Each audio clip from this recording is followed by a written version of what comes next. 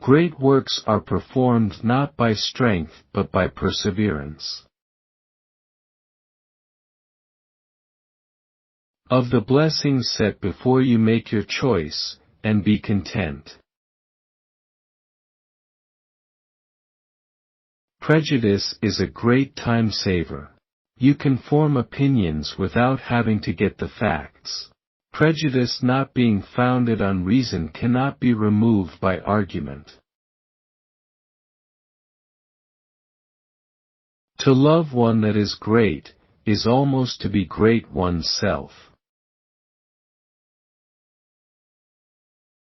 Hope is necessary in every condition. The miseries of poverty, sickness and captivity would, without this comfort, be insupportable. My dear friend, clear your mind of cant. The applause of a single human being is of great consequence. He who has so little knowledge of human nature as to seek happiness by changing anything but his own disposition will waste his life in fruitless efforts.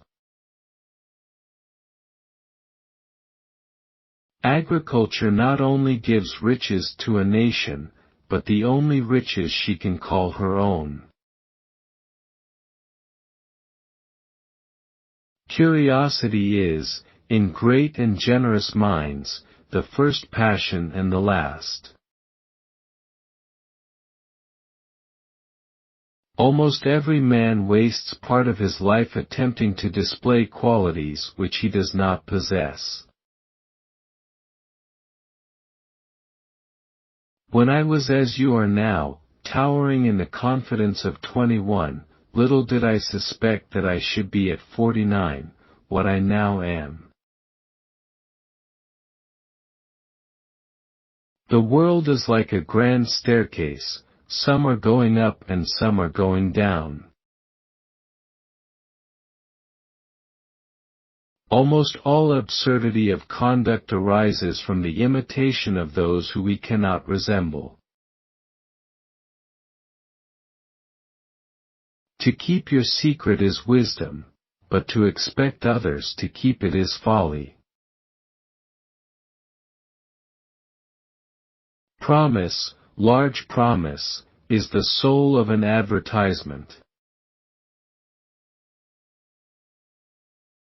Life cannot subsist in society but by reciprocal concessions. Getting money is not all a man's business. To cultivate kindness is a valuable part of the business of life.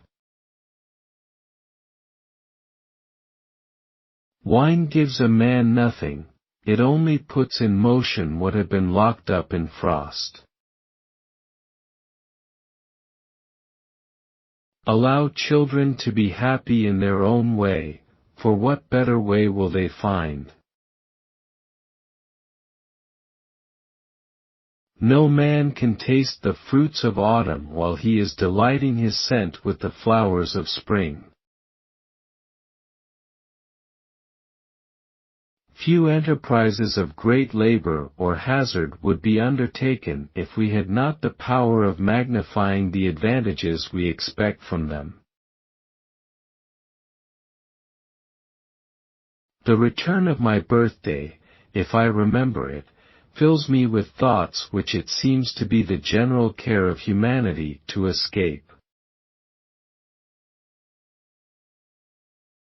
Leisure and curiosity might soon make great advances in useful knowledge, were they not diverted by minute emulation and laborious trifles.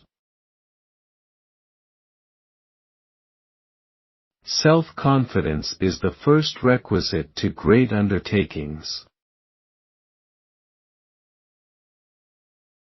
The feeling of friendship is like that of being comfortably filled with roast beef, love, like being enlivened with champagne. We love to expect, and when expectation is either disappointed or gratified, we want to be again expecting. No man will be a sailor who has contrivance enough to get himself into a jail, for being in a ship is being in a jail, with the chance of being drowned. A man in a jail has more room, better food, and commonly better company. Courage is the greatest of all virtues, because if you haven't courage, you may not have an opportunity to use any of the others. Many things difficult to design prove easy to performance. It is better to suffer wrong than to do it, and happier to be sometimes cheated than not to trust. The use of traveling is to regulate imagination by reality, and instead of thinking how things may be, to see them as they are. One of the disadvantages of wine is that it makes a man mistake words for thoughts. By seeing London, I have seen as much of life as the world can show. Integrity without knowledge is weak and useless, and knowledge without integrity is dangerous and dreadful. Life affords no higher pleasure than that of surmounting difficulties, passing from one step of success to another, forming new wishes and seeing them gratified. To strive with difficulties, and to conquer them, is the highest human felicity. Patriotism is the last refuge of the scoundrel. There are minds so impatient of inferiority that their gratitude is a species of revenge, and they return benefits, not because recompense is a pleasure, but because obligation is a pain. What we hope ever to do with ease, we must learn first to do with diligence. Nothing flatters a man as much as the happiness of his wife. He is always proud of himself as the source of it. When making your choice in life, do not neglect to live. There is nothing, sir, too little for so little a creature as man. It is by studying little things that we attain the great art of having as little misery and as much happiness as possible. You hesitate to stab me with a word, and know not, silence is the sharper sword. It is more from carelessness about truth than from intentionally lying that there is so much falsehood in the world. He that will enjoy the brightness of sunshine, must quit the coolness of the shade. A man who has not been in Italy, is always conscious of an inferiority. Life is not long, and too much of it must not pass in idle deliberation how it shall be spent. Kindness is in our power, even when fondness is not. To be happy at home is the ultimate result of all ambition, the end to which every enterprise and labor tends, and of which every desire prompts the prosecution.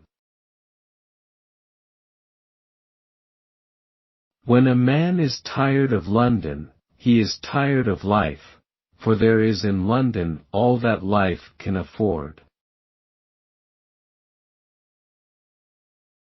A wise man is cured of ambition by ambition itself. His aim is so exalted that riches, office, fortune and favor cannot satisfy him. Revenge is an act of passion, vengeance of justice. Injuries are revenged, crimes are avenged. Love is the wisdom of the fool and the folly of the wise. The love of life is necessary to the vigorous prosecution of any undertaking. If your determination is fixed, I do not counsel you to despair. Few things are impossible to diligence and skill. Great works are performed not by strength, but perseverance. Where grief is fresh, any attempt to divert it only irritates. You find no man, at all intellectual, who is willing to leave London. No, sir, when a man is tired of London, he is tired of life, for there is in London all that life can afford. Paradise Lost is a book that, once put down, is very hard to pick up again. The mind is never satisfied with the objects immediately before it, but is always breaking away from the present moment, and losing itself in schemes of future felicity. The natural flights of the human mind are not from pleasure to pleasure, but from hope to hope. Classical quotation is the parole of literary men all over the world. I had rather see the portrait of a dog that I know, than all the allegorical paintings they can show me in the world.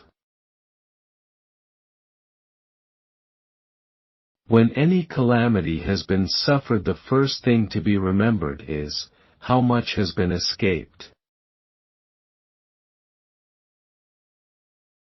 All travel has its advantages. If the passenger visits better countries, he may learn to improve his own. And if fortune carries him to worse, he may learn to enjoy it. Those who attain any excellence, commonly spend life in one pursuit, for excellence is not often gained upon easier terms. Nature has given women so much power that the law has very wisely given them little. Prepare for death, if here at night you roam, and sign your will before you sup from home. A man is in general better pleased when he has a good dinner upon his table, than when his wife talks Greek. A man of genius has been seldom ruined but by himself. The world is seldom what it seems, to man, who dimly sees, realities appear as dreams, and dreams realities. The natural flights of the human mind are not from pleasure to pleasure, but from hope to hope. A man may be so much of everything that he is nothing of anything. A man seldom thinks with more earnestness of anything than he does of his dinner. If pleasure was not followed by pain, who would forbear it? There is, indeed, nothing that so much seduces reason from vigilance, as the thought of passing life with an amiable woman.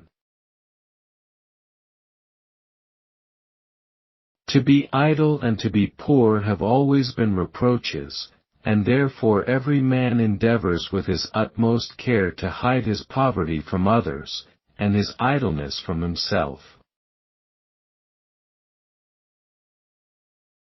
Wine makes a man more pleased with himself. I do not say it makes him more pleasing to others. It generally happens that assurance keeps an even pace with ability. Friendship, like love, is destroyed by long absence, though it may be increased by short intermissions. What we have missed long enough to want it, we value more when it is regained, but that which has been lost till it is forgotten will be found at last with little gladness, and with still less if a substitute has supplied the place. The greatest part of a writer's time is spent in reading in order to write. A man will turn over half a library to make a book. The advice that is wanted is commonly not welcome, and that which is not wanted, evidently an effrontery. Depend upon it that if a man talks of his misfortunes there is something in them that is not disagreeable to him, for where there is nothing but pure misery there never is any recourse to the mention of it. We are inclined to believe those whom we do not know because they have never deceived us. A wise man will make haste to forgive, because he knows the true value of time, and will not suffer it to pass away in unnecessary pain. Curiosity is one of the most permanent and certain characteristics of a vigorous intellect. Praise, like gold and diamonds, owes its value only to its scarcity. A fly, sir, may sting a stately horse and make him wince, but one is but an insect, and the other is a horse still. It matters not how a man dies, but how he lives. The act of dying is not of importance, it lasts so short a time. Knowledge is of two kinds. We know a subject ourselves, or we know where we can find information upon it. I have always considered it as treason against the great republic of human nature, to make any man's virtues the means of deceiving him. Whoever thinks of going to bed before 12 o'clock is a scoundrel. When a man knows he is to be hanged in a fortnight, it concentrates his mind wonderfully. There are charms made only for distant admiration. He that undervalues himself will undervalue others, and he that undervalues others will oppress them.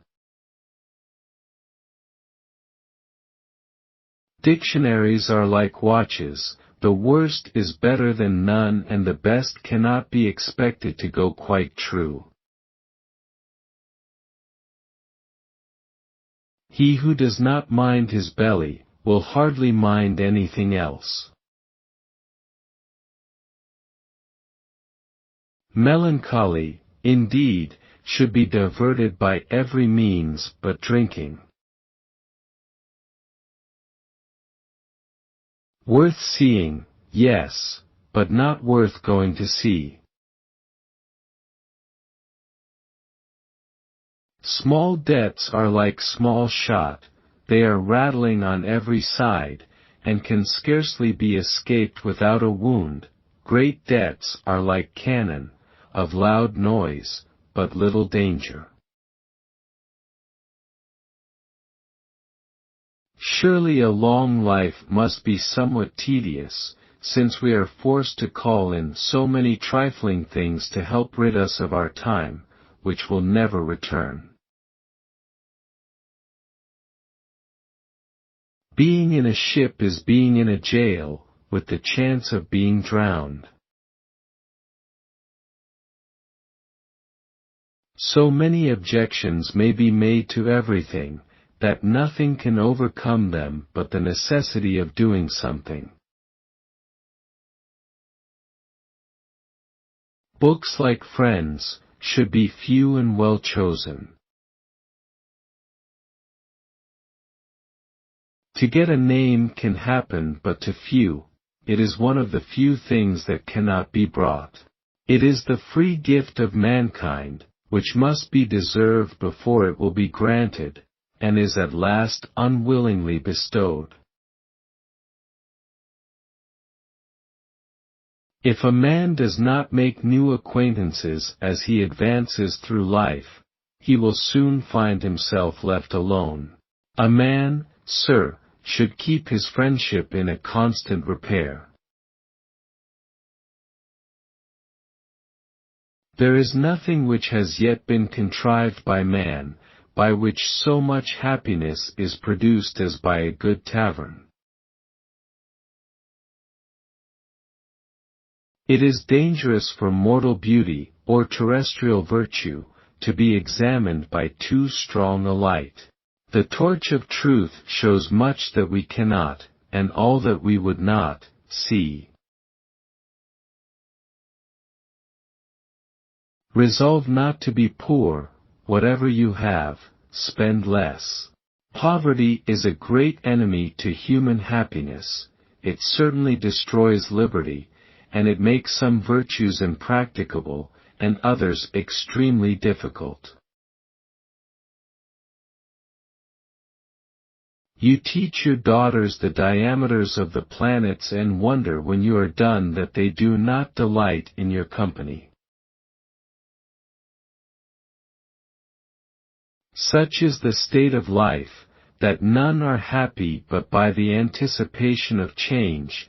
The change itself is nothing, when we have made it, the next wish is to change again. Treating your adversary with respect is striking soft in battle. Between falsehood and useless truth there is little difference. As gold which he cannot spend will make no man rich, so knowledge which cannot apply will make no man wise. The usual fortune of complaint is to excite contempt more than pity. No man but a blockhead ever wrote except for money. Without frugality none can be rich, and with it very few would be poor. All theory is against freedom of the will, all experience for it. What is written without effort is in general read without pleasure. There are few ways in which a man can be more innocently employed than in getting money. Adversity leads us to think properly of our state, and so is most beneficial to us. Nothing will ever be attempted if all possible objections must first be overcome. Man alone is born crying, lives complaining, and dies disappointed. The chains of habit are too weak to be felt until they are too strong to be broken. Every man has a right to utter what he thinks truth, and every other man has a right to knock him down for it. Martyrdom is the test.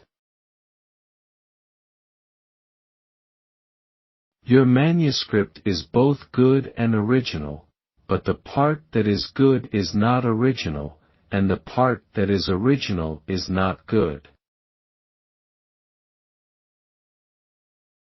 The happiest conversation is that of which nothing is distinctly remembered, but a general effect of pleasing impression. Poetry is the art of uniting pleasure with truth. Adversity has ever been considered the state in which a man most easily becomes acquainted with himself. At 77 it is time to be in earnest. He who waits to do a great deal of good at once will never do anything. You can't be in politics unless you can walk in a room and know in a minute who's for you and who's against you.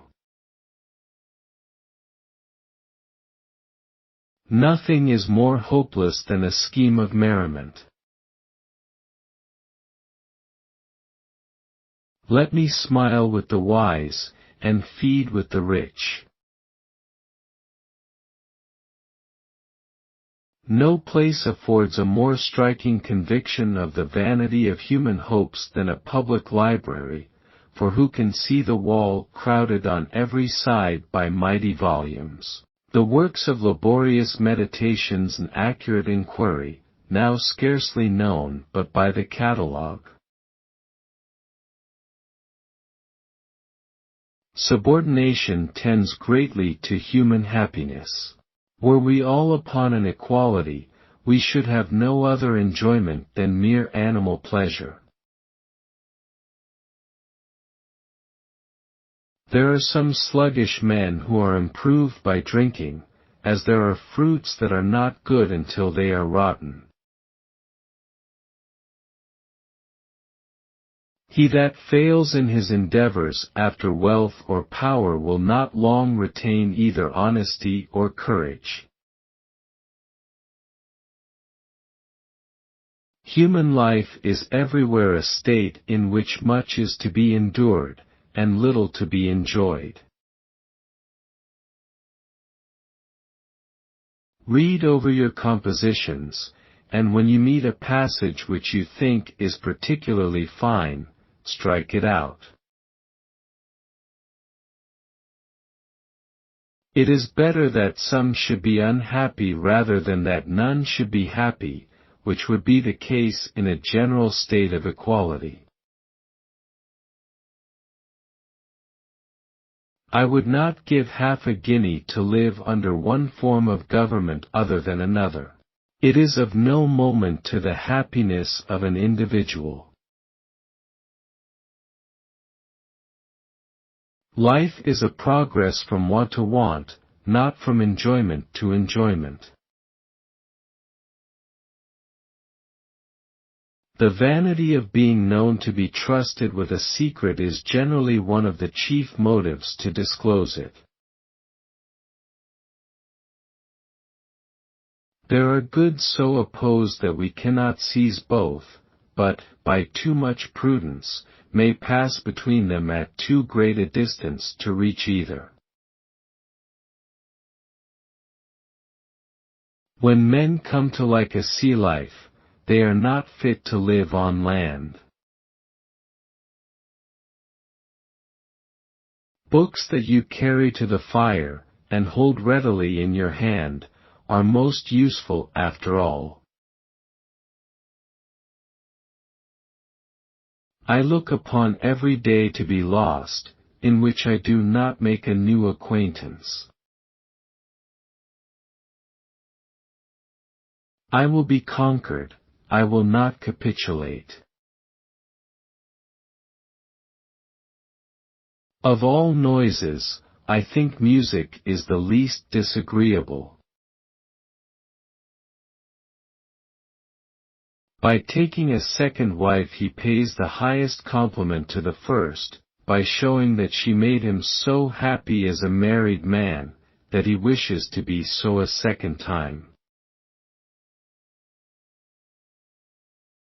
There are few things that we so unwillingly give up, even in advanced age, as the supposition that we still have the power of ingratiating ourselves with the fair sex.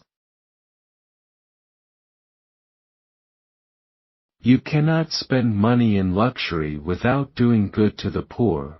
Nay, you do more good to them by spending it in luxury, than by giving it, for by spending it in luxury, you make them exert industry, whereas by giving it, you keep them idle. Every man who attacks my belief, diminishes in some degree my confidence in it, and therefore makes me uneasy, and I am angry with him who makes me uneasy. So far is it from being true that men are naturally equal, that no two people can be half an hour together, but one shall acquire an evident superiority over the other. The happiest part of a man's life is what he passes lying awake in bed in the morning. It is reasonable to have perfection in our eye that we may always advance toward it, though we know it can never be reached. A man ought to read just as inclination leads him, for what he reads as a task will do him little good. The two offices of memory are collection and distribution. A man will turn over half a library to make one book. In order that all men may be taught to speak the truth, it is necessary that all likewise should learn to hear it.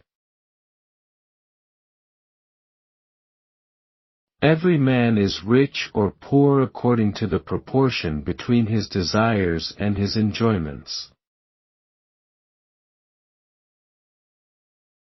I would be loath to speak ill of any person who I do not know deserves it, but I am afraid he is an attorney.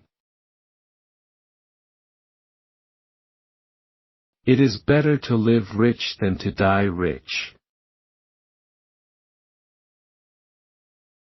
No money is better spent than what is laid out for domestic satisfaction. Money and time are the heaviest burdens of life, and the unhappiest of all mortals are those who have more of either than they know how to use.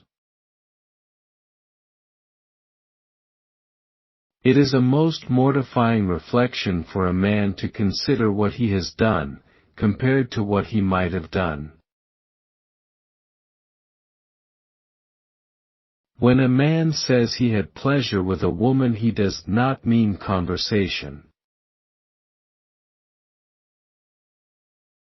Everything that enlarges the sphere of human powers, that shows man he can do what he thought he could not do, is valuable. Nobody can write the life of a man but those who have eat and drunk and lived in social intercourse with him. The chief glory of every people arises from its authors. Bounty always receives part of its value from the manner in which it is bestowed. The true art of memory is the art of attention. I have found men to be more kind than I expected, and less just. That we must all die, we always knew. I wish I had remembered it sooner. Were it not for imagination, a man would be as happy in arms of a chambermaid as of a duchess. It is not true that people are naturally equal, for no two people can be together for even a half an hour without one acquiring an evident superiority over the other. What makes all doctrines plain and clear? About £200 a year. And that which was proved true before, proved false again. 200 more. There is no private house in which people can enjoy themselves so well as at a capital tavern. No, sir, there is nothing which has yet been contrived by man by which so much happiness is produced as by a good tavern or inn. We are long before we are convinced that happiness is never to be found, and each believes it possessed by others, to keep alive the hope of obtaining it for himself. Some desire is necessary to keep life in motion, and he whose real wants are supplied must admit those of fancy. I never desire to converse with a man who has written more than he has read. The wretched have no compassion, they can do good only from strong principles of duty. All the arguments which are brought to represent poverty as no evil show it evidently to be a great evil. Disease generally begins that equality which death completes. Except during the 9 months before he draws his first breath, no man manages his affairs as well as a tree. We are inclined to believe those whom we do not know because they have never deceived us. There are charms made only for distance admiration. Where there is no hope there can be no endeavor.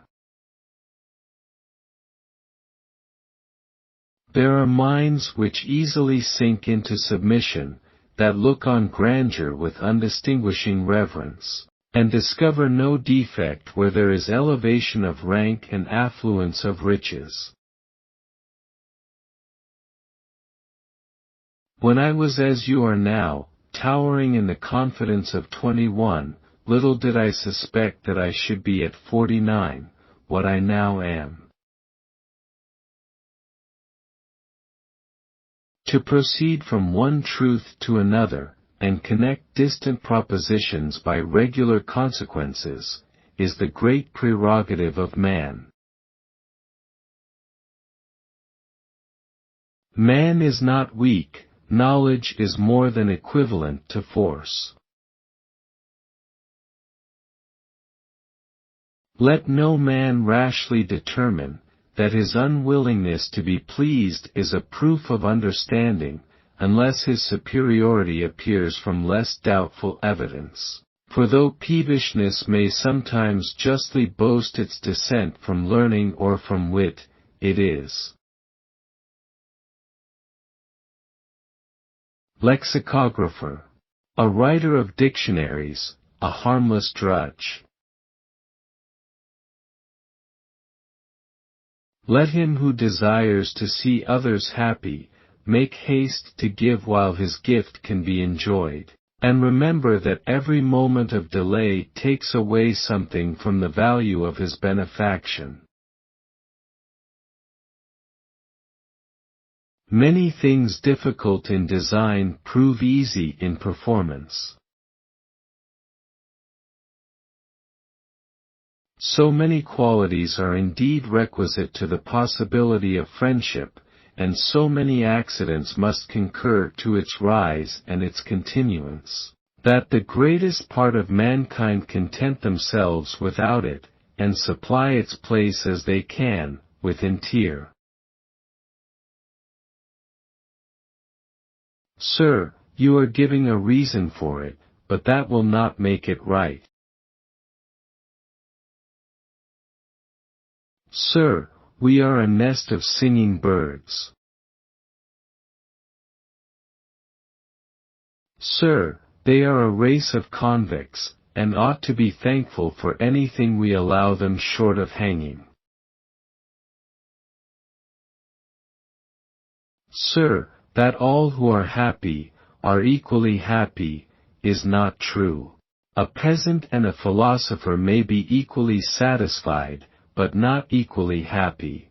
Happiness consists in the multiplicity of agreeable consciousness.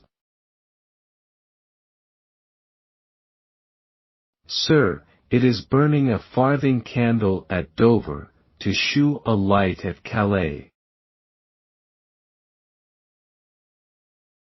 Sir, I have two cogent reasons for not printing any list of subscribers: one, that I have lost all the names; the other, that I have spent all the money. Sir, he was dull in company, dull in his closet, dull everywhere. He was dull in a new way, and that made many people think him great. Sir, a man may be so much of everything, that he is nothing of anything. Men know that women are an overmatch for them, and therefore they choose the weakest or most ignorant. If they did not think so, they never could be afraid of women knowing as much as themselves. One of the amusements of idleness is reading without the fatigue of close attention, and the world therefore swarms with writers whose wish is not to be studied, but to be read. My dear sir, are you playing the same trick again, and trying who can keep silence longest? Remember that all tricks are either knavish or childish, and that it is as foolish to make experiments upon the constancy of a friend as upon the chastity of. Money and time are the heaviest burdens of life, and the unhappiest of all mortals are those who have more of either than they know how to use. No greater felicity can genius attain than that of having purified intellectual pleasure, separated mirth from indecency, and wit from licentiousness. No government power can be abused long. Mankind will not bear it. There is a remedy in human nature against tyranny, that will keep us safe under every form of government.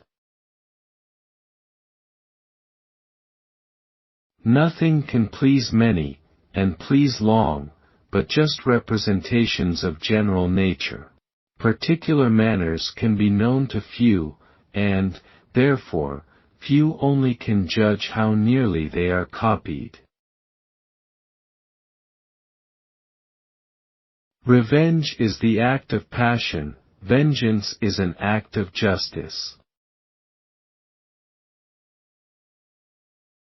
Ridicule is a kind of gangrene, which if it seizes one part of a character corrupts all the rest.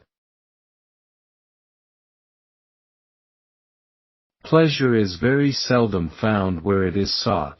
Our brightest blazes are commonly kindled by unexpected sparks. I have heard him assert, that a tavern chair was the throne of human felicity.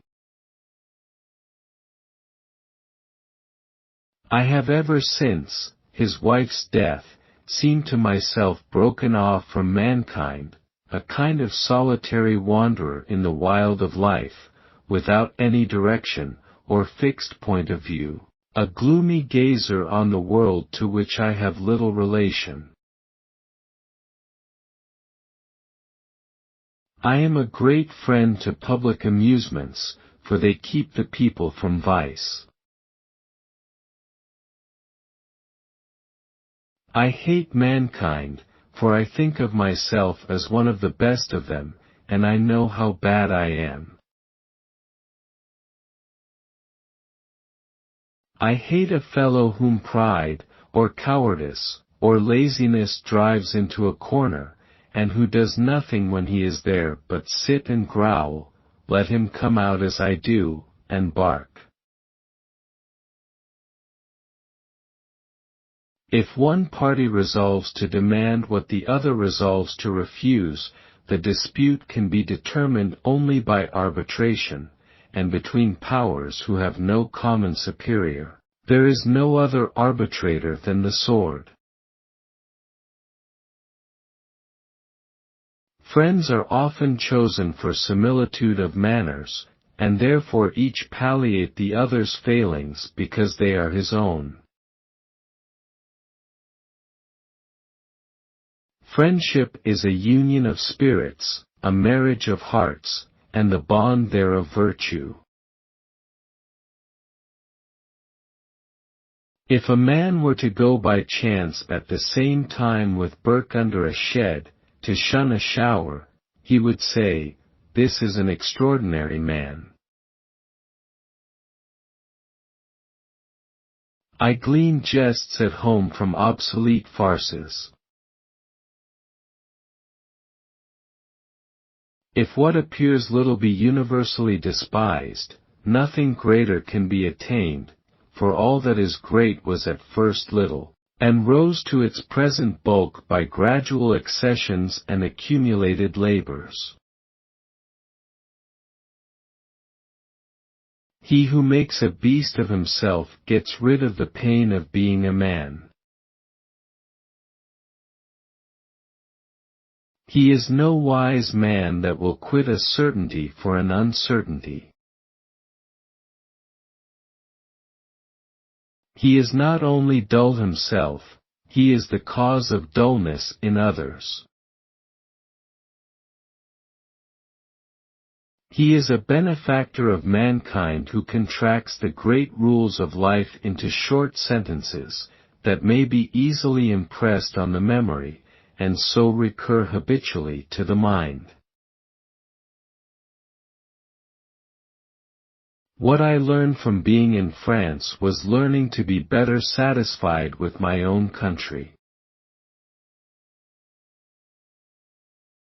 To embarrass justice by a multiplicity of laws, or to hazard it by confidence in judges, are the opposite rocks on which all civil institutions have been wrecked, and between which legislative wisdom has never yet found an open passage. To cultivate kindness is a valuable part of the business of life. What we ever hope to do with ease, we must first learn to do with diligence. We may examine, indeed, but we never can decide, because our faculties are unequal to the subject. We see a little, and form an opinion; we see more, and change it. Knowledge always demands increase. It is like fire, which must first be kindled by some external agent, but will afterwards always propagate itself. It is better that some should be unhappy than that none should be happy, which would be the case in a general state of equality. Our brightest blazes of gladness are commonly kindled by unexpected sparks. Patriotism is the last refuge of a scoundrel. Particulars are not to be examined till the whole has been surveyed. Such is the constitution of man that labor may be styled its own reward, nor will any external incitements be requisite, if it be considered how much happiness is gained, and how much misery escaped, by frequent and violent agitation of the body. Surely life, if it be not long, is tedious, since we are forced to call in the assistance of so many trifles to rid us of our time, of that time which never can return. Marriage, sir, is much more necessary to a man than to a woman, for he is much less able to supply himself with domestic comforts. It is better to remain silent and be thought a fool, than open one's mouth and remove all doubt. It is common for controversists, in the heat of disputation, to add one position to another till they reach the extremities of knowledge, where truth and falsehood lose their distinction. It is difficult to conjecture, from the conduct of him whom we see in a low condition, how he would act if wealth and power were put into his hands. It is easy to talk of sitting at home contented, when others are seeing or making shows, but not to have been where it is supposed, and seldom supposed falsely, that all would go if they could, to be able to say nothing when everyone is talking, to have no opinion when everyone is judging, to hear exclamations of rapture without power to depress, to listen to falsehoods without right to contradict, is, after all, a state of temporary inferiority, in which the mind is rather hardened by stubbornness, than supported by fortitude. If the world be worth winning, let us enjoy it. If it is to be despised, let us despise it by conviction. But the world is not to be despised, but as it is compared with something better. Man, unlike any other thing organic or inorganic in the universe, grows beyond his work, walks up the stairs of his concepts, emerges ahead of his accomplishments. Wickedness is always easier than virtue, for it takes a short cut to everything. Whoever thinks of going to bed before 12 o'clock is a scoundrel. Well, said he, we had a good talk. Boswell, yes, sir, you tossed and gored several persons. We are inclined to believe those whom we do not know because they have never deceived us. Those who attain to any excellence commonly spend life in some single pursuit, for excellence is not often gained upon easier terms. Those that have done nothing in life are not qualified to judge of those that have done little. Life affords no higher pleasure than that of surmounting difficulties. What signifies protesting so against flattery? When a person speaks well of one, it must either be true or false, you know. If true, let us rejoice in his good opinion. If he lies, it is a proof at least that he loves more to please me, than to sit s. Few things are impossible to diligence and skill. Great works are performed not by strength, but perseverance. There is nothing so much seduces reason from vigilance as the thought of passing life with an amiable woman in marriage. There is nothing noble about being superior to some other man. The true nobility is in being superior to your previous self. To act from pure benevolence is not possible for finite human beings. Human benevolence is mingled with vanity, interest, or some other motive. With regard to the sharpest and most melting sorrow, that which arises from the loss of those whom we have loved with tenderness, it may be observed that friendship between mortals can be contracted on no other terms than that one must sometime mow. When a man is tired of London, he is tired of life, for there is in London all that life can afford. To us, who are regaled every morning and evening with intelligence, and are supplied from day to day with materials for conversation, it is difficult to conceive how man can consist without a newspaper, or to what entertainment companies can assemble. Every quotation contributes something to the stability or enlargement of the language. Beauty has often overpowered the resolutions of the firm, and the reasonings of the wise, roused the old to sensibility, and subdued the rigorous to softness. As the Spanish proverb says, he who would bring home the wealth of the Indies, must carry the wealth of the Indies with him. So it is in traveling, a man must carry knowledge with him, if he would bring home knowledge.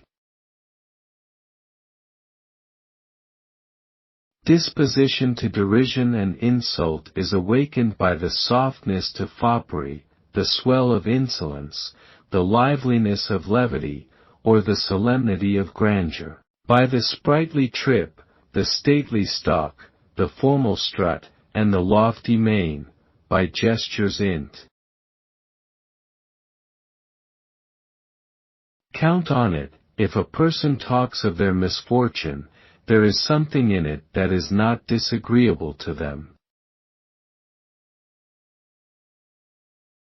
Composition is, for the most part, an effort of slow diligence and steady perseverance, to which the mind is dragged by necessity or resolution, and from which the attention is every moment starting to more delightful amusements. Curiosity is one of the permanent and certain characteristics of a vigorous mind. Dublin, though a place much worse than London, is not so bad as Iceland. Fear is implanted in us as a preservative from evil, but its duty, like that of other passions, is not to overbear reason, but to assist it. It should not be suffered to tyrannize. The trade of advertising is now so near perfection that it is not easy to propose any improvement. But as every art ought to be exercised in due subordination to the public good, I cannot but propose it as a moral question to these masters of the public ear, whether they do not sometimes play too wantonly with our passions. The supreme end of education is expert discernment in all things, the power to tell the good from the bad, the genuine from the counterfeit, and to prefer the good and the genuine to the bad and the counterfeit. Sorrow is the rust of the soul, and activity will cleanse and brighten it. Prejudice not being founded on reason cannot be removed by argument. Prudence keeps life safe, but it does not often make it happy. Read your own compositions, and when you meet a passage which you think is particularly fine, strike it out.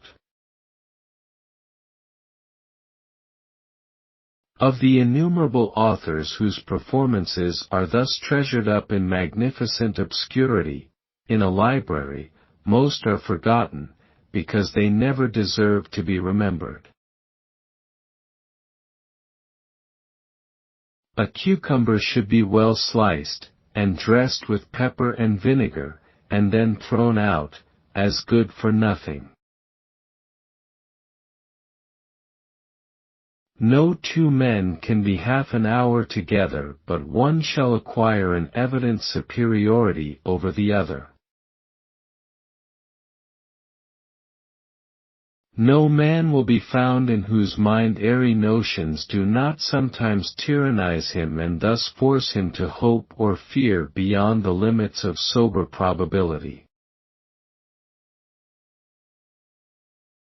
A wicked fellow is the most pious when he takes to it.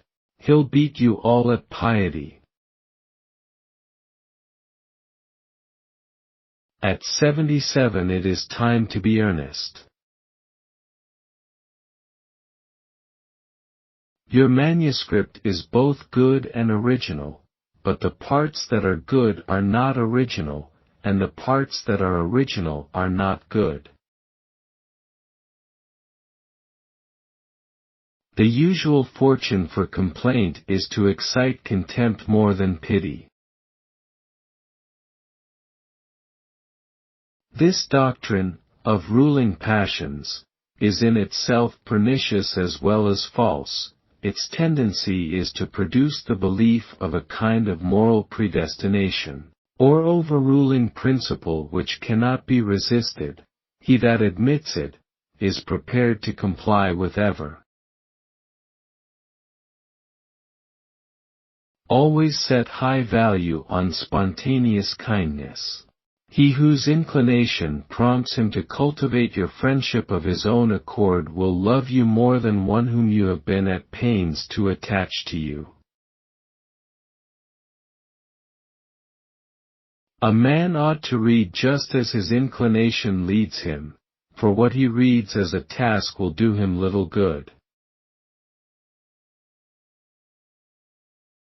A man who has not been in Italy is always conscious of an inferiority, from his not having seen what it is expected a man should see. This mournful truth is everywhere confessed: slow rises worth by poverty depressed.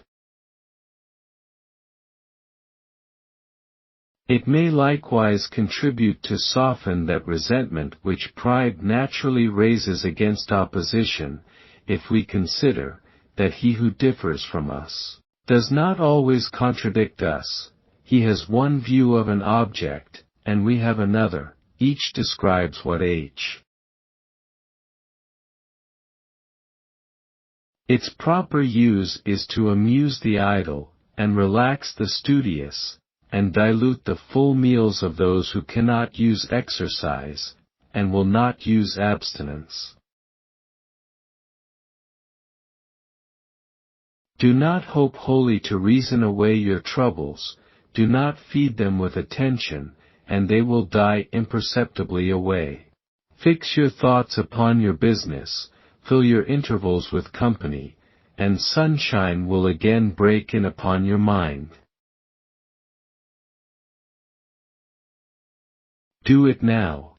You become successful the moment you start moving toward a worthwhile goal. The notice which you have been pleased to take of my labors, had it been early, had been kind, but it has been delayed till I am indifferent, and cannot enjoy it, till I am solitary, and cannot impart it, till I am known, and do not want it.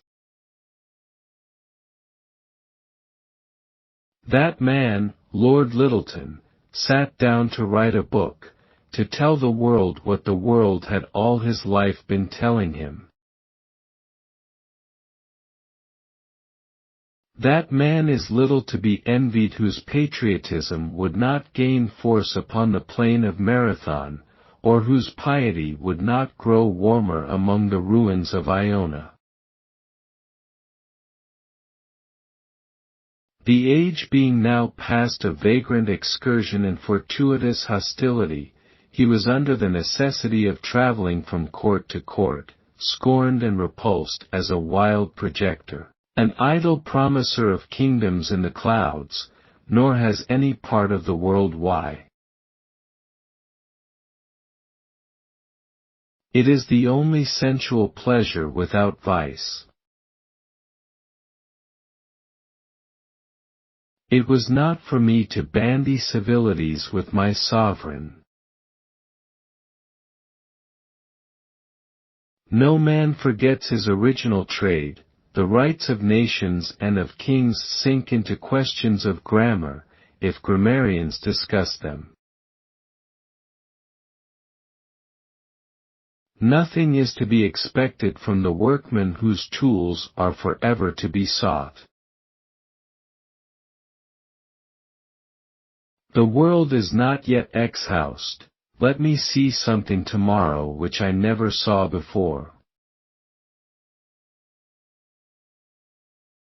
The two great movers of the human mind are the desire for good, and the fear of evil. The use of traveling is to regulate imagination by reality, and instead of thinking how things may be, to see them as they are. Things don't go wrong and break your heart so you can become bitter and give up. They happen to break you down and build you up so you can be all that you were intended to be. Small debts are like small gunshot, they are rattling around us on all sides and one can scarcely escape being wounded. Large debts are like cannons, they produce a loud noise, but are of little danger. Smoking is a shocking thing, blowing smoke out of our mouths into other people's mouths, eyes and noses, and having the same thing done to us. Around his tomb let art and genius weep, but hear his death, ye blockheads. Hear and sleep.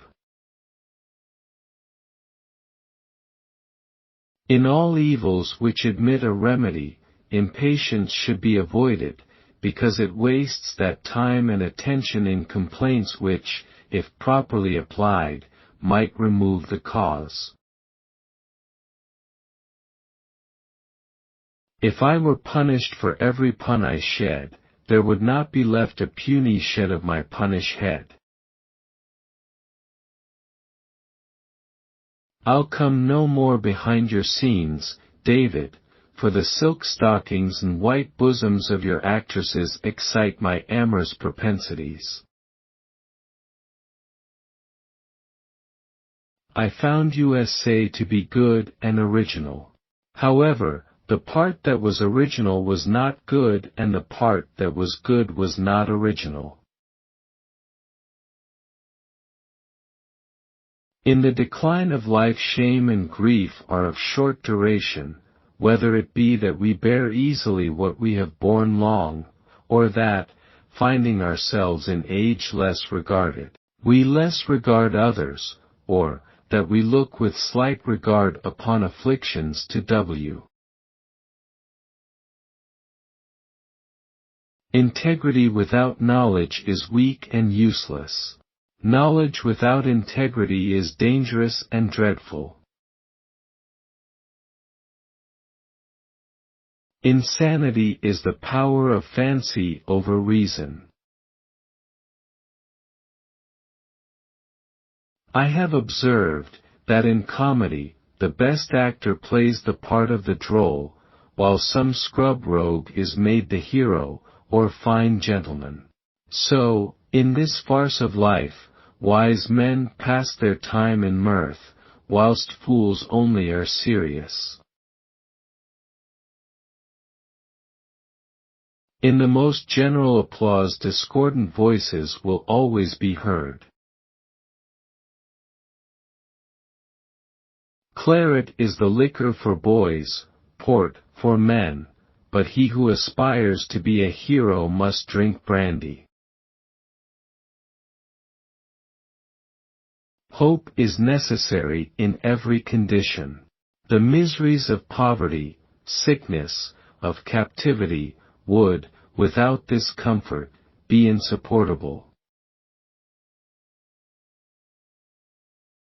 Hope is itself a species of happiness, and, perhaps, the chief happiness which this world affords, but, like all other pleasures immoderately enjoyed, the excesses of hope must be expiated by pain, and expectations improperly indulged must end in disappointment. Honesty is not greater where elegance is less. He that tries to recommend Shakespeare, by select quotations, will succeed like the pedant in Hierocles, who, when he offered his house to sale, carried a brick in his pocket as a specimen. He that travels in theory has no inconveniences, he has shade and sunshine at his disposal, and wherever he alights finds tables of plenty and looks of gaiety.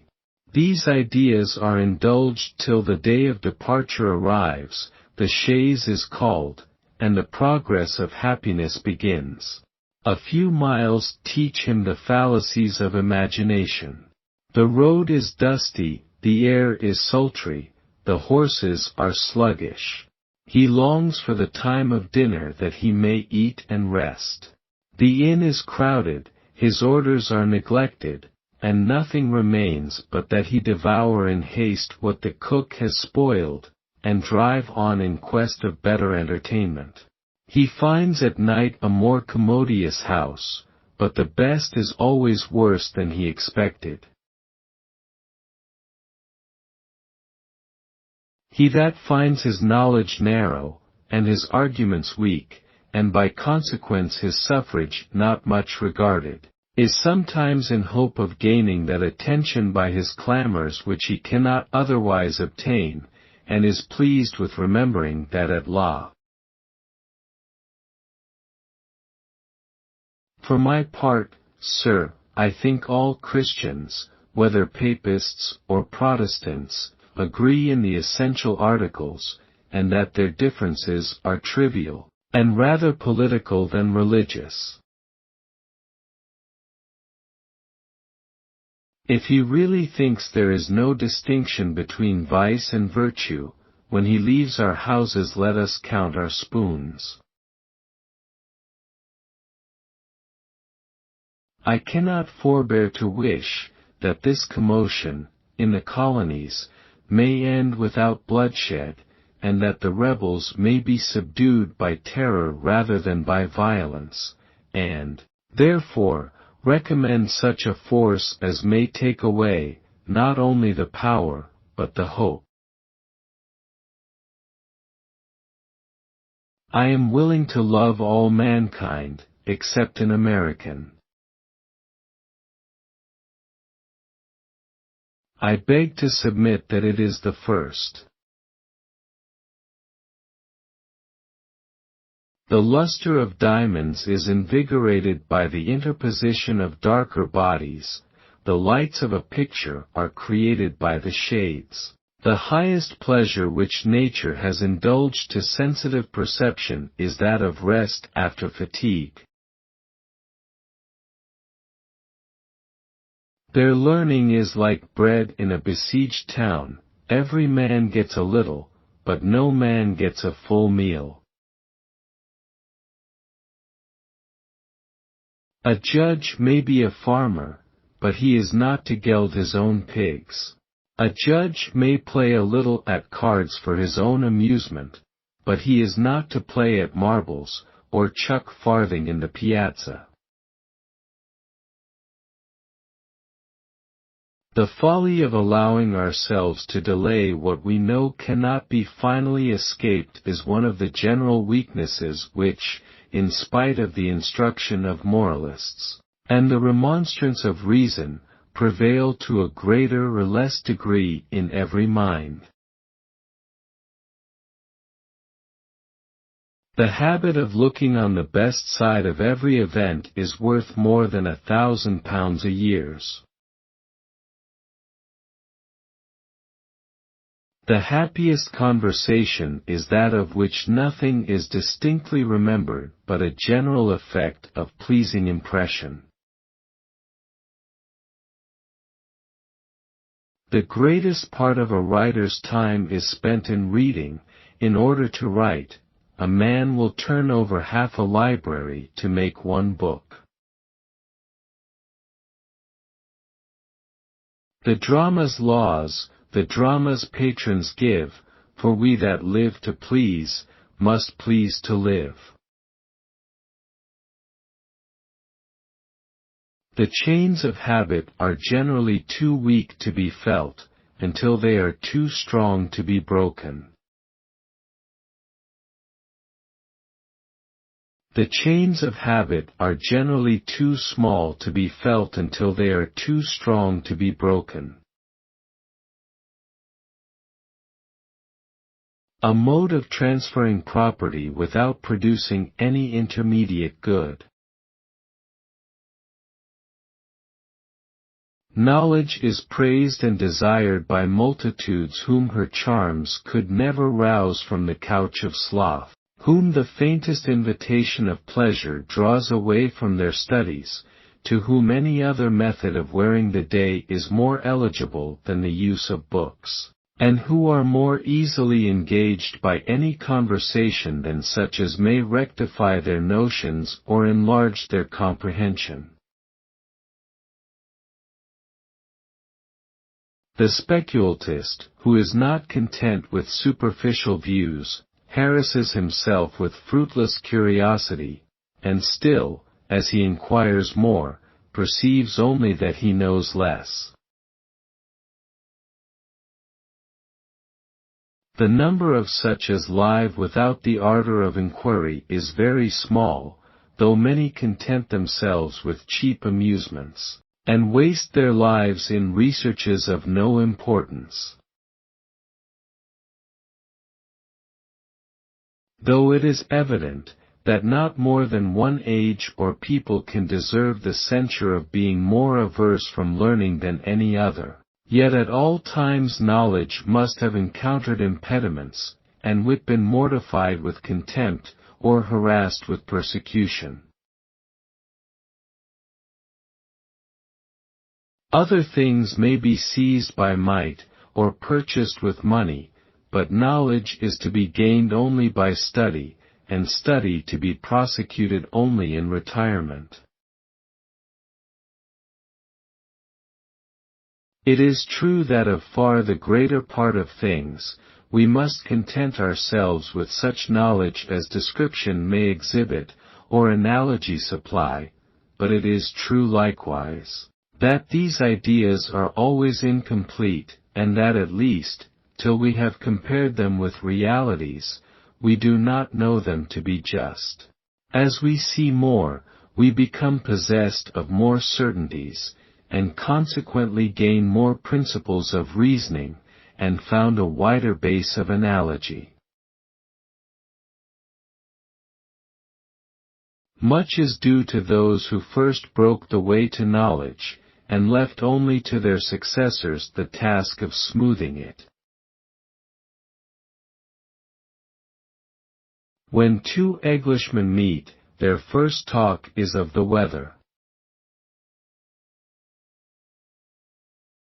An Englishman is content to say nothing when he has nothing to say. Madam, before you flatter a man so grossly to his face, you should consider whether or not your flattery is worth his having. The roads of science are narrow, so that they who travel them, must whether follow or meet one another. Was ever poet so trusted before? An author places himself uncalled before the tribunal of criticism and solicits fame at the hazard of disgrace. His death eclipsed the gaiety of nations, and impoverished the public stock of harmless pleasure. A man estimable for his learning, amiable for his life, and venerable for his piety. Arbuthnot was a man of great comprehension, skilful in his profession, versed in the sciences, acquainted with ancient literature, and able to animate his mass of knowledge by a bright and active imagination, a scholar with great brilliance of wit, a wit who, in the crowd of life, retained and discovered a noble ardor of religious zeal. An exotic and irrational entertainment. No man is much regarded by the rest of the world. He that considers how little he dwells upon the condition of others, will learn how little the attention of others is attracted by himself.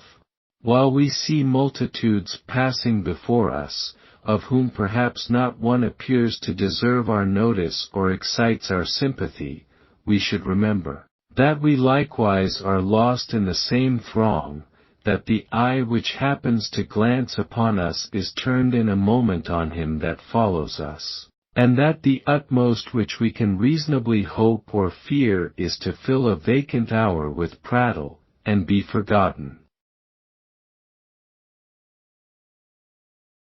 I am not able to instruct you. I can only tell that I have chosen wrong. I have passed my time in study without experience, in the attainment of sciences which can, for the most part, be but remotely useful to mankind. I have purchased knowledge at the expense of all the common comforts of life. I have missed the endearing elegance of female friendship, and the happy commerce of domestic tenderness. Piety practiced in solitude, like the flower that blooms in the desert, may give its fragrance to the winds of heaven, and delight those unbodied spirits that survey the works of God and the actions of men, but it bestows no assistance upon earthly beings, and however free from taints of impurity, yet wants the sacred splendor of beneficence. To see helpless infancy stretching out her hands, and pouring out her cries in testimony of dependence, without any powers to alarm jealousy, or any guilt to alienate affection, must surely awaken tenderness in every human mind, and tenderness once excited will be hourly increased by the natural contagion of felicity, by the repercussion of communicated pleasure, by the consciousness of dignity of benefaction. Sir, I have no objection to a man's drinking wine, if he can do it in moderation. I found myself apt to go to excess in it, and therefore, after having been for some time without it, on account of illness, I thought it better not to return to it. Every man is to judge for himself, according to the effects which he experiences. In youth, it is common to measure right and wrong by the opinion of the world, and in age, to act without any measure but interest, and to lose shame without substituting virtue. Most vices may be committed very genteelly. A man may debauch his friend's wife genteelly, he may cheat at cards genteelly. While an author is yet living, we estimate his powers by his worst performance, and when he is dead, we rate him by his best. By writing, you learn to write. This world, where much is to be done and little to be known. Every man prefers virtue, when there is not some strong incitement to transgress its precepts. Trust as little as you can to report, and examine all you can by your own senses. There is a certain degree of temptation which will overcome any virtue. Now, in so far as you approach temptation to a man, you do him an injury, and, if he is overcome, you share his guilt. You cannot, by all the lecturing in the world, enable a man to make a shoe. Silence propagates itself, and the longer talk has been suspended, the more difficult it is to find anything to say. In civilized society we all depend upon each other, and our happiness is very much owing to the good opinion of mankind. Levelers wish to level down as far as themselves, but they cannot bear leveling up to themselves. Whoever rises above those who once pleased themselves with equality, will have many malevolent gazers at his eminence. No estimate is more in danger of erroneous calculations than those by which a man computes the force of his own genius. All censure of a man's self is oblique praise. It is in order to show how much he can spare. A Scotchman must be a very sturdy moralist who does not love Scotland better than truth. Life is surely given us for higher purposes than to gather what our ancestors have wisely thrown away, and to learn what is of no value but because it has been forgotten. Nothing is little to him that feels it with great sensibility. Though the wisdom or virtue of one can very rarely make many happy, the folly or vice of one man often make many miserable. We may take fancy for a companion, but must follow reason as our guide. Read the book you do honestly feel a wish and curiosity to read. A blade of grass is always a blade of grass, whether in one country or another. We may have uneasy feelings for seeing a creature in distress without pity, for we have not pity unless we wish to relieve them. People in distress never think that you feel enough. About things on which the public thinks long it commonly attains to think right. Poverty has, in large cities, very different appearances. It is often concealed in splendor, and often in extravagance. Mutual cowardice keeps us in peace. Is not a patron one who looks with unconcern on a man struggling for life in the water, and, when he has reached ground, encumbers him with help? The natural progress of the works of men is from rudeness to convenience, from convenience to elegance, and from elegance to nicety. Pain and disease awaken us to convictions which are necessary to our moral condition. In the motive lies the good or ill. If a man is in doubt whether it would be better for him to expose himself to martyrdom or not, he should not do it. He must be convinced that he has a delegation from heaven. Politeness is fictitious benevolence. Memory is like all other human powers, with which no man can be satisfied who measures them by what he can conceive, or by what he can desire. Keeping accounts, sir, is of no use when a man is spending his own money, and has nobody to whom he is to account.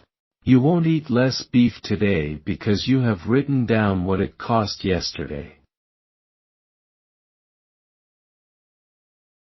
With what hope can we endeavor to persuade the ladies that the time spent at the toilet is lost in vanity? No man is obliged to do as much as he can do. A man is to have part of his life to himself. Life protracted is protracted woe. The belief of immortality is impressed upon all men, and all men act under an impression of it, however they may talk, and though, perhaps, they may be scarcely sensible of it. There is not, perhaps, to a mind well instructed, a more painful occurrence, than the death of one we have injured without reparation. There are people whom one should like very well to drop, but would not wish to be dropped by. Such seems to be the disposition of man, that whatever makes a distinction produces rivalry. Every man has a lurking wish to appear considerable in his native place. The balls of sight are so formed, that one man's eyes are spectacles to another, to read his heart with. We ought not to raise expectations which it is not in our power to satisfy. It is more pleasing to see smoke brightening into flame, than flame sinking into smoke. A man with a good coat upon his back meets with a better reception than he who has a bad one. Every man has something to do which he neglects, every man has faults to conquer which he delays to combat. To do something is in every man's power. Every man speaks and writes with intent to be understood, and it can seldom happen but he that understands himself might convey his notions to another, if, content to be understood, he did not seek to be admired. Pity is not natural to man. Children always are cruel. Savages are always cruel. A man had rather have 100 lies told of him than one truth which he does not wish should be told. Every man wishes to be wise, and they who cannot be wise are almost always cunning. I live in the crowd of jollity, not so much to enjoy company as to shun myself. There is no being so poor and so contemptible, who does not think there is somebody still poorer, and still more contemptible. It is as foolish to make experiments upon the constancy of a friend, as upon the chastity of a wife. I have always considered a clergyman as the father of a larger family than he is able to maintain. He that has too much to do will do something wrong. It very seldom happens to a man that his business is his pleasure. A book should teach us to enjoy life, or to endure it. Apologies are seldom of any use. Every man's affairs, however little, are important to himself. Lawful and settled authority is very seldom resisted when it is well employed. A horse that can count to 10 is a remarkable horse, not a remarkable mathematician. Attack is the reaction. I never think I have hit hard unless it rebounds. As a man advances in life he gets what is better than admiration, judgment to estimate things at their own value. That observation which is called knowledge of the world will be found much more frequently to make men cunning than good. Virtue is too often merely local. The mind is refrigerated by interruption, the thoughts are diverted from the principal subject, the reader is weary, he suspects not why, and at last throws away the book, which he has too diligently studied. The highest panegyric, therefore, that private virtue can receive, is the praise of servants. There mark what ills the scholar's life assail, toil, envy, want, and patron. One cause, which is not always observed, of the insufficiency of riches, is that they very seldom make their owner rich. Some people waive their dogmatic thinking until their own reason is entangled. Treating your adversary with respect is giving him an advantage to which he is not entitled. Attention and respect give pleasure, however late, or however useless.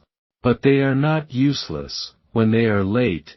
It is reasonable to rejoice, as the day declines, to find that it has been spent with the approbation of mankind.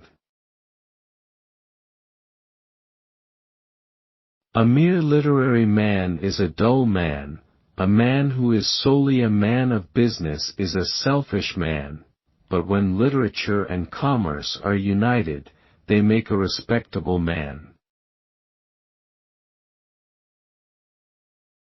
Prudence operates on life in the same manner as rule of composition, it produces vigilance rather than elevation, rather prevents loss than procures advantage, and often miscarriages, but seldom reaches either power or honor. The real satisfaction which praise can afford, is when what is repeated aloud agrees with the whispers of conscience, by showing us that we have not endeavored to deserve well in vain. A continual feast of commendation is only to be obtained by merit or by wealth. Many are therefore obliged to content themselves with single morsels, and recompense the infrequency of their enjoyment by excess and riot, whenever fortune sets the banquet before them. Life must be filled up, and the man who is not capable of intellectual pleasures must content himself with such as his senses can afford. If I have said something to hurt a man once, I shall not get the better of this by saying many things to please him. The most heterogeneous ideas are yoked by violence together. Nature and art are ransacked for illustrations, comparisons, and allusions, their learning instructs, and their subtlety surprises, but the reader commonly thinks his improvement dearly bought and, though he sometimes admires, is seldom pleased. I have protracted my work till most of those whom I wish to please have sunk into the grave, and success and miscarriage are empty sounds. I therefore dismiss it with frigid tranquillity, having little to fear or hope from censure or from praise. Perhaps man is the only being that can properly be called idle. As to the rout that is made about people who are ruined by extravagance, it is no matter to the nation that some individuals suffer. When so much general productive exertion is the consequence of luxury, the nation does not care though there are debtors, nay, they would not care though their creditors were there too. No man likes to live under the eye of perpetual disapprobation. The luster of diamonds is invigorated by the interposition of darker bodies, the lights of a picture are created by the shades. The highest pleasure which nature has indulged to sensitive perception is that of rest after fatigue. Hunger is never delicate. They who are seldom gorged to the full with praise may be safely fed with gross compliments, for the appetite must be satisfied before it is disgusted. Christianity is the highest perfection of humanity. Lexicographer, a writer of dictionaries, a harmless drudge, that busies himself in tracing the original, and detailing the signification of words. It is indeed certain, that whoever attempts any common topic, will find unexpected coincidences of his thoughts with those of other writers, nor can the nicest judgment always distinguish accidental similitude from artful imitation. Frugality may be termed the daughter of prudence, the sister of temperance, and the parent of liberty. When I first collected these authorities, I was desirous that every quotation should be useful to some other end than the illustration of a word. I therefore extracted from philosophers principles of science, from historians remarkable facts, from chymists complete processes, from divine striking exhortations, and from poets' beautiful descriptions. I fancy mankind may come, in time, to write all aphoristically, except in narrative, grow weary of preparation, and connection, and illustration, and all those arts by which a big book is made. Many useful and valuable books lie buried in shops and libraries, unknown and unexamined, unless some lucky compiler opens them by chance, and finds an easy spoil of wit and learning. The mind is seldom quickened to very vigorous operations but by pain, or the dread of pain. We do not disturb ourselves with the detection of fallacies which do us no harm.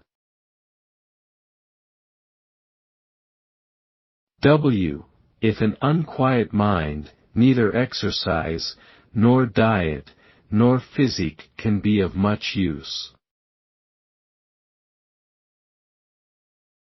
How many may a man of diffusive conversation count among his acquaintances, whose lives have been signalized by numberless escapes, who never crossed the river but in a storm, or take a journey into the country without more adventures than befell the knights-errant of ancient times in pathless forests or enchanted castles? How many must he know, to whom portents and prodigies are of daily occurrence, and for whom nature is hourly working wonders invisible to every other eye, only to supply them with subjects of conversation? Tradition is but a meteor, which, if it once falls, cannot be rekindled.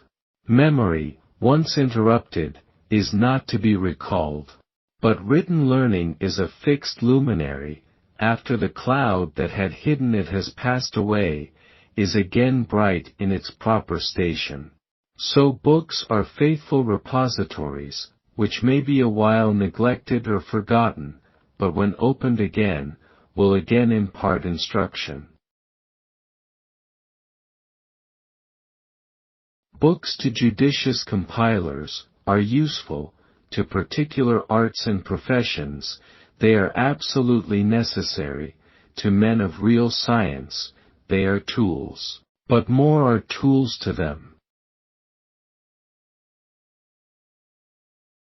Disappointment, when it involves neither shame nor loss, is as good as success, for it supplies as many images to the mind, and as many topics to the tongue. In all pointed sentences, some degree of accuracy must be sacrificed to conciseness. I do not see, sir, that it is reasonable for a man to be angry at another, whom a woman has preferred to him, but angry he is, no doubt, and he is loath to be angry at himself. They that have grown old in a single state are generally found to be morose, fretful and captious, tenacious of their own practices and maxims, soon offended by contradiction or negligence, and impatient of any association but with those that will watch their nod, and submit themselves to unlimited authority. This is my history, like all other histories, a narrative of misery.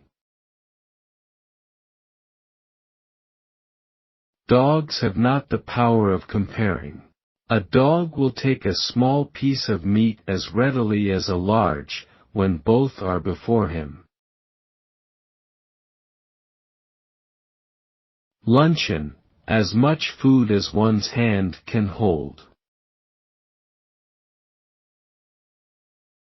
In questions of law or of fact, conscience is very often confounded with opinion. No man's conscience can tell him the rights of another man, they must be known by rational investigation or historical inquiry. There is no crime more infamous than the violation of truth.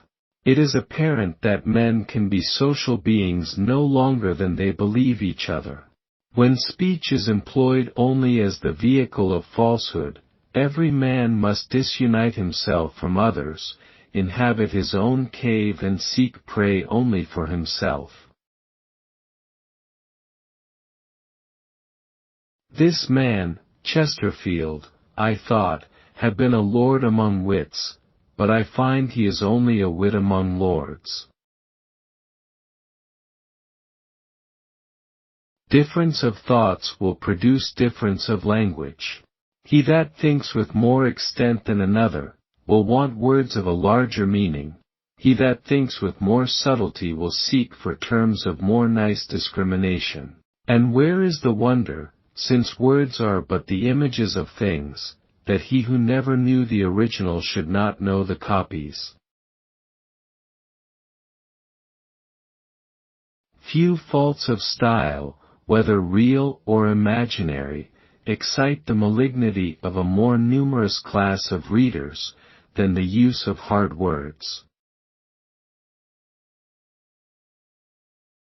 Sleep undisturbed within the peaceful shrine till angels wake thee with a note like thine. Surely nothing is more reproachful to a being endowed with reason, than to resign its powers to the influence of the air, and live in dependence on the weather and the wind. For the only blessings which nature has put into our power, tranquility and benevolence. To look up to the sky for the nutriment of our bodies, is the condition of nature. To call upon the sun for peace and gaiety, or deprecate the clouds lest sorrow should overwhelm us, is the cowardice of idleness, and the idolatry of folly. It is commonly observed, that when two Englishmen meet, their first talk is of the weather. They are in haste to tell each other, what each must already know, that it is hot or cold, bright or cloudy, windy or calm. 1,000 years may elapse before there shall appear another man with a power of versification equal to that of Pope. Virtue is uncommon in all the classes of humanity, and I suppose it will scarcely be imagined more frequent in a prison than in other places. Yet, a common observation, that few are mended by imprisonment, and that he, whose crimes have made confinement necessary, seldom makes any other use of his enlargement, than to do, with greater cunning, what he did before with less. As the mind must govern the hands, so in every society the man of intelligence must direct the man of labor. Bias and impartiality is in the eye of the beholder. If he does really think that there is no distinction between virtue and vice, why, sir, when he leaves our houses let us count our spoons. It is commonly a weak man who marries for love. Sir, I think all Christians, whether Papists or Protestants, agree in the essential articles, and that their differences are trivial, and rather political than religious. Politeness is one of those advantages which we never estimate rightly but by the inconvenience of its loss. The world is not yet exhausted. Let me see something tomorrow which I never saw before. It may be laid down as a position which seldom deceives, that when a man cannot bear his own company, there is something wrong. You may abuse a tragedy, though you cannot write one. You may scold a carpenter who has made you a bad table, though you cannot make a table. It is not your trade to make tables. Men become friends by a community of pleasures. Let him go abroad to a distant country, let him go to some place where he is not known. Don't let him go to the devil, where he is known. A country is in a bad state, which is governed only by laws, because 1,000 things occur for which laws cannot provide, and where authority ought to interpose.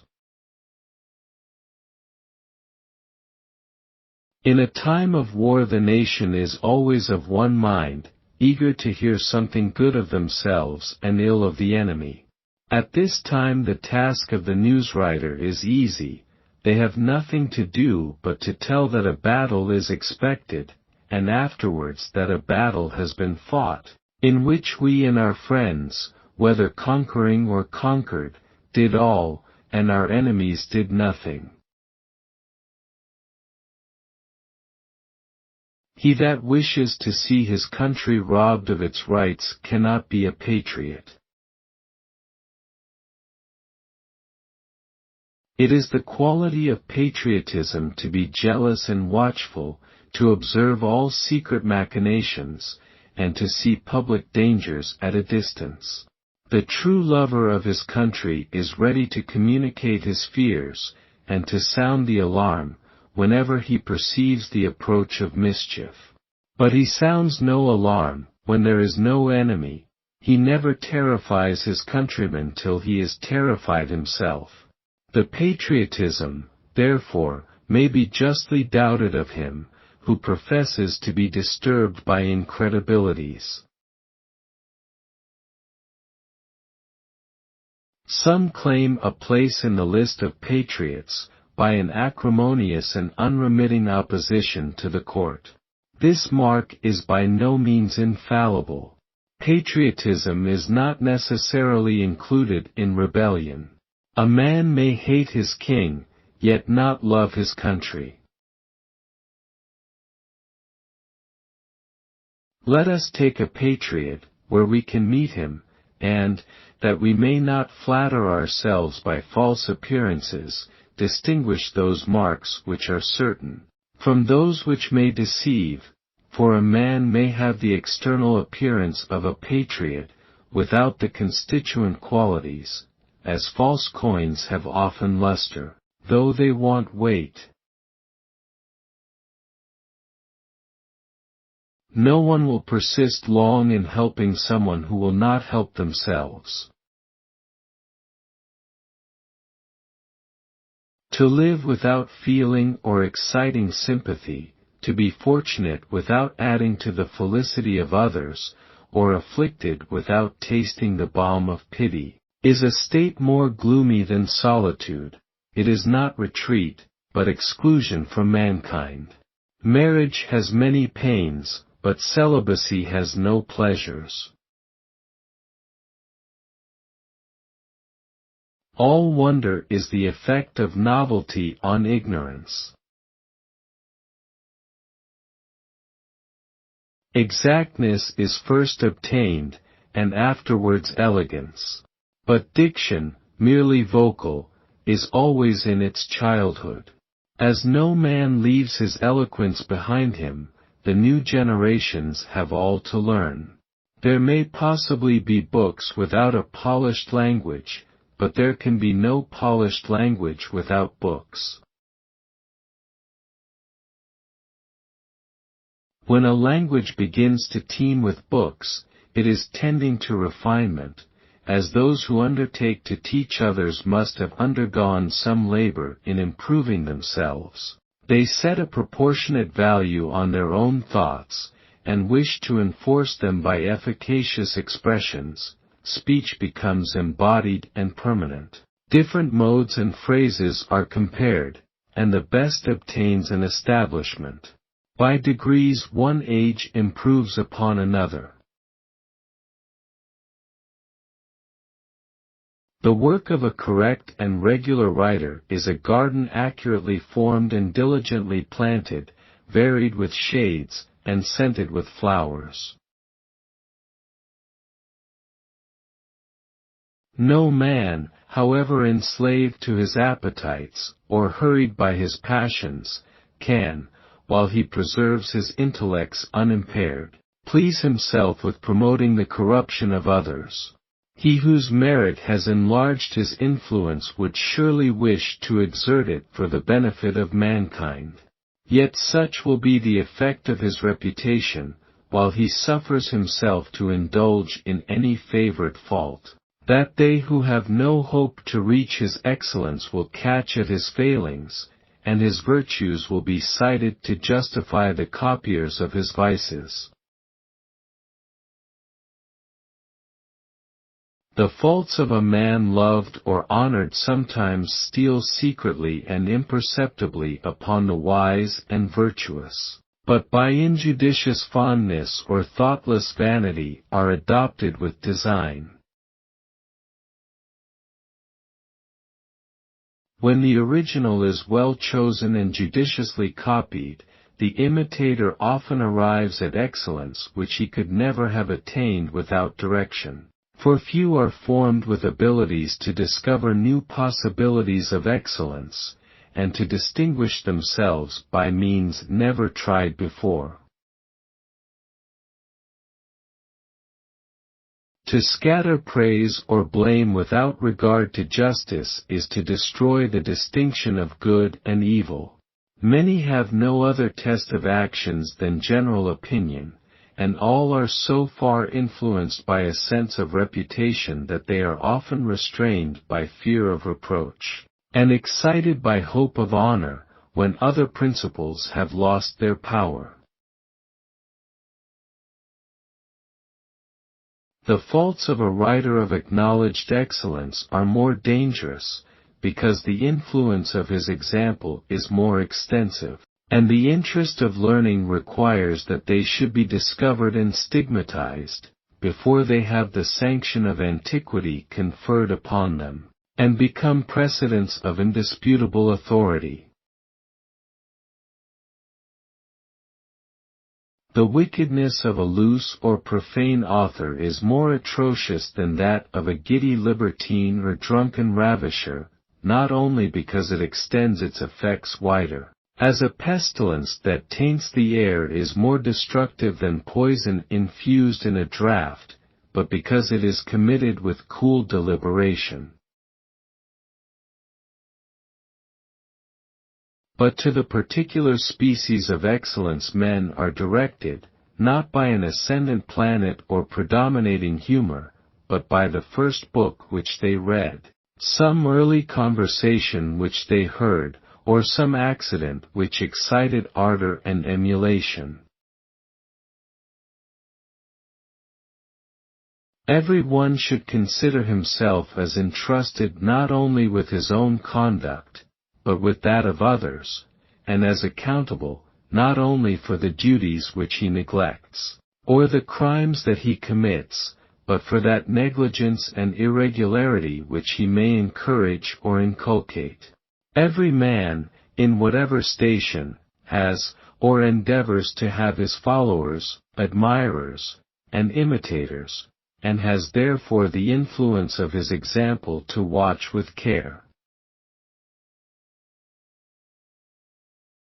Most minds are the slaves of external circumstances, and conform to any hand that undertakes to mold them. The fountain of contentment must spring up in the mind. What is read twice is usually remembered more than what is once written.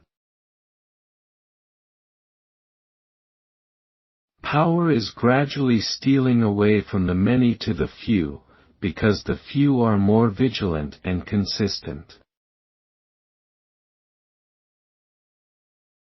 Laws teach us to know when we commit injury and when we suffer it. Men seldom give pleasure when they are not pleased themselves. Advice is seldom welcome. Those who need it most, like it least. Men who stand in the highest ranks of society seldom hear of their faults, if by any accident an opprobrious clamor reaches their ears. Flattery is always at hand to pour in her opiates, to quiet conviction and upturned remorse. The mischief of flattery is, not that it persuades any man that he is what he is not, but that it suppresses the influence of honest ambition, by raising an opinion that honor may be gained without the toil of merit. Just praise is only a debt, but flattery is a present. The acknowledgment of those virtues on which conscience congratulates us is a tribute that we can at any time exact with confidence, but the celebration of those which we only feign, or desire without any vigorous endeavors to attain them, is received as a confession of sovereignty over regions never conquered, as a favorable decision of disputable claims, and is more welcome as more gratuitous. It is scarcely credible to what degree discernment may be dazzled by the mist of pride, and wisdom infatuated by the intoxication of flattery. In order that all men may be taught to speak truth, it is necessary that all likewise should learn to hear it, for no species of falsehood is more frequent than flattery, to which the coward is betrayed by fear, the dependent by interest, and the friend by tenderness. Those who are neither servile nor timorous are yet desirous to bestow pleasure, and, while unjust demands of praise continue to be made, there will always be some whom hope, fear, or kindness will dispose to pay them. But, perhaps, the flatterer is not often detected, for an honest mind is not apt to suspect, and no one exerts the power of discernment with much vigor when self-love favors the deceit. To be flattered is grateful, even when we know that our praises are not believed by those who pronounce them, for they prove, at least, our power, and show that our favor is valued, since it is purchased by the meanness of falsehood. Pope had been flattered till he thought himself one of the moving powers of the system of life. When he talked of laying down his pen, those who sat round him entreated and implored, and self-love did not suffer him to suspect that they went away and laughed. "You think I love flattery," says Dr. Johnson, "and so I do, but a little too much always disgusts me.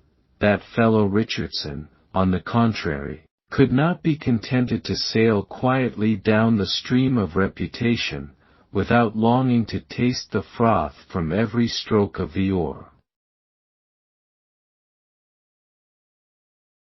Solitude is the surest nurse of all prurient passions, and a girl in the hurry of preparation, or tumult of gaiety, has neither inclination nor leisure to let tender expressions soften or sink into her heart.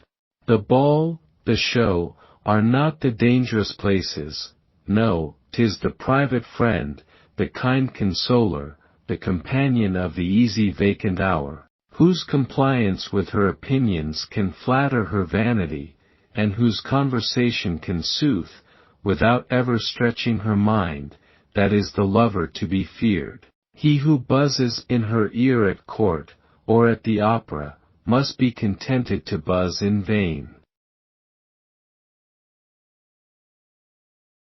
No wonder, sir, that he is vain, a man who is perpetually flattered in every mode that can be conceived. So many bellows have blown the fire, that one wonders he is not by this time become a cinder. The liberty of the press is a blessing when we are inclined to write against others, and a calamity when we find ourselves overborne by the multitude of our assailants. The excellence of aphorisms consists not so much in the expression of some rare or abstruse sentiment, as in the comprehension of some useful truth in a few words. Lichfield, England. Swallows certainly sleep all winter. A number of them conglobulate together, by flying round and round, and then all in a heap throw themselves under water, and lie in the bed of a river. If a madman were to come into this room with a stick in his hand, no doubt we should pity the state of his mind. But our primary consideration would be to take care of ourselves. We should knock him down first, and pity him afterwards. Players, sir. I look on them as no better than creatures set upon tables and joint stools to make faces and produce laughter, like dancing dogs. Ah!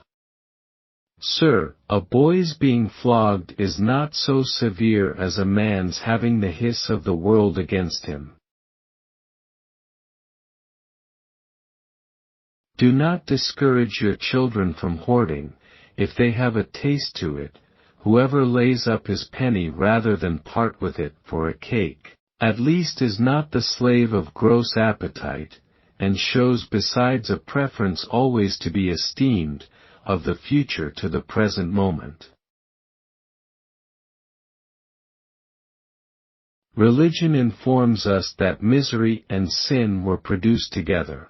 The deprivation of human will was followed by a disorder of the harmony of nature, and by that providence which often places antidotes in the neighborhood of poisons. Vice was checked by misery, lest it should swell to universal and unlimited dominion. Misery and shame are nearly allied. Frequent discontent must proceed from frequent hardships. Men are most powerfully affected by those evils which themselves feel, or which appear before their own eyes. The misery of man proceeds not from any single crush of overwhelming evil, but from small vexations continually repeated. Much mischief is done in the world with very little interest or design. From all our observations we may collect with certainty, that misery is the lot of man, but cannot discover in what particular condition it will find most alleviations. Misery is caused for the most part, not by a heavy crush of disaster, but by the corrosion of less visible evils, which canker enjoyment, and undermine security. The visit of an invader is necessarily rare, but domestic animosities allow no cessation. All discourse of which others cannot partake is not only an irksome usurpation of the time devoted to pleasure and entertainment, but, what never fails to excite resentment, an insolent assertion of superiority, and a triumph over less enlightened understandings. The pedant is, therefore, not only heard with weariness but malignity. And those who conceive themselves insulted by his knowledge never fail to tell with acrimony how injudiciously it was exerted. On Sir Joshua Reynolds's observing that the real character of a man was found out by his amusements. Yes, sir, no man is a hypocrite in his pleasures. The blaze of reputation cannot be blown out, but it often dies in the socket. A very few names may be considered as perpetual lamps that shine unconsumed. To do nothing is in everyone's power. To exact of every man who writes that he should say something new, would be to reduce authors to a small number, to oblige the most fertile genius to say only what is new, would be to contract his volumes to a few pages. Yet, surely, there ought to be some bounds to repetition.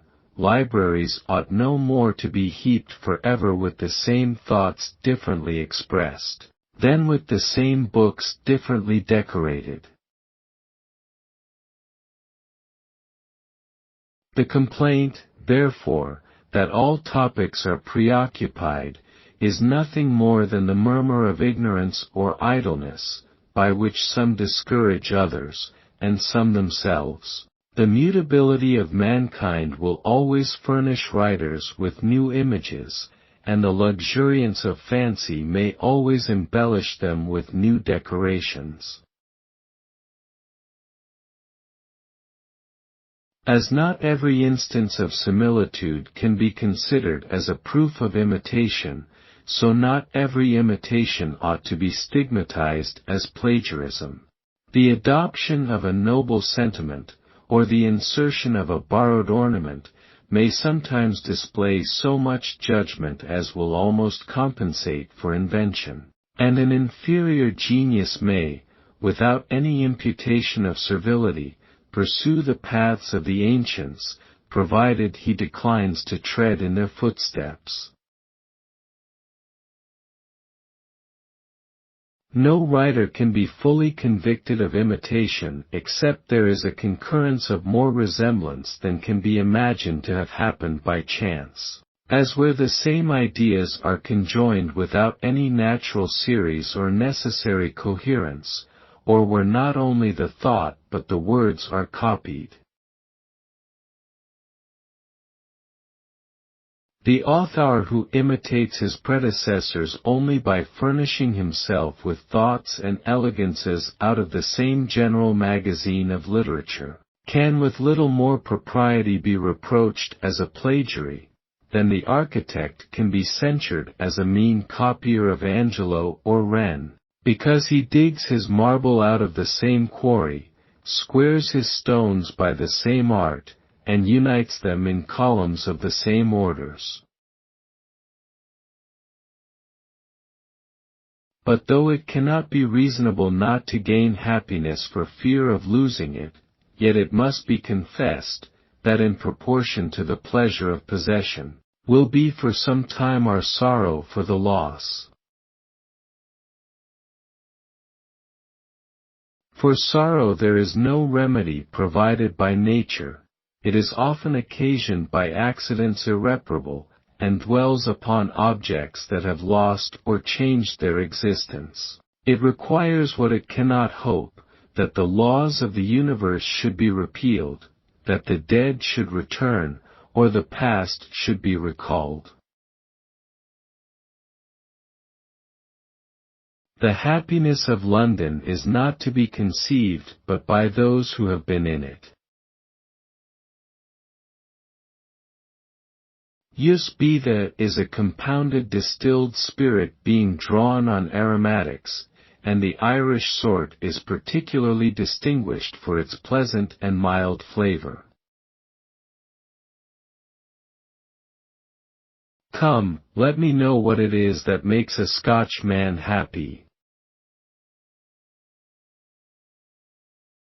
The traveler that resolutely follows a rough and winding path will sooner reach the end of his journey than he that is always changing his direction, and wastes the hour of daylight in looking for smoother ground and shorter passages. Poetry cannot be translated, and, therefore, it is the poets that preserve the languages. For we would not be at the trouble to learn a language if we could have all that is written in it just as well in a translation. But as the beauties of poetry cannot be preserved in any language except that in which it was originally written, we learn the language. It is not the desire of new acquisitions, but the glory of conquests, that fires the soldier's breast, as indeed the town is seldom worth much, when it has suffered the devastations of a siege. A soldier's time is passed in distress and danger, or in idleness and corruption. Men go to sea, before they know the unhappiness of that way of life, and when they have come to know it, they cannot escape from it, because it is then too late to choose another profession, as indeed is generally the case with men, when they have once engaged in any particular way of life. A ship is worse than a jail. There is, in a jail, better air, better company, better conveniency of every kind, and a ship has the additional disadvantage of being in danger. There is scarcely any writer who has not celebrated the happiness of rural privacy, and delighted himself and his reader with the melody of birds, the whisper of groves, and the murmur of rivulets. Every other author may aspire to praise, the lexicographer can only hope to escape reproach. Women have two weapons, cosmetics and tears. When the eye or the imagination is struck with an uncommon work, the next transition of an active mind is to the means by which it was performed. The great source of pleasure is variety. The liberty of using harmless pleasure will not be disputed, but it is still to be examined what pleasures are harmless. Nothing is more common than mutual dislike, where mutual approbation is particularly expected. An infallible characteristic of meanness is cruelty. Men who have practiced tortures on animals without pity, relating them without shame, how can they still hold their heads among human beings? It would add much to human happiness, if an art could be taught of forgetting all of which the remembrance is at once useless and afflictive, that the mind might perform its functions without encumbrance, and the past might no longer encroach upon the present. Every government is perpetually degenerating towards corruption, from which it must be rescued at certain periods by the resuscitation of its first principles, and the re-establishment of its original constitution. When a man is tried of London, he is tired of life.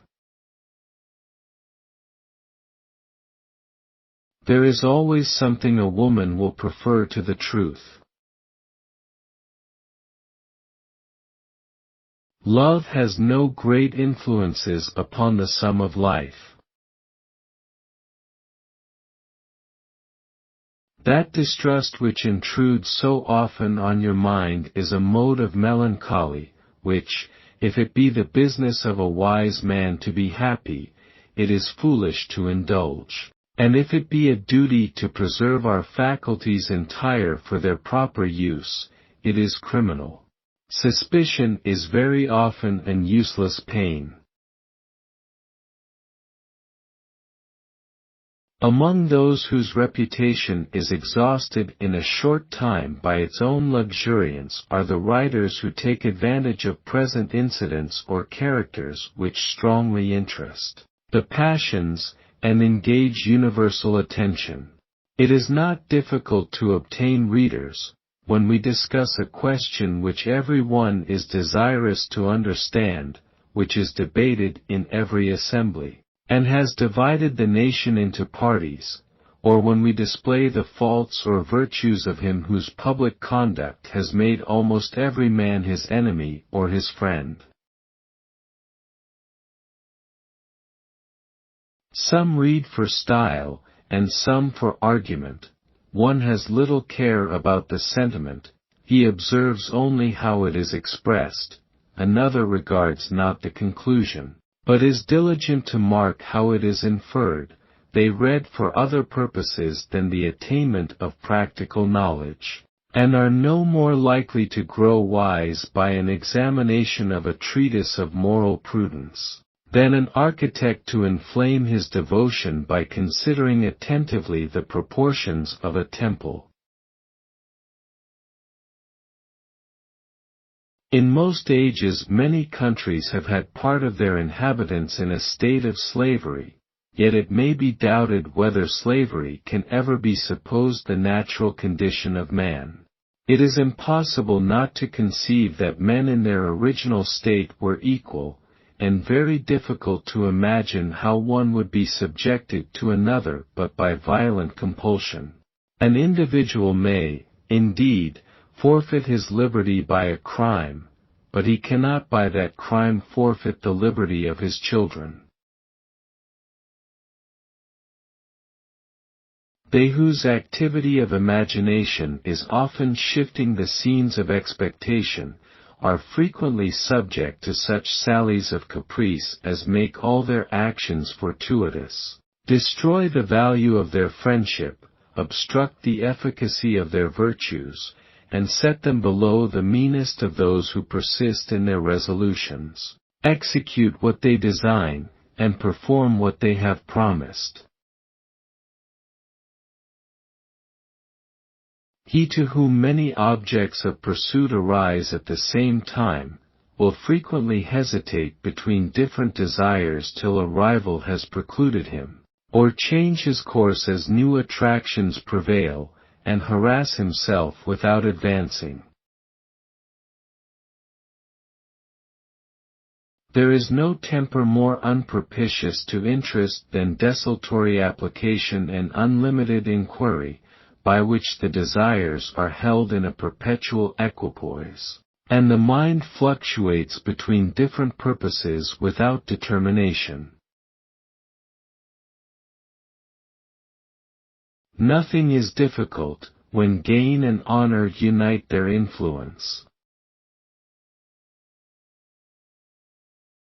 I hope I shall never be deterred from detecting what I think a cheat, by the menaces of a ruffian.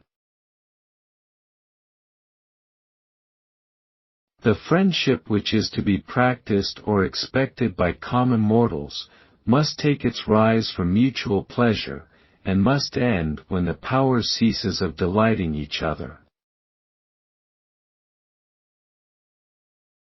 A man used to vicissitudes is not easily dejected. A vow is a snare for sin. How can children credit the assertions of parents, which their own eyes show them to be false? Few parents act in such a manner as much to enforce their maxims by the credit of their lives.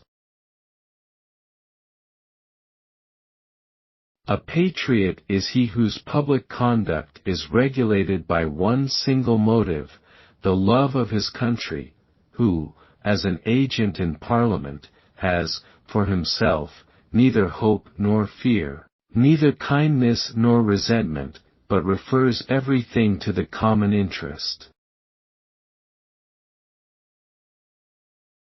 From ignorance our comfort flows, the only wretched are the wise. A coxcomb is ugly all over with the affectation of a fine gentleman. Justice is indispensably and universally necessary, and what is necessary must always be limited, uniform, and distinct. I respect Miller. He has raised the price of literature. To fix the thoughts by writing, and subject them to frequent examinations and reviews, is the best method of enabling the mind to detect its own sophisms, and keep it on guard against the fallacies which it practices on others. I should as soon think of contradicting a bishop. Language is the dress of thought, and as the noblest mean or most graceful action would be degraded and obscured by a garb appropriated to the gross employments of rustics, or mechanics, so the most heroic sentiments will lose their efficacy.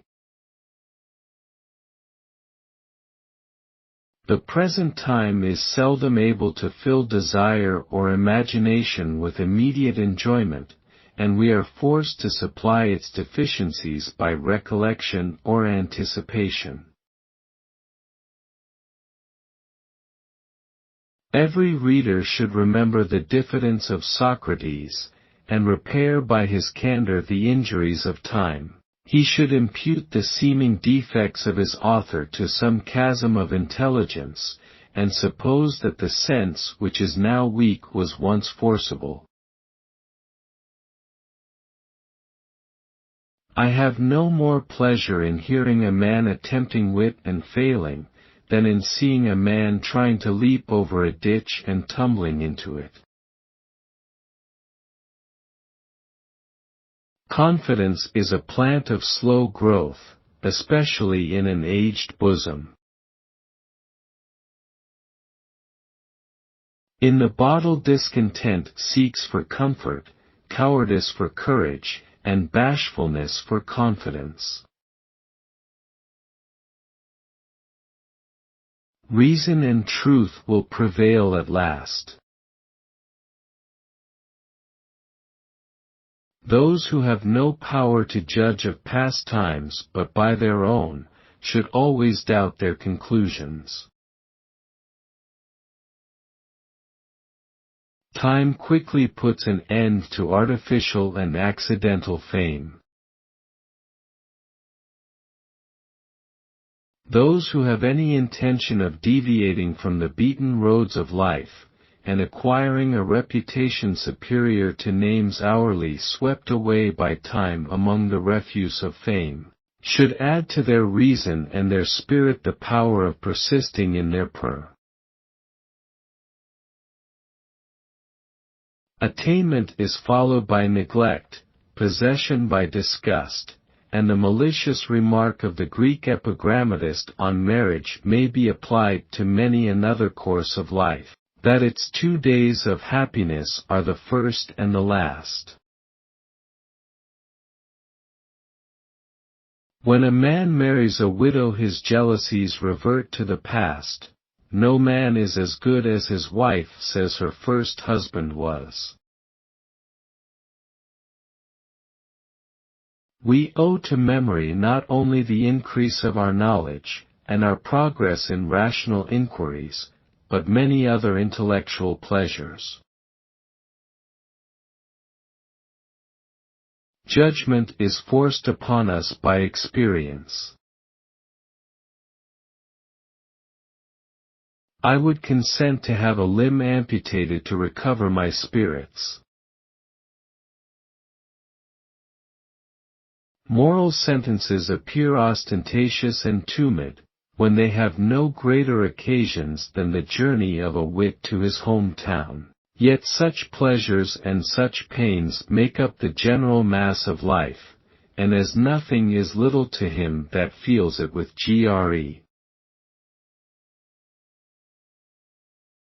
Marriage is the best state for man in general, and every man is a worse man in proportion to the level he is unfit for marriage. A merchant may, perhaps, be a man of an enlarged mind, but there is nothing in trade connected with an enlarged mind. Assertion is not argument. To contradict the statement of an opponent is not proof that you are correct.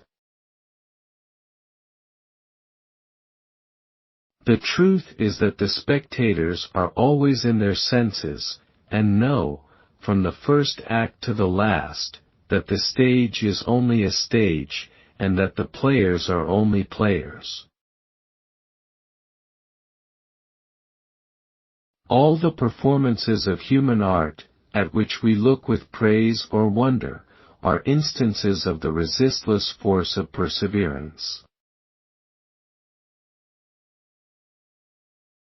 Few men survey themselves with so much severity as not to admit prejudices in their own favor. Every man is of importance to himself. Nay, madam, when you are declaiming, declaim, and when you are calculating, calculate. This merriment of parsons is mighty offensive. A cow is a very good animal in the field, but we turn her out of a garden. It is not often that any man can have so much knowledge of another, as is necessary to make instruction useful. I am not so lost in lexicography as to forget that words are the daughters of earth, and that things are the sons of heaven. Every man naturally persuades himself that he can keep his resolutions, nor is he convinced of his imbecility but by length of time and frequency of experiment. There are few minds to which tyranny is not delightful. The truly strong and sound mind is the mind that can embrace equally great things and small. It is wonderful when a calculation is made, how little the mind is actually employed in the discharge of any profession. Among the calamities of war may be numbered the diminution of the love of truth, by the falsehoods which interest dictates, and credulity encourages. Philips, whose touch harmonious could remove the pangs of guilty power and hapless love. Rest here, distressed by poverty no more, here find that calm thou gav'st so oft before, sleep undisturbed within this peaceful shrine, till angels wake thee with a note like thine. Men hate more steadily than they love. Women can spin very well, but they cannot write a good book of cookery. The finest landscape in the world is improved by a good inn in the foreground. He is a benefactor of mankind who contracts the great rules of life into the short sentences, that may be easily impressed on the memory, and so recur habitually to the mind.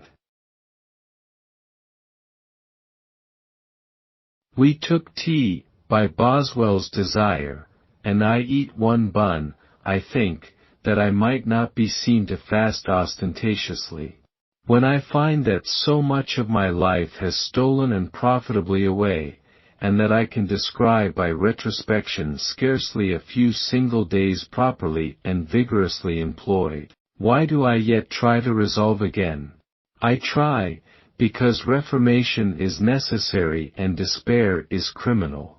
I try, in humble hope of the help of God. Hides from himself his state, and shuns to know that life protracted is protracted woe. Each change of many-colored life he drew, exhausted worlds, and then imagined new. Is not a patron, my lord, one who looks with unconcern on a man struggling for life in the water, and when he has reached ground encumbers him with help? The notice which you have been pleased to take care of my labors, had it been early, had been kind, but it has been delayed till I am indifferent, and cannot enjoy it, till I am solitary, and cannot impart it, till I am known, and do not want it. There is little peace or comfort in life if we are always anxious as to future events. He that worries himself with the dread of possible contingencies will never be at rest. A man is not obliged honestly to answer a question which should not properly be put. A man, sir, should keep his friendship in a constant repair. Officious, innocent, sincere, of every friendless name the friend. Pity is not natural to man. Children and savages are always cruel. Pity is acquired and improved by the cultivation of reason. We may have uneasy sensations from seeing a creature in distress, without pity, but we have not pity unless we wish to relieve him. Avarice is always poor. An age that melts in unperceived decay, and glides in modest innocence away. Those who attempt nothing themselves think everything easily performed, and consider the unsuccessful always as criminal. When any anxiety or gloom of the mind takes hold of you, make it a rule not to publish it by complaining, but exert yourselves to hide it, and by endeavoring to hide it you drive it away. He that floats lazily down the stream, in pursuit of something borne along by the same current, will find himself indeed moved forward, but unless he lays his hand to the oar, and increases his speed by his own labor, must be always at the same distance from that which he is following. All industry must be excited by hope. No man can perform so little as not to have reason to congratulate himself on his merits, when he beholds the multitude that live in total idleness, and have never yet endeavored to be useful. Where there is no difficulty there is no praise. That eminence of learning is not to be gained without labor, at least equal to that which any other kind of greatness can require, will be allowed by those who wish to elevate the character of a scholar. since they cannot but know that every human acquisition is valuable in proportion to the difficulty of its attainment. Sorrow is a kind of rust of the soul, which every new idea contributes in its passage to scour away. It is the putrefaction of stagnant life, and is remedied by exercise and motion.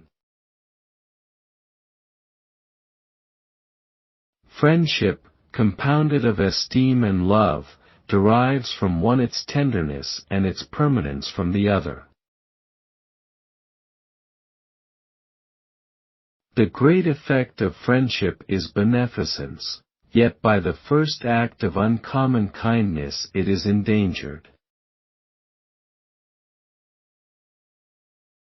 The most fatal disease of friendship is gradual decay, or dislike hourly increased by causes too slender for complaint, and too numerous for removal. Prosperity's right hand is industry and her left hand is frugality. Lawyers know life practically. A bookish man should always have them to converse with. What signifies protesting so against flattery when a person speaks well of one? It must either be true or false. You know, if true, let us rejoice in his good opinion. If he lies, it is a proof at least that he loves more to please me, than to sit s. Though I love to spend, I hate be cheated, and I found that to build is to be robbed. Falsehoods of convenience or vanity, falsehoods from which no evil immediately visible ensues, except the general degradation of human testimony, are very lightly uttered, and once uttered are sullenly supported. Whoever commits a fraud is guilty not only of the particular injury to him who he deceives, but of the diminution of that confidence which constitutes not only the ease but the existence of society. All imposture weakens confidence and chills benevolence. Cunning has effect from the credulity of others, rather than from the abilities of those who are cunning. It requires no extraordinary talents to lie and deceive. I would advise you, sir, to study algebra. If you are not already an adept in it, your head would be less muddy, and you will leave off tormenting your neighbors about paper and packthread, while we all live together in a world that is bursting with sin and sorrow. Friendship is not always the sequel of obligation. Extended empires are like expanded gold, exchanging solid strength for feeble splendor. Where secrecy or mystery begins, vice or roguery is not far off. Sleep is a state in which a great part of every life is passed. No animal has yet been discovered, whose existence is not varied with intervals of insensibility, and some late philosophers have extended the empire of sleep over the vegetable world. That is the happiest conversation where there is no competition, no vanity, but a calm, quiet interchange of sentiments. As a madman is apt to think himself grown suddenly great, so he that grows suddenly great is apt to borrow a little from the madman. Novelty is indeed necessary to preserve eagerness and alacrity, but art and nature have stores inexhaustible by human intellects, and every moment produces something new to him who has quickened his faculties by diligent observation. It is as bad can be, it is ill-fed, ill-killed, ill-kept, and ill-dressed. It is generally agreed that few men are made better by affluence or exaltation. Example is always more efficacious than precept. The business of the poet, said Imlac, is to examine, not the individual, but the species. Network. Anything reticulated or decussated at equal distances, with interstices between the intersections. Memory is the primary and fundamental power, without which there could be no other intellectual operation. Those who have passed much of their lives in this great city, look upon its opulence and its multitudes, its extent and variety, with cold indifference. But an inhabitant of the remoter parts of the kingdom is immediately distinguished by a kind of dissipated curiosity, a busy endeavor to divide his attention amongst 1,000 objects, and a wild confusion of astonishment and alarm. But the distant hope of being one day useful or eminent ought not to mislead us too far from that study which is equally requisite to the great and mean, to the celebrated and obscure, the art of moderating the desires, of repressing the appetites, and of conciliating or retaining the favor of mankind. I am far from any intention to limit curiosity, or confine the labors of learning to arts of immediate and necessary use. It is only from the various essays of experimental industry, and the vague excursions of mind set upon discovery, that any advancement of knowledge can be expected, and though many must be disappointed in their labors, yet they are not to be charged with having spent their time in vain. Their example contributed to inspire emulation, and their miscarriage taught others the way to success. Curiosity, like all other desires, produces pain as well as pleasure. Curiosity is, in great and generous minds, the first passion and the last, and perhaps always predominates in proportion to the strength of the contemplative faculties. He who easily comprehends all that is before him, and soon exhausts any single subject, is always eager for new inquiries, and in proportion as the intellectual eye takes in a wider prospect, it must be gratified with variety, by more rapid flights and bolder excursions. Among the lower classes of mankind there will be found very little desire of any other knowledge than what may contribute immediately to the relief of some pressing uneasiness, or the attainment of some near advantage. The gratification of curiosity rather frees us from uneasiness than confers pleasure. We are more pained by ignorance than delighted by instruction. Curiosity is the thirst of the soul, it inflames and torments us, and makes us taste everything with joy, however otherwise insipid, by which it may be quenched. If I had no duties, and no reference to futurity, I would spend my life in driving briskly in a post-chaise with a pretty woman. Tea's proper use is to amuse the idle, and relax the studious, and dilute the full meals of those who cannot use exercise, and will not use abstinence. Here lies our good Edmund, whose genius was such, we scarcely can praise it or blame it too much, who, born for the universe, narrowed his mind, and to party gave up what was meant for mankind. Life will not bear refinement.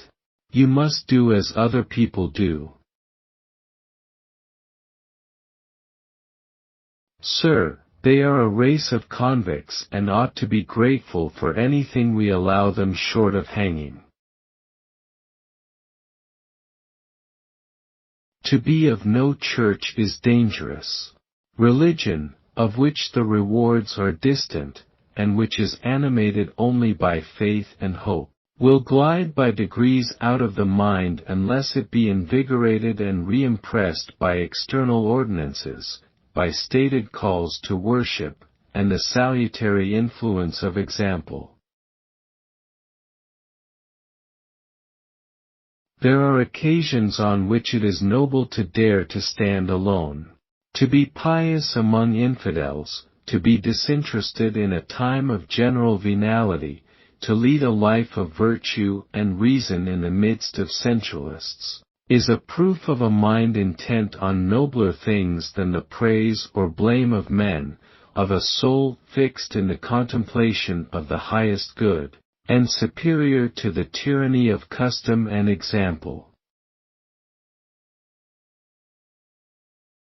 None but those who have learned the art of subjecting their senses as well as reason to hypothetical systems can be persuaded by the most specious rhetorician that the lots of life are equal, yet it cannot be denied that every one has his peculiar pleasures and vexations, that external accidents operate variously upon different minds, and that no man can exactly judge from his own sensations what another would feel in the same circumstances.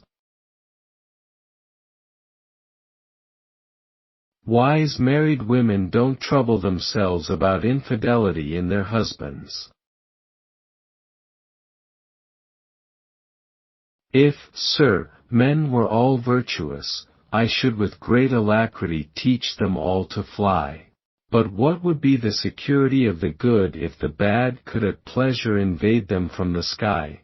Against an army sailing through the clouds neither wall, nor mountains, nor seas could afford any security. Many falsehoods are passing into uncontradicted history. Ye who listen with credulity to the whispers of fancy, and pursue with eagerness the phantoms of hope, who expect that age will perform the promises of youth, and that the deficiencies of the present day will be supplied by the morrow, attend to the history of Rasselas, Prince of Abyssinia. The appearance and retirement of actors are the great events of the theatrical world, and their first performances fill the pit with conjecture and prognostication, as the first actions of a new monarch agitate nations with hope and fear. All violation of established practice implies in its own nature a rejection of the common opinion, a defiance of common censure, and an appeal from general laws to private judgment. He, therefore, who differs from others without apparent advantage, ought not to be angry if his arrogance is punished with ridicule, if those whose example he superciliously overlooks, point him out to derision, and hoot him back again into the common road. Few have abilities so much needed by the rest of the world as to be caressed on their own terms. And he that will not condescend to recommend himself by external embellishments must submit to the fate of just sentiment meanly expressed, and be ridiculed and forgotten before he is understood. To excite opposition and inflame malevolence is the unhappy privilege of courage made arrogant by consciousness of strength. Men who have flattered themselves into this opinion of their own abilities, look down on all who waste their lives over books, as a race of inferior beings condemned by nature to perpetual pupillage, and fruitlessly endeavoring to remedy their barrenness by incessant cultivation, or succor their feebleness by subsidiary strength. They presume that none would be more industrious than they, if they were not more sensible of deficiencies, and readily conclude that he who places no confidence in his own powers owes his modesty only to his weakness. The mental disease of the present generation is impatience of study, contempt of the great masters of ancient wisdom, and a disposition to rely wholly upon unassisted genius and natural sagacity. The wits of these happy days have discovered a way to fame, which the dull caution of our laborious ancestors durst never attempt. They cut the knots of sophistry, which it was formerly the business of years to untie, solve difficulties by sudden irradiations of intelligence, and comprehend long processes of argument by immediate intuition. Vulgar and inactive minds confound familiarity with knowledge, and conceive themselves informed of the whole nature of things, when they are shown their form or told their use.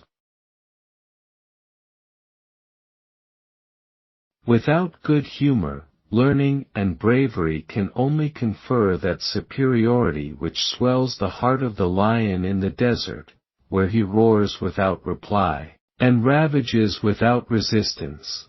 Without good humor virtue may awe by its dignity and amaze by its brightness, but must always be viewed at a distance, and will scarcely gain a friend or attract an imitator.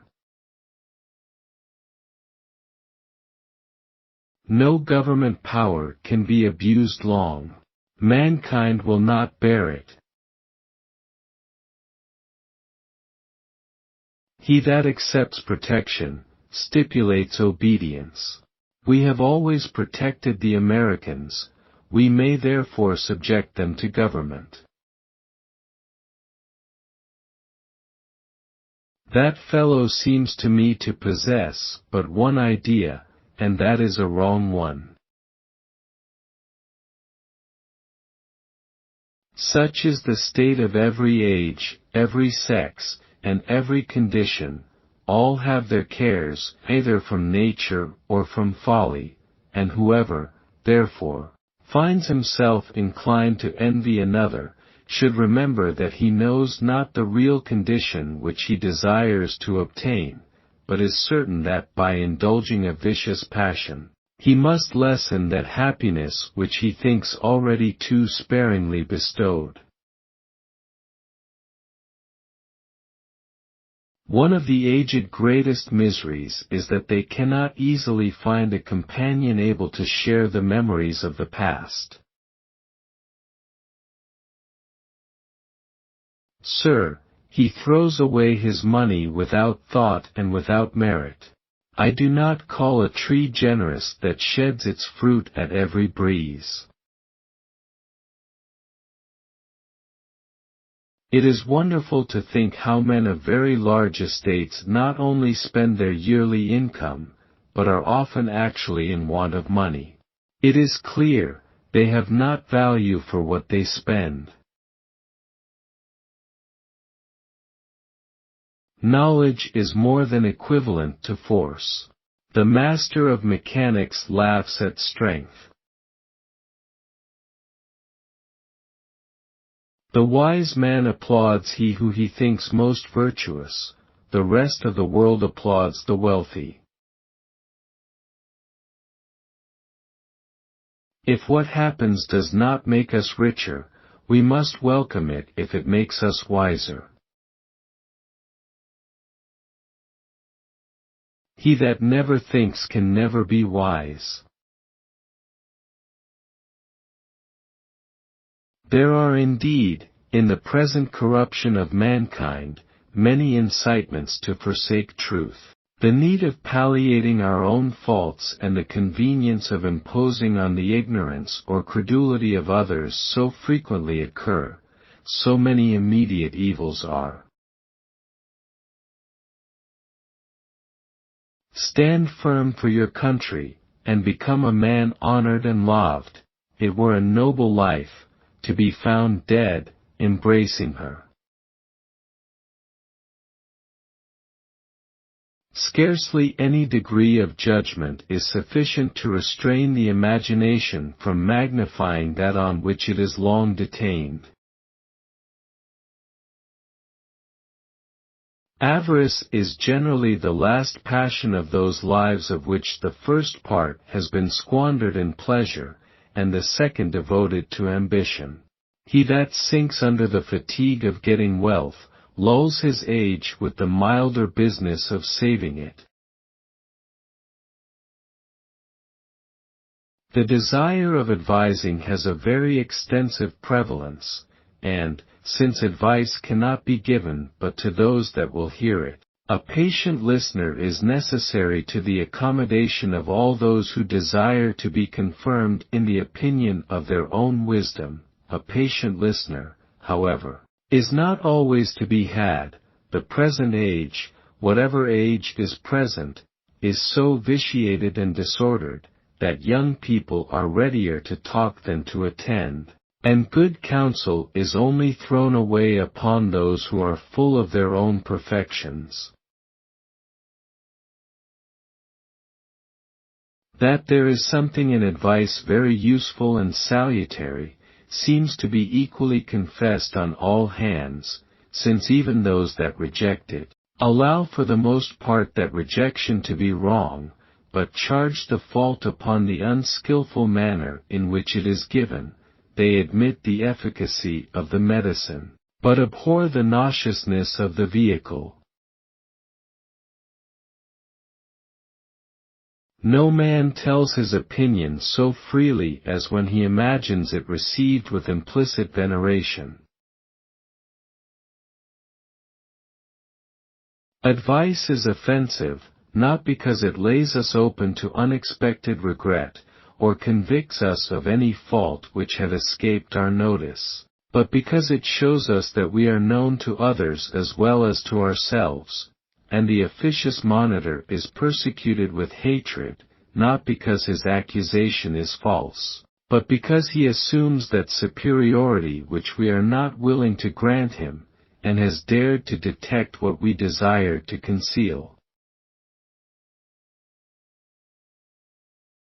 There are few so free from vanity as not to dictate to those who will hear their instructions with a visible sense of their own beneficence. Vanity is so frequently the apparent motive of advice that we, for the most part, summon our powers to oppose it without very accurate inquiry whether it is right. It is sufficient that another is growing great in his own eyes at our expense, and assumes authority over us without our permission. For many would contentedly suffer the consequences of their own mistakes, rather than the insolence of him who triumphs as their deliverer. If we consider the manner in which those who assume the office of directing the conduct of others execute their undertaking, it will not be very wonderful that their labors, however zealous or affectionate, are frequently useless. For what is the advice that is commonly given? A few general maxims, enforced with vehemence, and inculcated with importunity, but failing for want of particular reference and immediate application. Little would be wanting to the happiness of life, if every man could conform to the right as soon as he was shown it. Few things are so liberally bestowed, or squandered with so little effect, as good advice. It is not indeed certain, that the most refined caution will find a proper time for bringing a man to the knowledge of his own failing, or the most zealous benevolence reconcile him to that judgment by which they are detected. But he who endeavors only the happiness of him whom he reproves will always have either the satisfaction of obtaining or deserving kindness. If he succeeds, he benefits his friend, and if he fails, he has at least the consciousness that he suffers for only doing well. Censure is willingly indulged, because it always implies some superiority. Men please themselves with imagining that they have made a deeper search, or wider survey than others, and detected faults and follies which escape vulgar observation. Such is the constitution of man that labor may be styled its own reward, nor will any external incitements be requisite, if it be considered how much happiness is gained, and how much misery escaped, by frequent and violent agitation of the body. Pension, an allowance made to anyone without an equivalent. In England it is generally understood to mean pay given to a state hireling for treason to his country. How is it that we hear the loudest yelps for liberty among the drivers of Negroes? He that is warm for truth, and fearless in its defense, performs one of the duties of a good man. He strengthens his own conviction, and guards others from delusion. But steadiness of belief, and boldness of profession, are yet only part of the form of godliness. We may have many acquaintances, but we can have but few friends. This made Aristotle say that he that hath many friends hath none. He that is already corrupt is naturally suspicious, and he that becomes suspicious will quickly become corrupt. Parents and children seldom act in concert. Each child endeavors to appropriate the esteem or fondness of the parents, and the parents, with yet less temptation, betray each other to their children. I never have sought the world was not to seek me. I never take a nap after dinner but when I have had a bad night, and then the nap takes me. Who drives fat oxen should himself be fat. It is so far from being natural for a man and woman to live in a state of marriage, that we find all the motives which they have for remaining in that connection, and the restraints which civilized society imposes to prevent separation, are hardly sufficient to keep them together. To have gold is to be in fear, and to want it to be sorrow. Then with no throbs of fiery pain, no cold gradations of decay, death broke at once the vital chain, and freed his soul the nearest way. In all pleasures hope is a considerable part. My diseases are an asthma and a dropsy and, what is less curable, 75. For who is pleased with himself?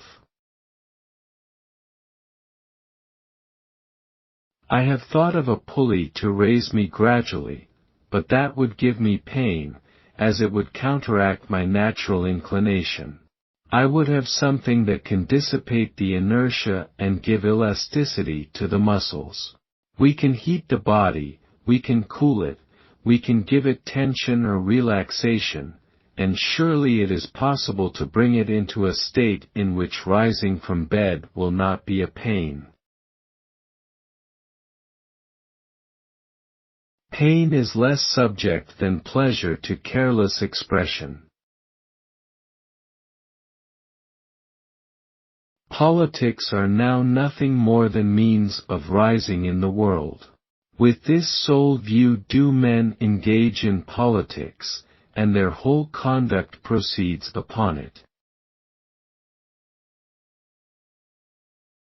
Pride is seldom delicate, it will please itself with very mean advantages, and envy feels not its own happiness, but when it may be compared with the misery of others. Deign on the passing world to turn thine eyes, and pause a while from learning to be wise. There mark what ills the scholar's life assail, toil, envy, want, the patron, and the jail. His scorn of the great is repeated too often to be real, no man thinks much of that which he despises. A man is very apt to complain of the ingratitude of those who have risen far above him. Very few live by choice. Every man is placed in his present condition by causes which acted without his foresight, and with which he did not always willingly cooperate, and therefore you will rarely meet one who does not think the lot of his neighbor better than his own. All envy is proportionate to desire, we are uneasy at the attainments of another, according as we think our own happiness would be advanced by the addition of that which he withholds from us. Every other enjoyment malice may destroy, every other panegyric envy may withhold, but no human power can deprive the boaster of his own encomiums. I would not give half a guinea to live under one form of government rather than another. It is of no moment to the happiness of an individual. Try and forget our cares and sickness, and contribute, as we can to the happiness of each other. As peace is the end of war, so to be idle is the ultimate purpose of the busy.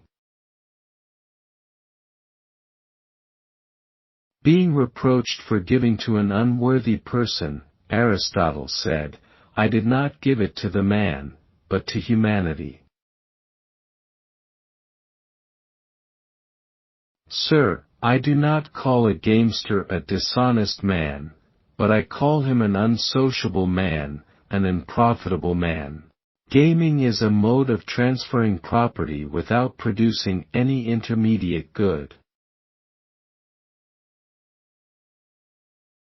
Our minds should not be empty because if they are not preoccupied by good, evil will break in upon them.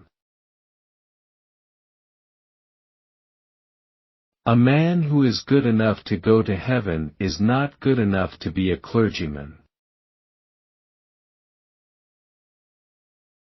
He that outlives a wife whom he has long loved, sees himself disjoined from the only mind that has the same hopes, and fears, and interest, from the only companion with whom he has shared much good and evil, and with whom he could set his mind at liberty, to retrace the past or anticipate the future.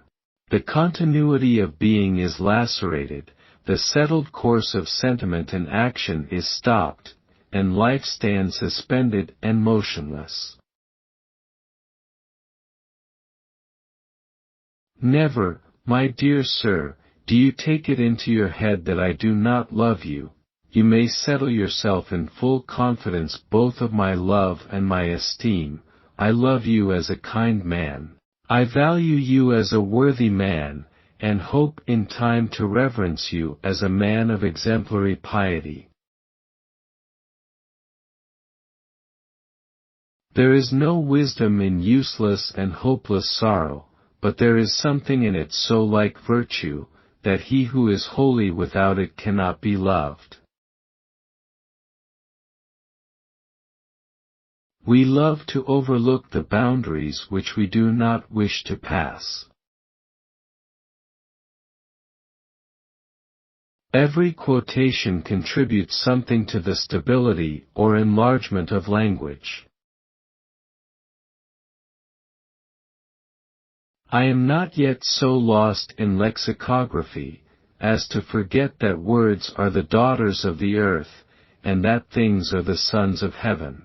Language is only the instrument of science, and words are but the signs of ideas.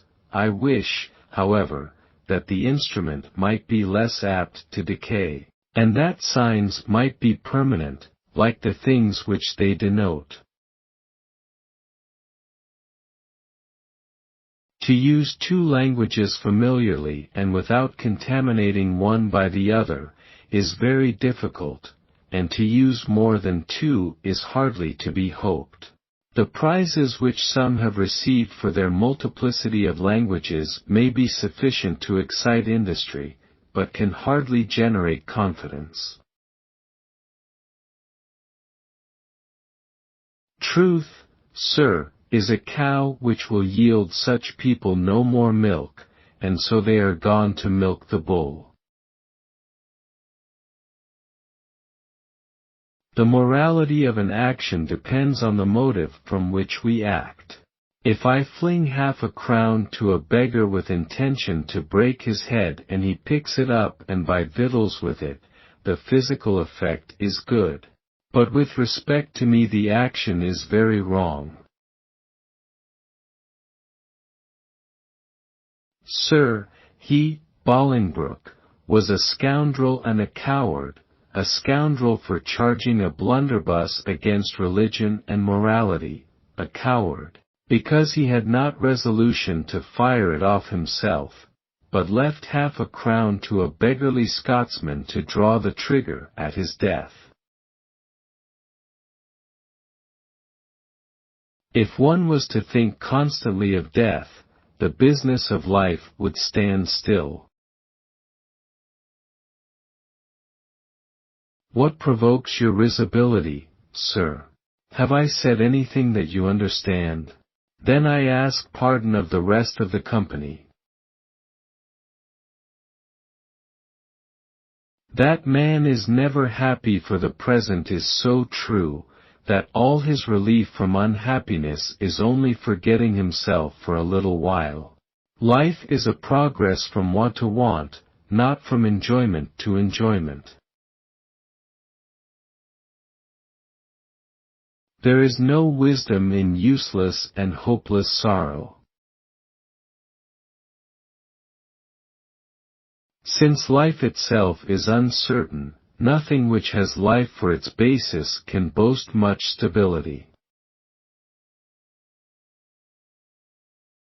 The noblest prospect which a Scotchman ever sees is the high road that leads him to England. The mathematicians are well acquainted with the difference between pure science, which has only to do with ideas, and the application of its laws to the use of life, in which they are constrained to submit to the imperfections of matter and the influence of accidents. I know not why any one but a schoolboy in his declamation would whine over the Commonwealth of Rome, which grew great only by the misery of the rest of mankind. The Romans, like others, as soon as they were rich, grew corrupt, and in their corruption sold the lives and freedoms of themselves and of one another. I deny the lawfulness of telling a lie to a sick man for fear of alarming him. You have no business with consequences, you are to tell the truth. It seems not more reasonable to leave the right of printing unrestrained, because writers may be afterward censured, than it would be to sleep with doors unbolted, because by our laws we can hang a thief. Lectures were once useful, but now when all can read, and books are so numerous, lectures are unnecessary. He who aspires to be a serious wine drinker must drink claret. He said that few people had intellectual resources sufficient to forego the pleasures of wine. They could not otherwise contrive how to fill the interval between dinner and supper. No government power can be abused long. Mankind will not bear it. There is a remedy in human nature against tyranny, that will keep us safe under every form of government. To let friendship die away by negligence and silence is certainly not wise. It is voluntarily to throw away one of the greatest comforts of the weary pilgrimage. The road to hell is paved with good intentions. Tediousness is the most fatal of all faults. It will not always happen that the success of a poet is proportionate to his labor. You need a good editor because every writer thinks he can write a war and peace, but by the time he gets it on paper, it's not war and peace anymore, it's comic book stuff. Your manuscript is both good and original. But the part that is good is not original, and the part that is original is not good. Of many, imagined blessings it may be doubted whether he that wants or possesses them had more reason to be satisfied with his lot. No, sir, you will have much more influence by giving or lending money where it is wanted, than by hospitality. Turn on the prudent ant thy heedful eyes. Observe her labors, sluggard, and be wise. I am willing to love all of mankind, except an American. Genius is that energy which collects, combines, amplifies, and animates. Nothing has so exposed men of learning to contempt and ridicule as their ignorance of things which are known to all but themselves. Those who have been taught to consider the institutions of the schools as giving the last perfection to human abilities are surprised to see men wrinkled with study, yet wanting to be instructed in the minute circumstances of propriety, or the necessary form of daily transaction, and quickly shake off their reverence for modes of education which they find to produce no ability above the rest of mankind. False taste is always busy to mislead those that are entering upon the regions of learning, and the traveler, uncertain of his way, and forsaken by the sun, will be pleased to see a fainter orb arise on the horizon, that may rescue him from total darkness, though with weak and borrowed luster. Ignorance, madam, pure ignorance. Criticism, as it was first instituted by Aristotle, was meant as a standard of judging well. There are innumerable questions to which the inquisitive mind can in this state receive no answer. Why do you and I exist? Why was this world created? Since it was to be created, why was it not created sooner? I know not anything more pleasant, or more instructive, than to compare experience with expectation, or to register from time to time the difference between idea and reality. It is by this kind of observation that we grow daily less liable to be disappointed. These are the men who, without virtue, labor, or hazard, are growing rich, as their country is impoverished. They rejoice when obstinacy or ambition adds another year to slaughter and devastation, and laugh, from their desks, at bravery and science, while they are adding figure to figure, and cipher to cipher, hoping for a new contract from a new armament, and computing the profits of a siege or tempest. Art hath an enemy called ignorance.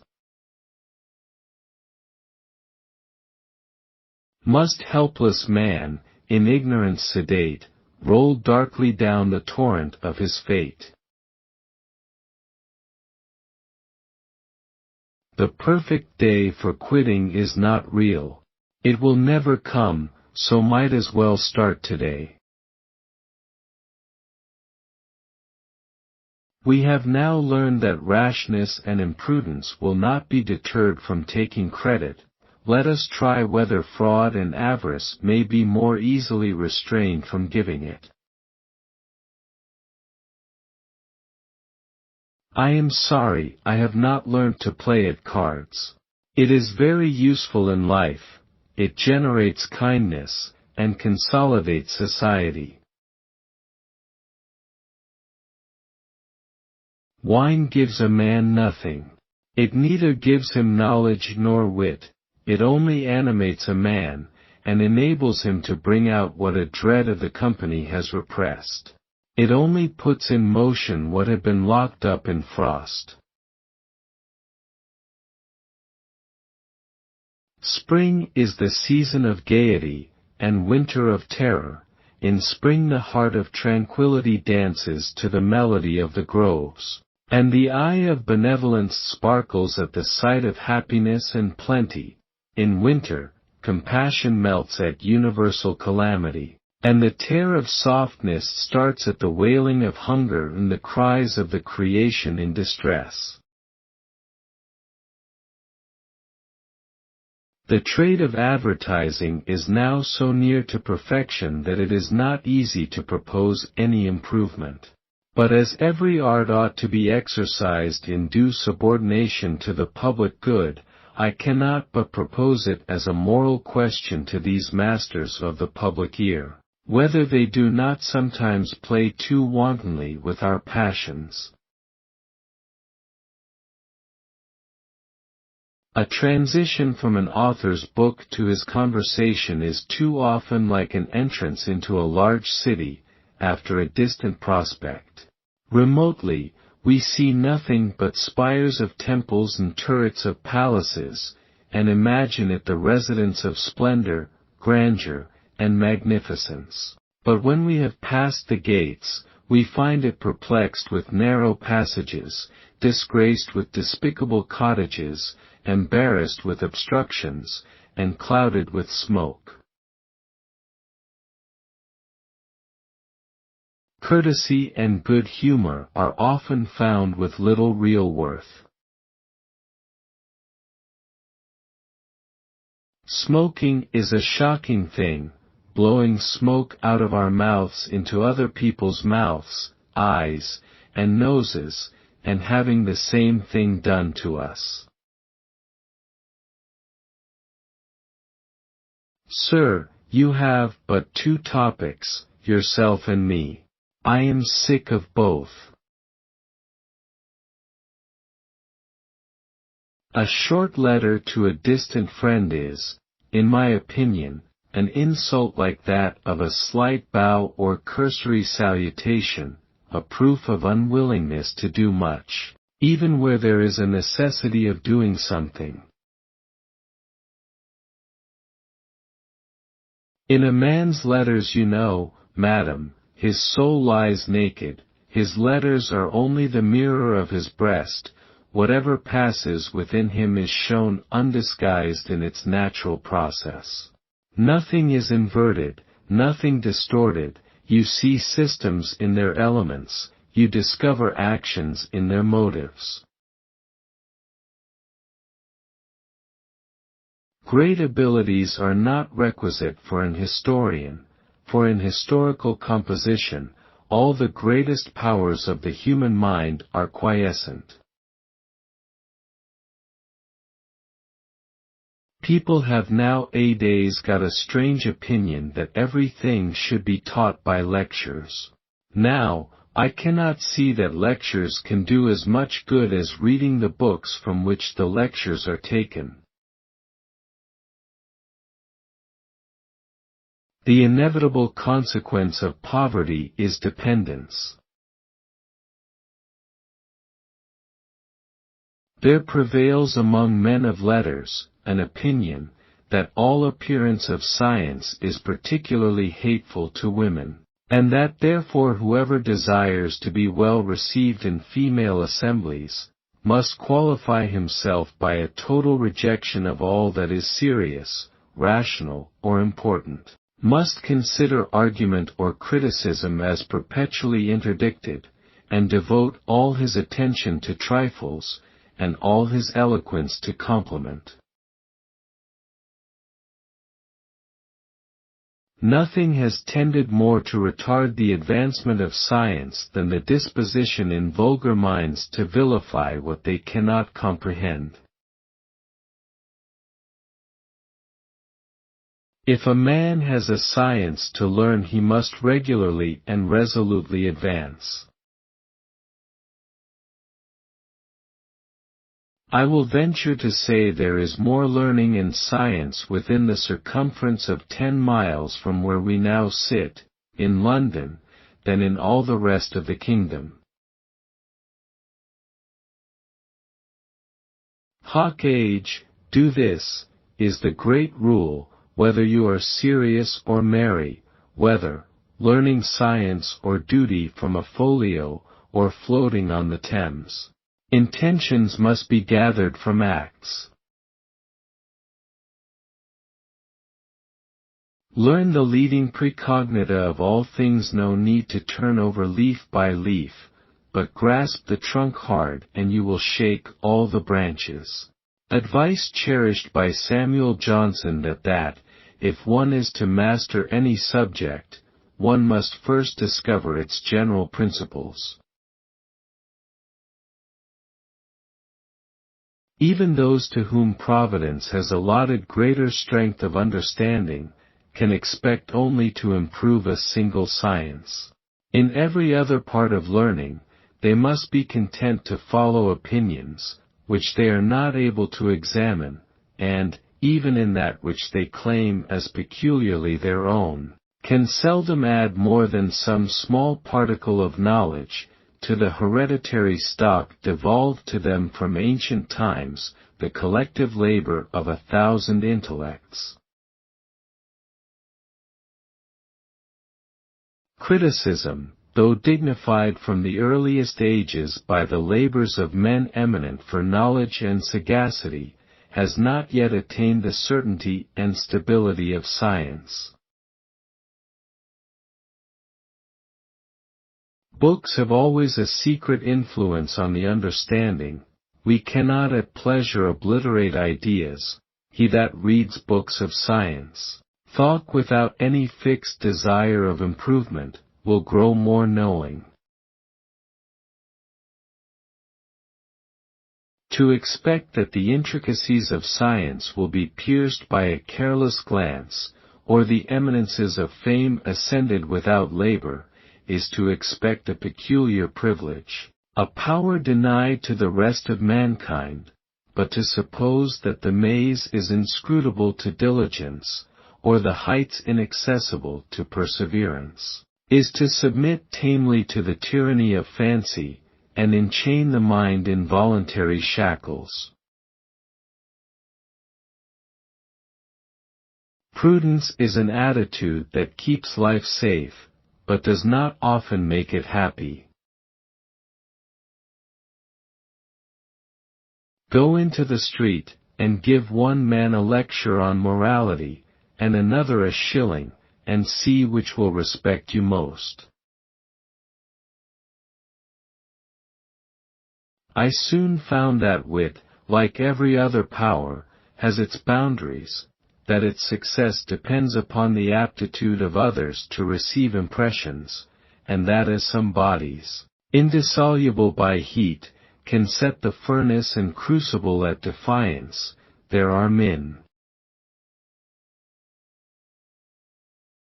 There is no kind of idleness by which we are so easily seduced as that which dignifies itself by the appearance of business.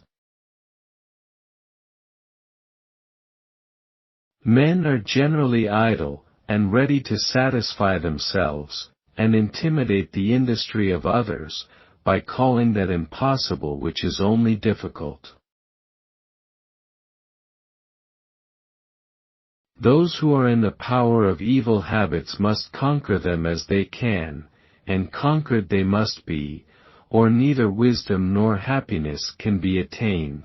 But those who are not yet subject to their influence may, by timely caution, preserve their freedom.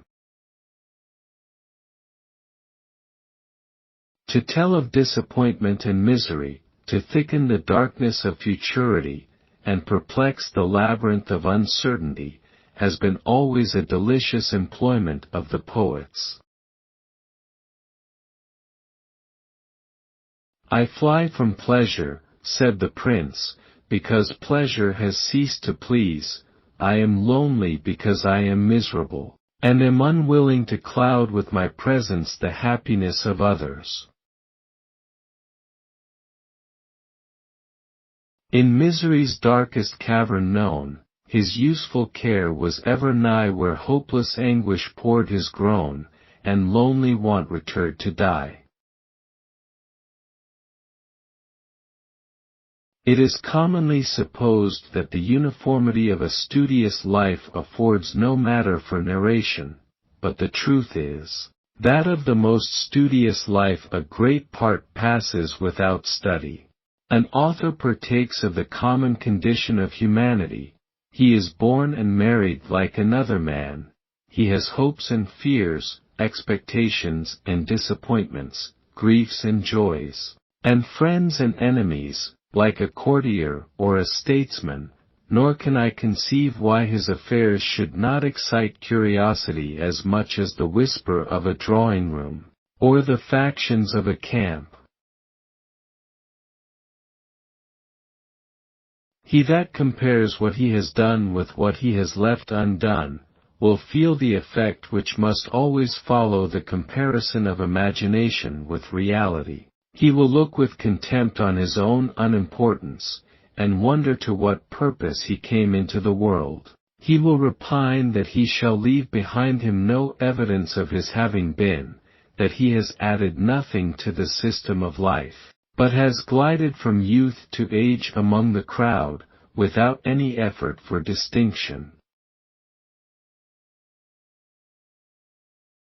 The uniform necessities of human nature produce in a great measure uniformity of life, and for part of the day make one place like another, to dress and to undress, to eat and to sleep, are the same in London as in the country. The most useful truths are always universal, and unconnected with accidents and customs.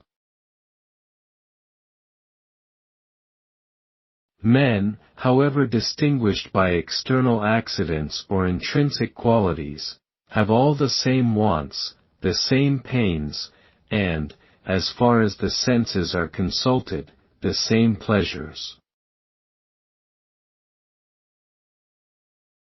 The power, indeed, of every individual is small, and the consequence of his endeavors imperceptible, in a general prospect of the world. Providence has given no man ability to do much, that something might be left for every man to do. The business of life is carried on by a general cooperation, in which the part of any single man can be no more distinguished than the effect of a particular drop when the meadows are floated by a summer shower, yet every drop increases the inundation, and every hand adds to the happiness or misery of mankind. The hostility perpetually exercised between one man and another is caused by the desire of many for that which only few can possess. Every man would be rich, powerful, and famous, yet fame, power, and riches are only the names of relative conditions, which imply the obscurity, dependence, and poverty of greater numbers. We are unreasonably desirous to separate the goods of life from those evils which Providence has connected with them, and to catch advantages without paying the price at which they are offered to us. Every man wishes to be rich, but very few have the powers necessary to raise a sudden fortune, either by new discoveries, or by superiority of skill in any necessary employment, and among lower understandings many want the firmness and industry requisite to regular gain and gradual acquisitions. Human happiness has always its abatements. The brightest sunshine of success is not without a cloud. Those whose abilities or knowledge incline them most to deviate from the general round of life are recalled from eccentricity by the laws of their existence. Every class of society has its cant of lamentation, which is understood or regarded by none but themselves, and every part of life has its uneasiness, which those who do not feel them will not commiserate. An event which spreads distraction over half the commercial world, assembles the trading companies in councils and committees, and shakes the nerves of 1,000 stock jobbers, is read by the landlord and the farmer with frigid indifference. There is reason to suspect that the distinctions of mankind have more show than value, when it is found that all agree to be weary alike of pleasures and of cares, that the powerful and the weak, the celebrated and obscure, join in one common wish, and implore from nature's hand the nectar of oblivion. All envy would be extinguished, if it were universally known that there are none to be envied. Faults and defects every work of man must have.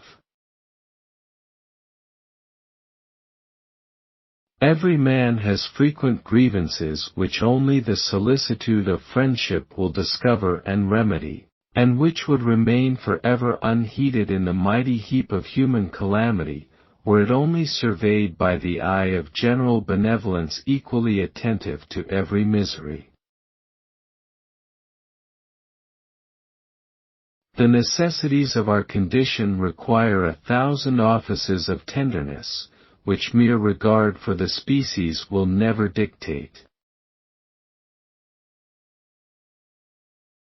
The great end of prudence is to give cheerfulness to those hours which splendor cannot gild, and acclamation cannot exhilarate, those soft intervals of unbended amusement, in which a man shrinks to his natural dimensions, and throws aside the ornaments or disguises which he feels in privacy to be useless encumbrances, and to lose all effect when they become familiar.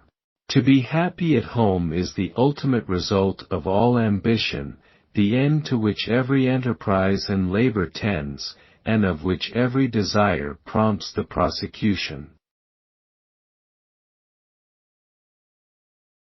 The gratification which affluence of wealth, extent of power, and eminence of reputation confer, must be always, by their own nature, confined to a very small number, and the life of the greater part of mankind must be lost in empty wishes and painful comparisons, were not the balm of philosophy shed upon us, and our discontent at the appearances of unequal distribution soothed and appeased.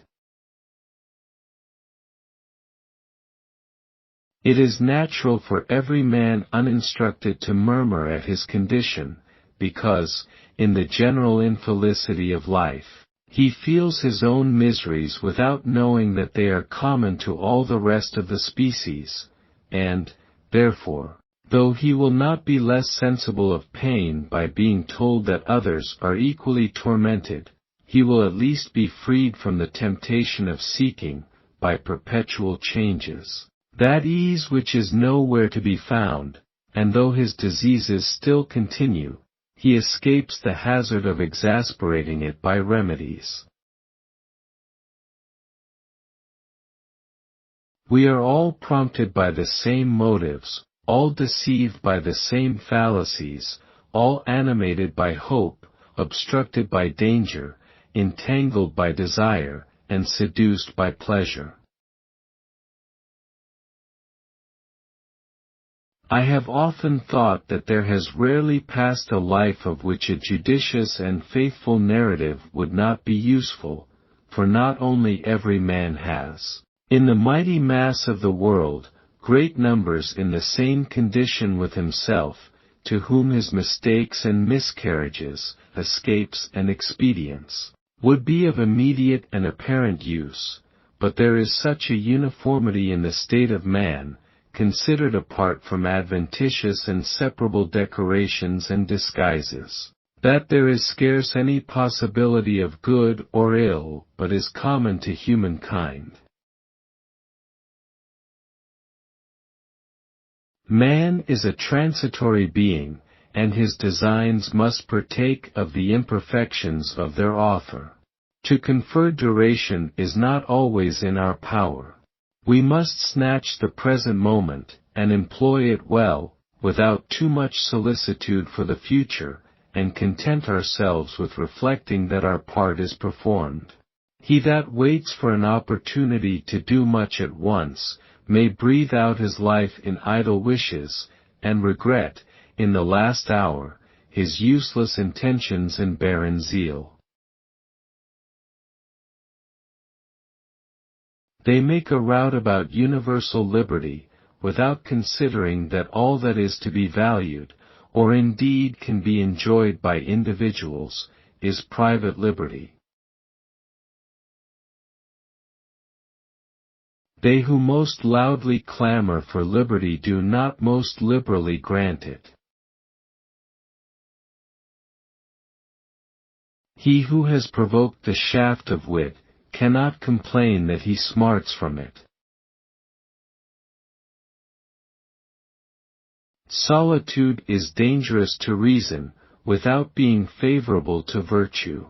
Remember that the solitary mortal is certainly luxurious, probably superstitious, and possibly mad. Self-love is often rather arrogant than blind. It does not hide our faults from ourselves, but persuades us that they escape the notice of others. It was his peculiar happiness that he scarcely ever found a stranger whom he did not leave a friend, but it must likewise be added, that he had not often a friend long without obliging him to become a stranger.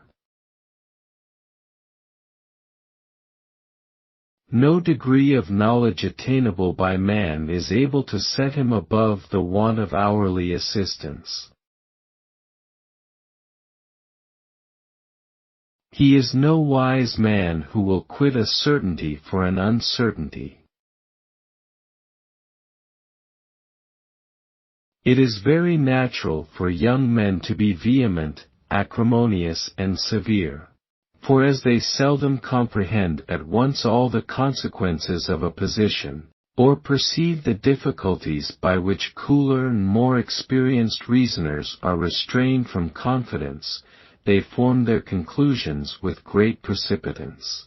Seeing nothing that can darken or embarrass the question, they expect to find their own opinion universally prevalent, and are inclined to impute uncertainty and hesitation to want of honesty, rather than of knowledge. It is our first duty to serve society.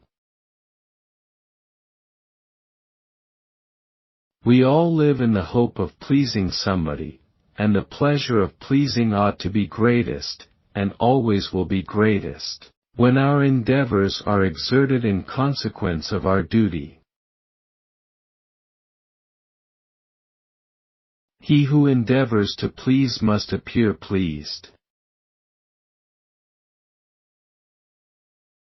There are occasions on which all apologies are rudeness. Labor, if it were not necessary for existence, would be indispensable for the happiness of man. Suspicion is most often useless pain. Friendship is seldom lasting but between equals, or where the superiority on one side is reduced by some equivalent advantage on the other. Security will produce danger. The endearing elegance of female friendship. In bed we laugh, in bed we cry, and born in bed we die, the near approach of bed may show of human bliss to human woe. Pleasure that is obtained by unreasonable and unsuitable cost must always end in pain. Let him that desires to see others happy, make haste to give while his gift can be enjoyed, and remember that every moment of delay takes away something from the value of his benefaction. In traveling, a man must carry knowledge with him, if he would bring home knowledge. Those writers who lie on the watch for novelty can have little hope of greatness, for great things cannot have escaped former observation. Tomorrow is an old deceiver, and his cheat never grows stale. Men who cannot deceive others are very often successful at deceiving themselves. Language is only the instrument of science, and words are but the signs of ideas. God himself, sir, does not propose to judge a man until his life is over. Why should you and I? You are much surer that you are doing good when you pay money to those who work, as the recompense of their labor, than when you give money merely in charity. Our desires always increase with our possessions. The knowledge that something remains yet unenjoyed impairs our enjoyment of the good before us. It is very strange, and very melancholy, that the paucity of human pleasures should persuade us ever to call hunting one of them. The most heterogeneous ideas are yoked by violence together. As any action or posture, long continued, will distort and disfigure the limbs, so the mind likewise is crippled and contracted by perpetual application to the same set of ideas. That friendship may be at once fond and lasting, there must not only be equal virtue on each part, but virtue of the same kind. Not only the same end must be proposed, but the same means must be approved by both. When female minds are embittered by age or solitude, their malignity is generally exerted in a rigorous and spiteful superintendence of domestic trifles. If the abuse be enormous, nature will rise up, and claiming her original rights, overturn a corrupt political system. Of all the griefs that harass the distressed, sure the most bitter is a scornful jest. No mind is much employed upon the present, recollection and anticipation fill up almost all our moments. In lapidary inscriptions a man is not upon oath. There is certainly no greater happiness than to be able to look back on a life usefully and virtuously employed, to trace our own progress in existence, by such tokens as excite neither shame nor sorrow. I would advise no man to marry who is not likely to propagate understanding. He was so generally civil, that nobody thanked him for it. Books without the knowledge of life are useless. Hypocrisy is the necessary burden of villainy, affectation part of the chosen trappings of folly. The one completes a villain, the other only finishes a fop. It is not uncommon to charge the difference between promise and performance, between profession and reality, upon deep design and studied deceit, but the truth is, that there is very little hypocrisy in the world. If a man could say nothing against a character but what he can prove, history could not be written. A man may be very sincere in good principles, without having good practice. The fiction of happiness is propagated by every tongue and confirmed by every look till at last all profess the joy which they do not feel and consent to yield to the general delusion. Happiness is enjoyed only in proportion as it is known, and such is the state or folly of man, that it is known only by experience of its contrary. Flattery pleases very generally. In the first place, the flatterer may think what he says to be true, but, in the second place, whether he thinks so or not, he certainly thinks those whom he flatters of consequence enough to be flattered. It is necessary to the success of flattery, that it be accommodated to particular circumstances or characters, and enter the heart on that side where the passions are ready to receive it. Men have solicitude about fame, and the greater share they have of it, the more afraid they are of losing it. Be not too hasty to trust or to admire the teachers of morality. They discourse like angels, but they live like men. Long customs are not easily broken. He that attempts to change the course of his own life very often labors in vain, and how shall we do that for others, which we are seldom able to do for ourselves? The ambition of superior sensibility and superior eloquence disposes the lovers of arts to receive rapture at one time, and communicate it at another, and each labors first to impose upon himself and then to propagate the imposture.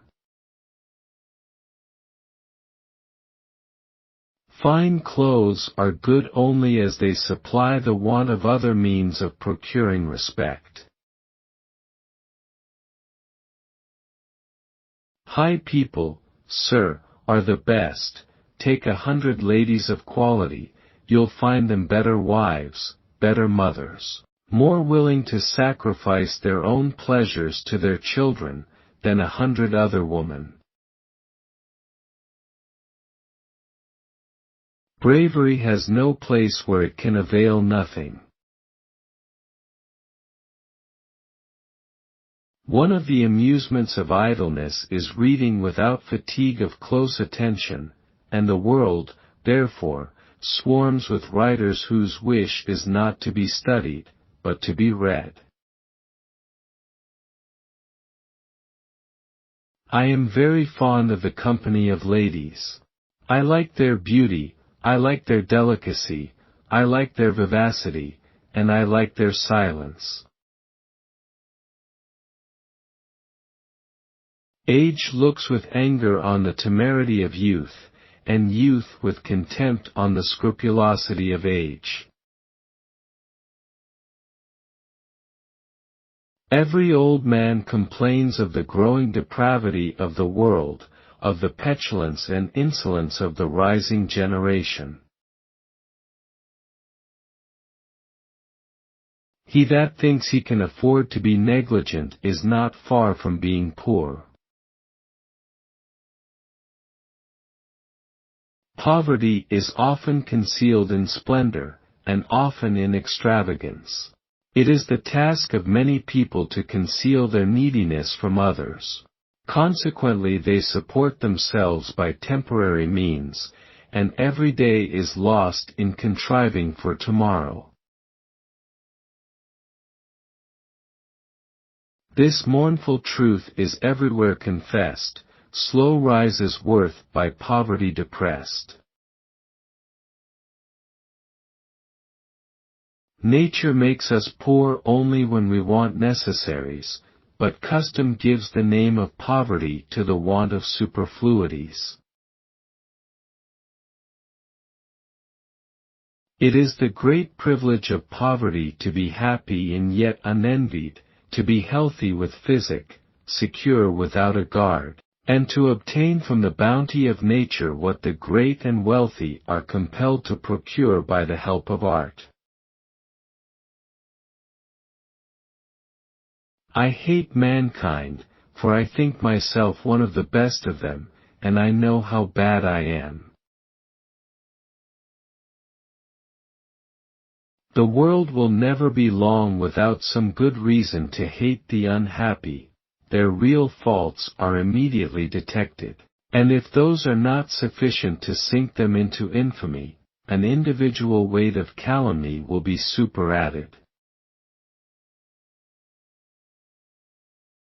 Age is rarely despised, but when it is, contemptible.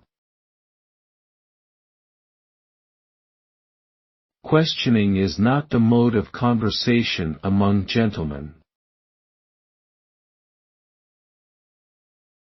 He was dull in a new way, and that made many think him great. No one ever became great by imitation. The superiority of some men is merely local. They are great because their associates are little.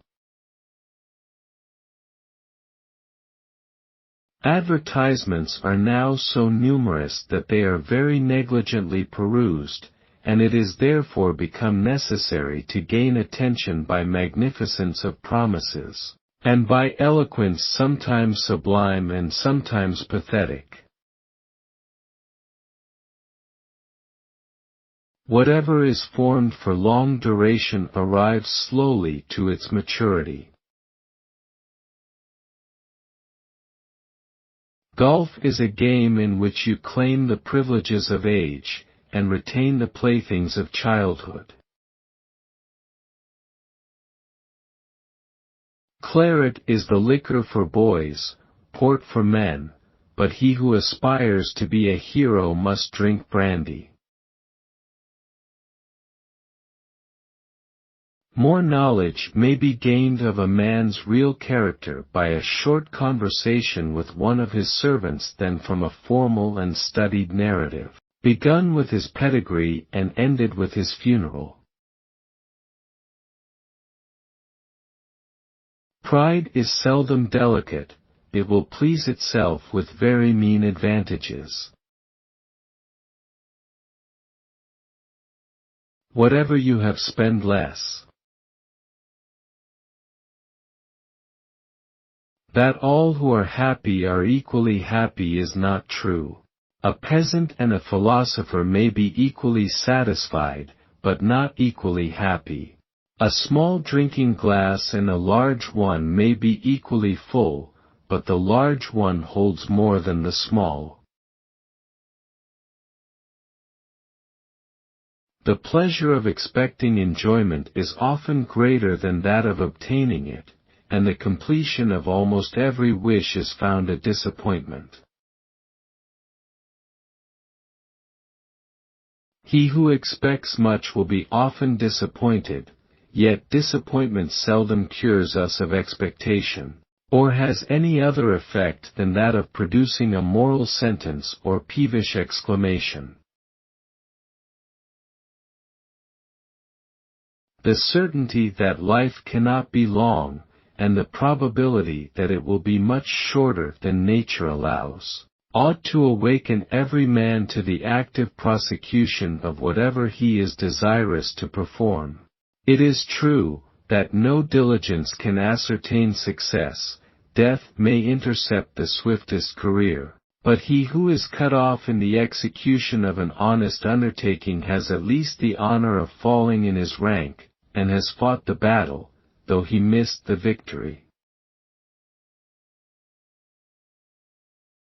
To a people warlike and indigent, an incursion into a rich country is never hurtful. Much may be made of a Scotchman, if he be caught young. The violence of war admits no distinction, the lance, that is lifted at guilt and power, will sometimes fall on innocence and gentleness. It is, indeed, at home that every man must be known by those who would make a just estimate either of his virtue or felicity, for smiles and embroidery are alike occasional, and the mind is often dressed for show in painted honor, and fictitious benevolence. When speculation has done its worst, 2 and 2 still make 4. Why, sir, Sherry is dull, naturally dull, but it must have taken him a great deal of pains to become what we now see him. Such an excess of stupidity, sir, is not in nature. Life is a pill which none of us can bear to swallow without gilding. Knowledge always desires increase. It is like fire, which must first be kindled by some external agent, but which will afterwards propagate itself. Whoever envies another confesses his superiority. The triumph of hope over experience. Yet it is necessary to hope, though hope should always be deluded, for hope itself is happiness, and its frustrations, however frequent, are yet less dreadful than its extinction. Health is so necessary to all the duties, as well as pleasures of life, that the crime of squandering it is equal to the folly. No man can enjoy happiness without thinking that he enjoys it. Philosophers there are who try to make themselves believe that this life is happy, but they believe it only while they are saying it, and never yet produced conviction in a single mind. Every period of life is obliged to borrow its happiness from time to come. All severity that does not tend to increase good, or prevent evil, is idle. Reproof should not exhaust its power upon petty failings. Life is barren enough surely with all her trappings, let us be therefore cautious of how we strip her. What we read with inclination makes a much stronger impression. If we read without inclination, half the mind is employed in fixing the attention, so there is but one half to be employed on what we read. He who would bring home the wealth of the Indies must carry the wealth of the Indies with him. Since every man is obliged to promote happiness and virtue, he should be careful not to mislead unwary minds, by appearing to set too high a value upon things by which no real excellence is conferred. Idleness is often covered by turbulence and hurry. He that neglects his known duty and real employment naturally endeavors to crowd his mind with something that may bar out the remembrance of his own folly, and does anything but what he ought to do with eager diligence, that he may keep himself in his own favor. If we will have the kindness of others, we must endure their follies. Sir, you must not neglect doing a thing immediately good from fear of remote evil, from fear of its being abused. He that accepts protection, stipulates obedience. There is less flogging in our great schools than formerly, but then less is learned there, so what the boys get at one end they lose at the other. Courage is a quality so necessary for maintaining virtue, that it is always respected, even when it is associated with vice. Change is not made without inconvenience. Advertisements are now so numerous that they are very negligently perused. You may translate books of science exactly. The beauties of poetry cannot be preserved in any language except that in which it was originally written. A man may write at any time, if he will set himself doggedly to it. So different are the colors of life, as we look forward to the future, or backward to the past, and so different the opinions and sentiments which this contrariety of appearance naturally produces, that the conversation of the old and young ends generally with contempt or pity on either side. And panting time toiled after him in vain. Enlarge my life with multitude of days, in health, in sickness, thus the suppliant prays, hides from himself his state, and shuns to know, that life protracted is protracted woe. Time hovers o'er, impatient to destroy, and shuts up all the passages of joy. That kind of life is most happy which affords us most opportunities of gaining our own esteem. Wickedness is always easier than virtue, for it takes the short cut to everything. Distance has the same effect on the mind as on the eye. Every man thinks meanly of himself for not having been a soldier, or not having been at sea. Men do not suspect faults which they do not commit. Happiness, said he, must be something solid and permanent, without fear and without uncertainty. I have already enjoyed too much, give me something to desire. Quotation is the highest compliment you can pay an author. He that reads and grows no wiser seldom suspects his own deficiency, but complains of hard words and obscure sentences, and asks why books are written which cannot be understood. Oats. A grain, which in England is generally given to horses, but in Scotland supports the people.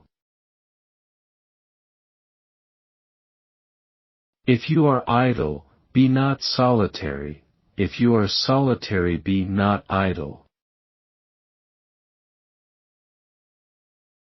While grief is fresh, every attempt to divert only irritates. You must wait till it be digested, and then amusement will dissipate the remains of it. Mankind have a great aversion to intellectual labor, but even supposing knowledge to be easily attainable, more people would be content to be ignorant than would take even a little trouble to acquire it. Don't, sir, accustom yourself to use big words for little matters. You raise your voice when you should reinforce your argument.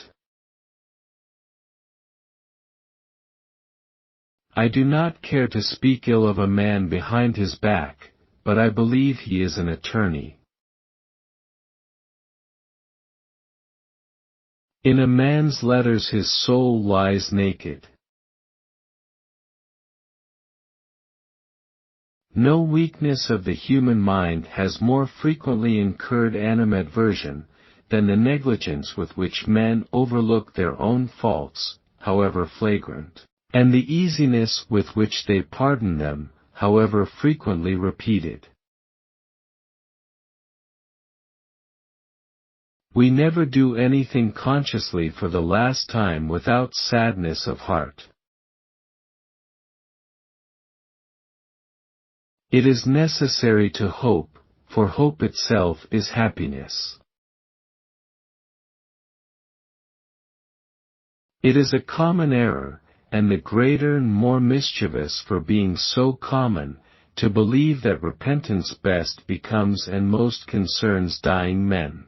Indeed, what is necessary every hour of our life is necessary in the hour of death too, and as long as one lives he will have need of repentance, and therefore it is necessary in the hour of death too, but he who hath constantly exercised himself in it in his health and vigor, will do it with less pain in his sickness and weakness, and he who hath practiced it all his life, will do it with more ease and less perplexity in the hour of his death.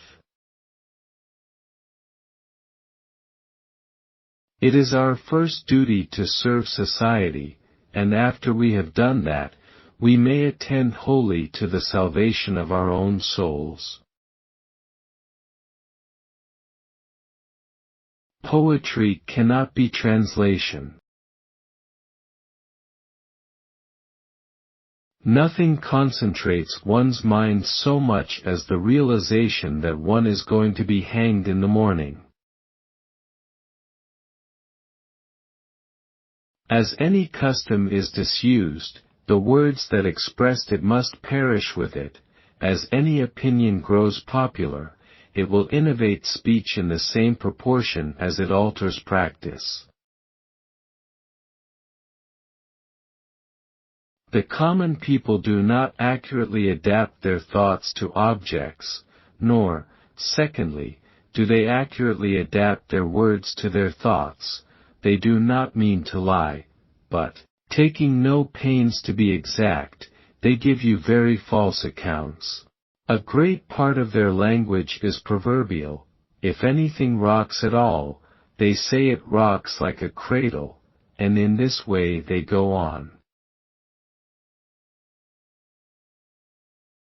A voyage to the moon, however romantic and absurd the scheme may now appear, since the properties of air have been better understood, seemed highly probable to many of the aspiring wits in the last century. The future is bought with the present. Time is, of all modes of existence, most obsequious to the imagination. Celestial wisdom calms the mind. No knowledge is useless, with the exception of heraldry. Shakespeare never had more than 6 lines together without a fault. He who fails to please in his salutation and address is at once rejected, and never obtains an opportunity of showing his latest excellences or essential qualities. It is certain that success naturally confirms in us a favorable opinion of our own abilities. Scarce any man is willing to allot to accident, friendship, and 1,000 causes, which concur in every event without human contrivance or interposition, the part which they may justly claim in his advancement. We rate ourselves by our fortune rather than our virtues, and exorbitant claims are quickly produced by imaginary merit. Where no man thinks himself under any obligation to submit to another, and, instead of cooperating in one great scheme, every one hastens through bypaths to private profit, no great change can suddenly be made, nor is superior knowledge of much effect, where every man resolves to use his own eyes and his own judgment, and every one applauds his own dexterity and diligence, in proportion as he becomes rich sooner than his neighbor. He that pines with hunger, is in little care how others shall be fed. The poor man is seldom studious to make his grandson rich. If you want to be a writer, then write. Write every day. Liberty is, to the lowest rank of every nation, little more than the choice of working or starving. To love their country has been considered as virtue in men, whose love could not be otherwise than blind, because their preference was made without a comparison. But it has never been my fortune to find, either in ancient or modern writers, any honorable mention of those, who have, with equal blindness, hated their country. Parents are by no means exempt from the intoxication of dominion. It is astonishing that any man can forbear inquiring seriously whether there is a God, whether God is just, whether this life is the only state of existence.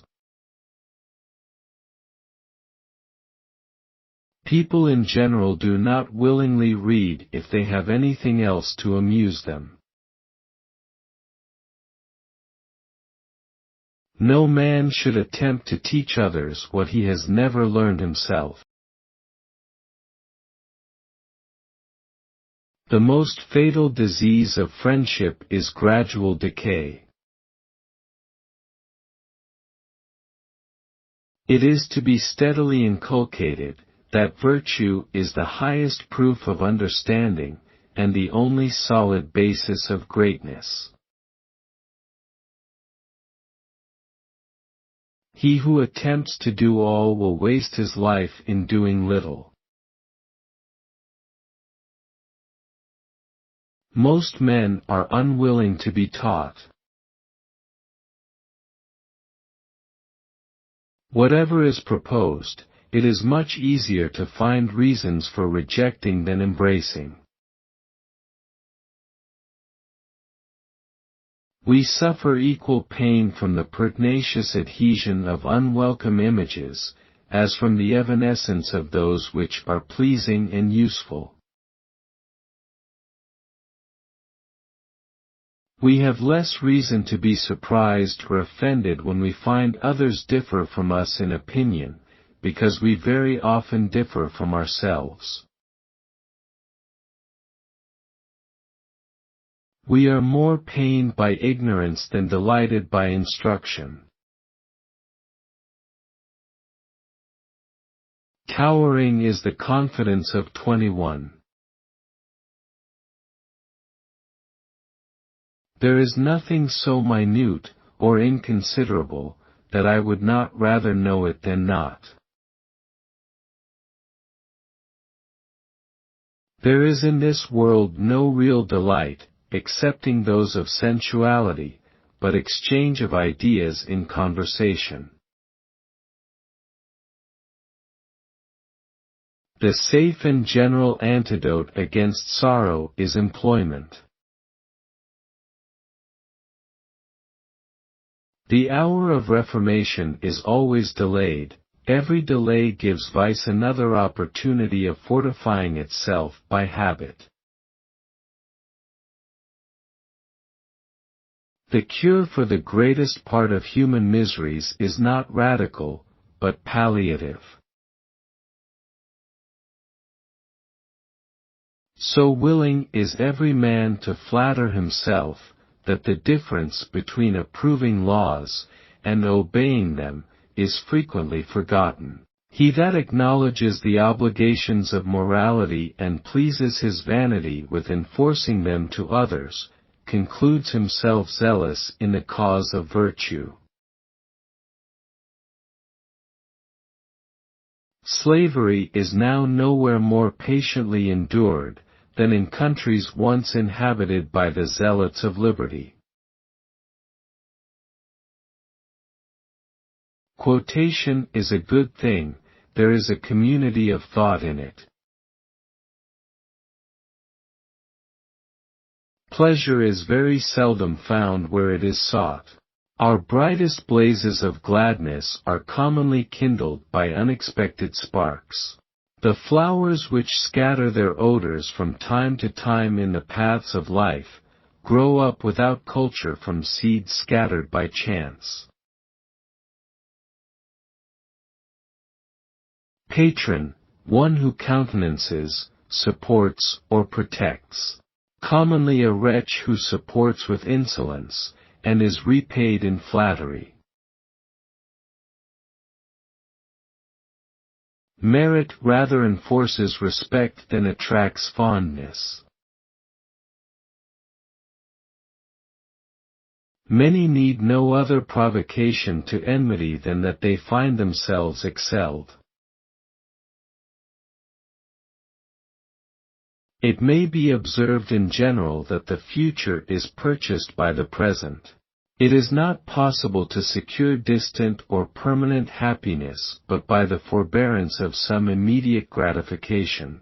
This is so evidently true with regard to the whole of our existence that all precepts of theology have no other tendency than to enforce a life of faith, a life regulated not by our senses but by our belief, a life in which pleasures are to be refused for fear of invisible punishments, and calamities sometimes to be sought, and always endured, in hope of rewards that shall be obtained in another state. Youth enters the world with very happy prejudices in her own favor. True enjoyments also keep people from vice.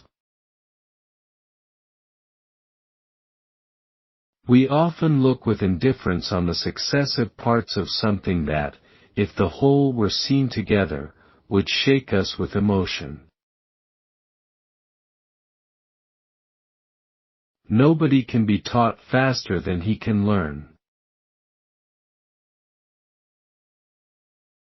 Every man is prompted by the love of himself to imagine that he possesses some qualities, superior, either in kind or degree, to those which he sees allotted to the rest of the world, and, whatever apparent disadvantages he may suffer in the comparison with others, he has some invisible distinctions, some latent reserve of excellence, which he throws into the balance, and by which he generally fancies that it is turned in his favor. To write and to live are very different. Many who praise virtue, do no more than praise it. Whiskey making is the art of making poison pleasant. We go from anticipation to anticipation, not from satisfaction to satisfaction.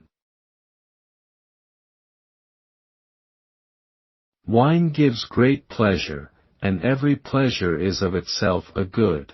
And a man should cultivate his mind so as to have that confidence and readiness without wine, which wine gives. A gentleman who had been very unhappy in marriage, married immediately after his wife died. It was the triumph of hope over experience. The joy of life is variety. A student may easily exhaust his life in comparing divines and moralists without any practical regard to morals and religion. He may be learning not to live but to reason. While the chief use of his volumes is unthought of, his mind is unaffected, and his life is unreformed.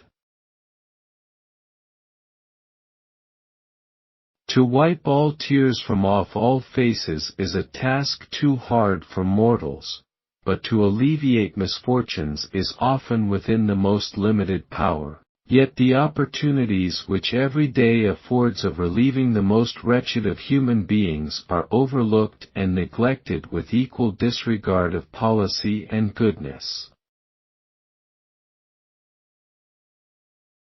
A person loves to review his own mind. That is the use of a diary, or journal. It is incident to physicians, I am afraid, beyond all other men, to mistake subsequence for consequence. Criticism is a study by which men grow important and formidable at very small expense. The power of invention has been conferred by nature upon few, and the labor of learning those sciences which may, by mere labor, be obtained, is too great to be willingly endured, but every man can exert some judgment as he has upon the works of others, and he whom nature has made weak, and idleness keeps ignorant, may yet support his vanity by the name of critic. If the guardian or the mother tell the woes of wilful waste, scorn their counsel and their pother, you can hang or drown at last. There may be other reasons for a man's not speaking in public than want of resolution. He may have nothing to say. But grant, the virtues of a temperate prime bless with an age exempt from scorn or crime, an age that melts with unperceived decay, and glides in modest innocence away. In sovereignty there are no gradations. An epithet or metaphor drawn from nature ennobles art, an epithet or metaphor drawn from art degrades nature. We consider ourselves as defective in memory, either because we remember less than we desire, or less than we suppose others to remember. I inherited a vile melancholy from my father, which has made me mad all my life, at least not sober. Employment and hardships prevent melancholy. The maxim of Cleobulus, mediocrity is best, has been long considered a universal principle, extending through the whole compass of life and nature. The experience of every age seems to have given it new confirmation, and to show that nothing, however specious or alluring, is pursued with propriety or enjoyed with safety beyond certain limits. Among many parallels which men of imagination have drawn between the natural and moral state of the world, it has been observed that happiness as well as virtue consists in mediocrity. A married man has many cares, but a bachelor no pleasures. A man of sense and education should meet a suitable companion in a wife. It is a miserable thing when the conversation can only be such as whether the mutton should be boiled or roasted, and probably a dispute about that. Many a man is mad in certain instances, and goes through life without having it perceived. For example, a madness has seized a person of supposing himself obliged literally to pray continually. Had the madness turned the opposite way, and the person thought it a crime ever to pray, it might not improbably have continued unobserved. All power of fancy over reason is a degree of madness. To buried merit rise the tardy bust. Rags will always make their appearance where they have a right to do it. Irresolution and mutability are often the faults of men whose views are wide, and whose imagination is vigorous and excursive. To dread no eye and to suspect no tongue is the great prerogative of innocence and exemption granted only to invariable virtue. It is a maxim that no man was ever enslaved by influence while he was fit to be free. Indolence is the devil's cushion. Our senses, our appetite, and our passions are our lawful and faithful guides in things that relate solely to this life. How gloomy would be the mansions of the dead to him who did not know that he should never die, that what now acts shall continue its agency, and what now thinks shall think on forever. Human reason borrowed many arts from the instinct of animals. Peevishness may be considered the canker of life, that destroys its vigor and checks its improvement, that creeps on with hourly depredations, and taints and vitiates what it cannot consume. The man who feels himself ignorant should, at least, be modest. I know not, madam, that you have a right, upon moral principles, to make your readers suffer so much. Sir, a man who cannot get to heaven in a green coat, will not find his way thither the sooner in a grey one. A man has no more right to say an uncivil thing than to act one, no more right to say a rude thing to another than to knock him down. The student who would build his knowledge on solid foundations, and proceed by just degrees to the pinnacles of truth, is directed by the great philosopher of France to begin by doubting of his own existence. In like manner, whoever would complete any arduous and intricate enterprise, should, as soon as his imagination can cool after the first blaze of hope, place before his own eyes every possible embarrassment that may retard or defeat him. He should first question the probability of success, and then endeavor to remove the objections that he has raised. Let me rejoice in the light which thou hast imparted, let me serve thee with active zeal, humbled confidence, and wait with patient expectation for the time in which the soul which thou receivest shall be satisfied with knowledge. I have two very cogent reasons for not printing any list of subscribers: one, that I have lost all the names, the other, that I have spent all the money. The poet must write as the interpreter of nature and the legislator of mankind, and consider himself as presiding over the thoughts and manners of future generations, as a being superior to time and place.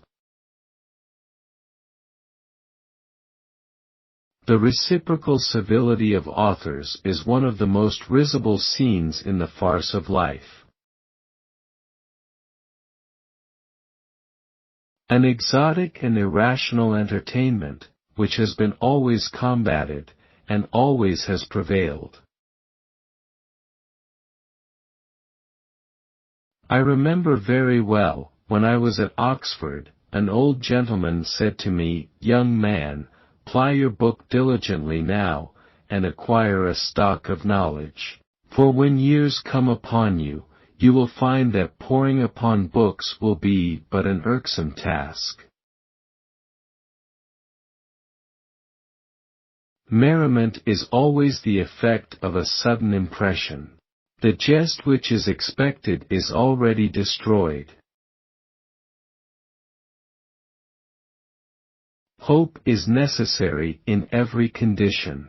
The miseries of poverty, of sickness, or captivity, would, without this comfort, be insupportable. Nor does it appear that the happiest lot of terrestrial existence can set us above the want of this general blessing, or that life, when the gifts of nature and of fortune are accumulated upon it, would not still be wretched, were it not elevated and delighted by the expectation of some new possession, of some enjoyment yet behind, by which the wish shall at last be satisfied, and the heart filled up to its utmost extent. I have always suspected that the reading is right, which requires many words to prove it wrong, and the emendation wrong, that cannot without so much labor appear to he right. Fears of the brave and follies of the wise. All this, wealth, excludes but one evil, poverty. The trappings of a monarchy would set up an ordinary commonwealth. It is not easy to surround life with any circumstances in which youth will not be delightful. It has long been observed that an atheist has no just reason for endeavoring conversions, and yet none harass those minds which they can influence, with more importunity of solicitation to adopt their opinions. In proportion as they doubt the truth of their own doctrines, they are desirous to gain the attestation of another understanding, and industriously labor to win a proselyte, and eagerly catch at the slightest pretense to dignify their sect with a distinguished name. Whoever wishes to attain an English style, familiar but not coarse, and elegant but not ostentatious, must give his days and nights to the volumes of Addison. The expense is damnable, the position is ridiculous, and the pleasure fleeting. The civilities of the great are never thrown away. I love the acquaintance of young people, because, in the first place, I do not like to think myself growing old. In the next place, young acquaintances must last longest, if they do last, and then, sir, young men have more virtue than old men. They have more generous sentiments in every respect. His most frequent ailment was the headache which he used to relieve by inhaling the steam of coffee. Was there ever yet anything written by mere man that was wished longer by its readers, excepting Don Quixote, Robinson Crusoe, and the Pilgrim's Progress? To make dictionaries is dull work. We are perpetually moralists, but we are geometricians only by chance. Our intercourse with intellectual nature is necessary, our speculations upon matter are voluntary, and at leisure. Shakespeare never had 6 lines together without a fault. Perhaps you may find 7, but this does not refute my general assertion. Every man, however hopeless his pretensions may appear, has some project by which he hopes to rise to reputation, some art by which he imagines that the attention of the world will be attracted, some quality, good or bad, which discriminates him from the common herd of mortals, and by which others may be persuaded to love, or compelled to fear him. To set the mind above the appetites is the end of abstinence, which if not a virtue, is the groundwork of a virtue. He left the name at which the world grew pale, to point a moral, or adorn a tale. Fly fishing may be a very pleasant amusement, but angling or float fishing I can only compare to a stick and a string, with a worm at one end and a fool at the other. Sir, what is poetry? Why, sir, it is much easier to say what it is not. We all know what light is, but it is not easy to tell what it is.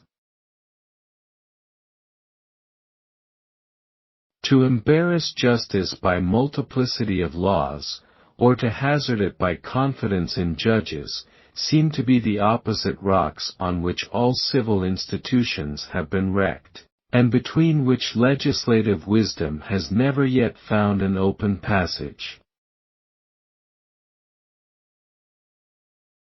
Their ambush here relentless ruffians lay, and here the fell attorney prowls for prey. Sir, it is wrong to stir up lawsuits, but when once it is certain that a lawsuit is to go on, there is nothing wrong in a lawyer's endeavoring that he shall have the benefit, rather than another. As to precedents, to be sure they will increase in course of time, but the more precedents there are, the less occasion is there for law, that is to say, the less occasion is there for investigating principles. To be free it is not enough to beat the system, one must beat the system every day. None but a fool worries about things he cannot influence. This was a good dinner enough, to be sure, but it was not a dinner to ask a man to. The business of life is to go forward. We are not here to sell a parcel of boilers and vats, but the potentiality of growing rich beyond the dreams of avarice. The process is the reality. Patience and submission are very carefully to be distinguished from cowardice and indolence. We are not to repine, but we may lawfully struggle, for the calamities of life, like the necessities of nature, are calls to labor and diligence. Moderation is commonly firm, and firmness is commonly successful. They who have already enjoyed the crowds and noise of the great city, know their desire to return is little more than the restlessness of a vacant mind, that they are not so much led by hope as driven by disgust, and wish rather to leave the country than to see the town.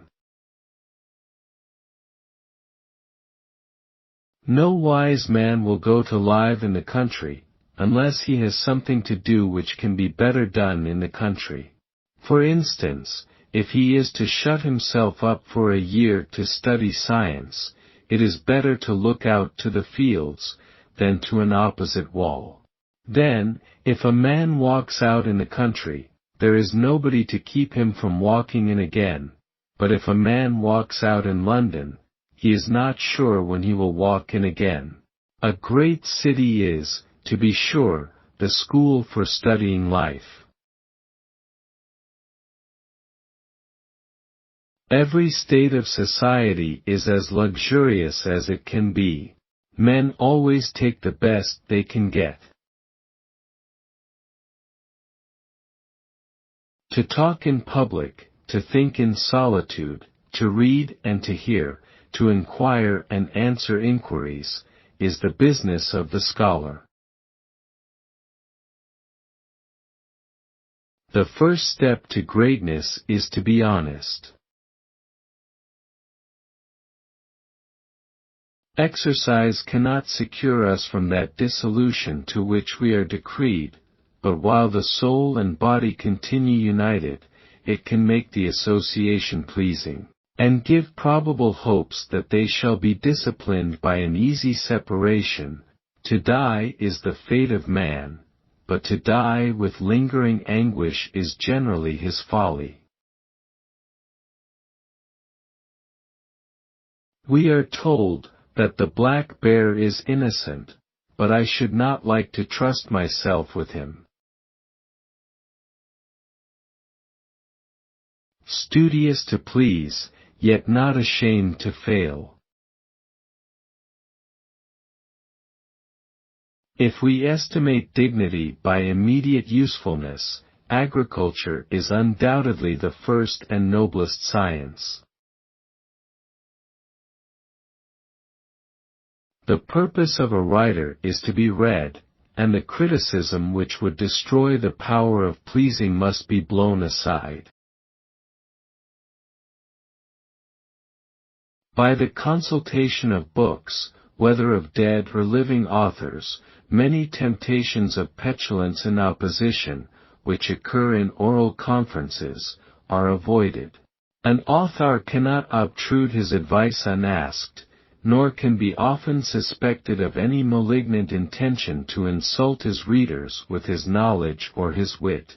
Yet so prevalent is the habit of comparing ourselves with others, while they remain within the reach of our passions, that books are seldom read with complete impartiality, but by those from whom the writer is placed at such a distance that his life or death is indifferent. It is strange that there should be so little reading in the world, and so much writing. People in general do not willingly read, if they can have anything else to amuse them.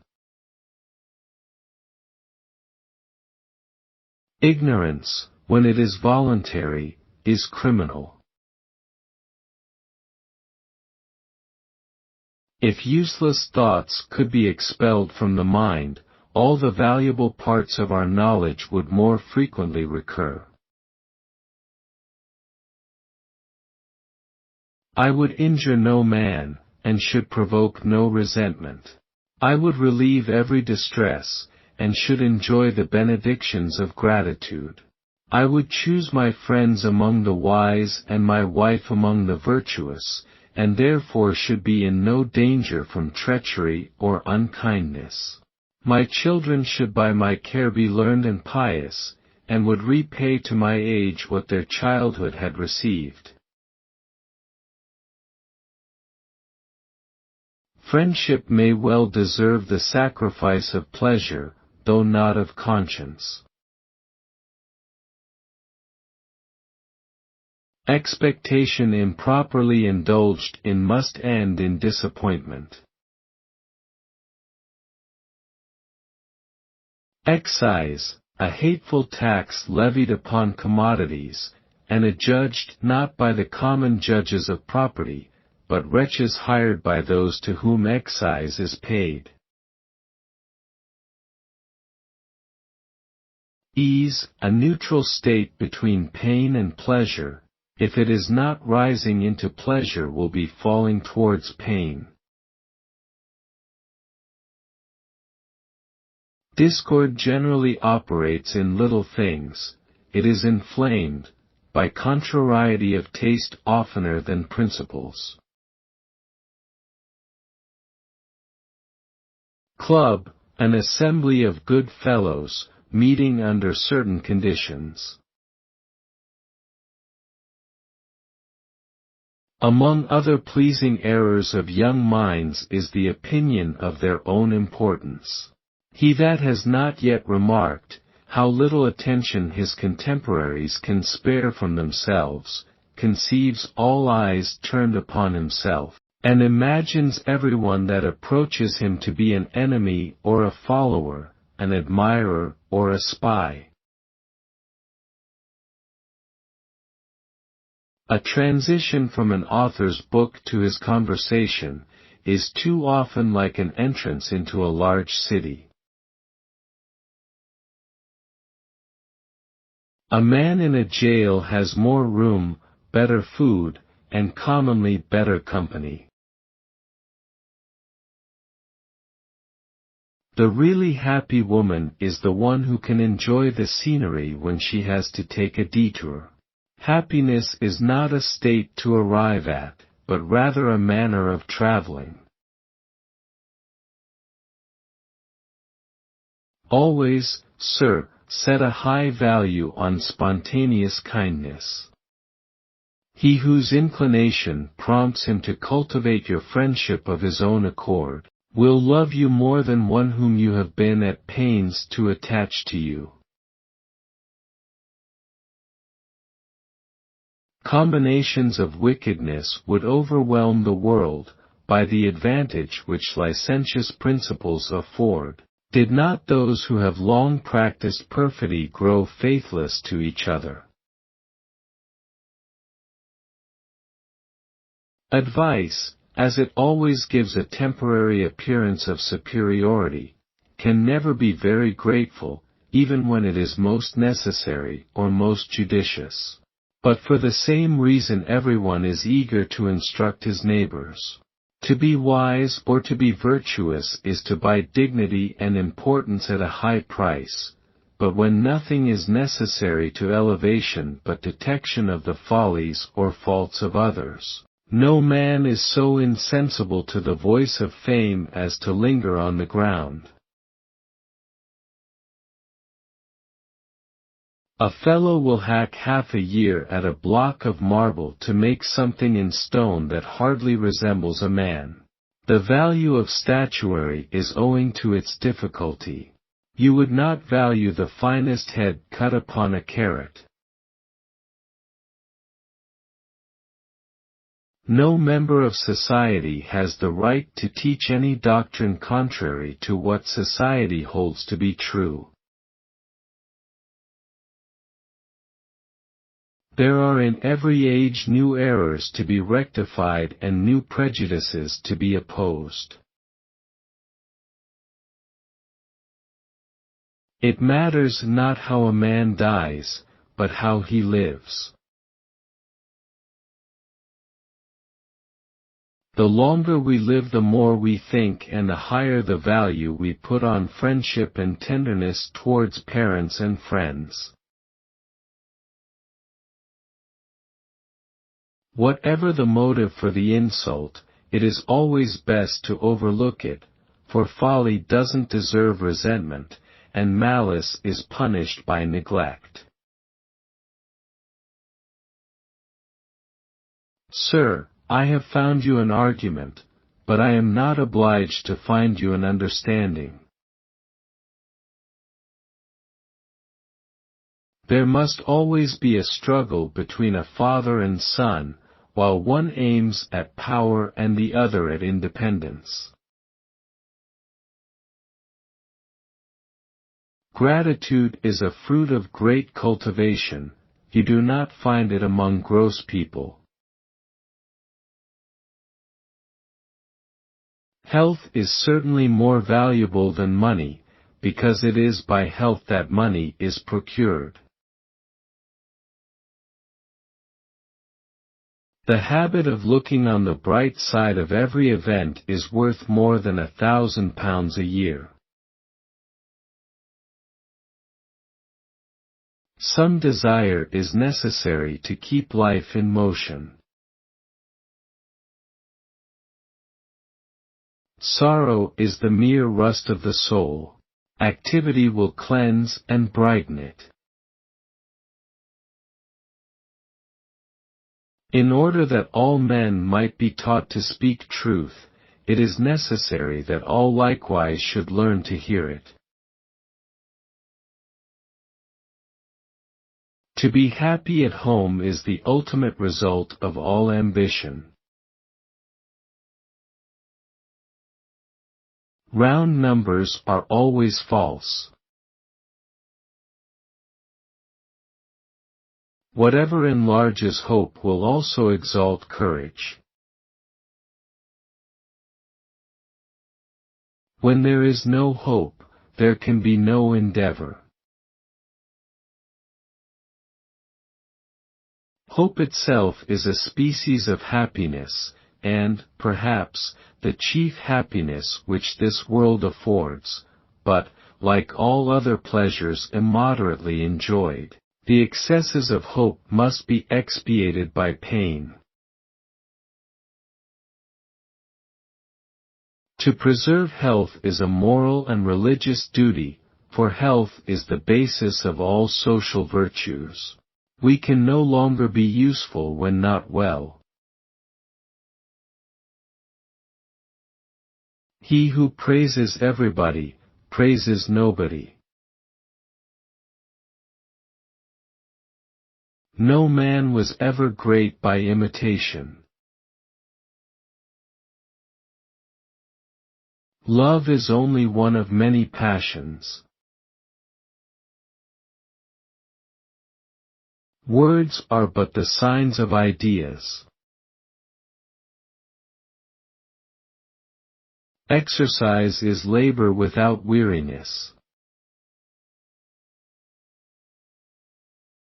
What is easy is seldom excellent. Plenty is the original cause of many of our needs, and even the poverty, which is so frequent and distressful in civilized nations, proceeds often from that change of manners which opulence has produced. Nature makes us poor only when we want necessaries, but custom gives the name of poverty to the want of superfluities. The supreme end of education is expert discernment in all things, the power to tell the good from the bad, the genuine from the counterfeit, and to prefer the good and the genuine to the bad and the counterfeit.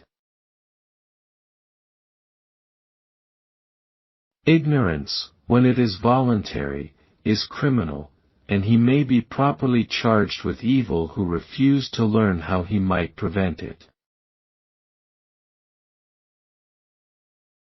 The majority have no other reason for their opinions than that they are the fashion. Politics are now nothing more than means of rising in the world. The chief art of learning, as Locke has observed, is to attempt but little at a time. The widest excursions of the mind are made by short flights frequently repeated. The most lofty fabrics of science are formed by the continued accumulation of single propositions. Curiosity is the thirst of the soul. Authors and lovers always suffer some infatuation, from which only absence can set them free. Man's chief merit consists in resisting the impulses of his nature. What a strange narrowness of mind now is that, to think the things we have not known are better than the things we have known. A translator is to be like his author, it is not his business to excel him. There is no observation more frequently made by such as employ themselves in surveying the conduct of mankind, than that marriage, though the dictate of nature, and the institution of Providence, is yet very often the cause of misery, and that those who enter into that state can seldom forbear to express their repentance, and their envy of those whom either chance or caution hath withheld from it. Most men think indistinctly, and therefore cannot speak with exactness. A man who exposes himself when he is intoxicated, has not the art of getting drunk. It is unpleasing to represent our affairs to our own disadvantage, yet it is necessary to shew the evils which we desire to be removed. Just praise is only a debt, but flattery is a present.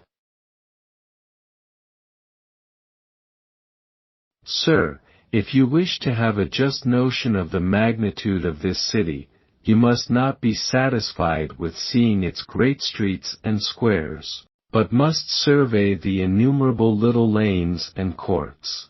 It is not in the showy evolutions of buildings, but in the multiplicity of human habitations which are crowded together, that the wonderful immensity of London consists.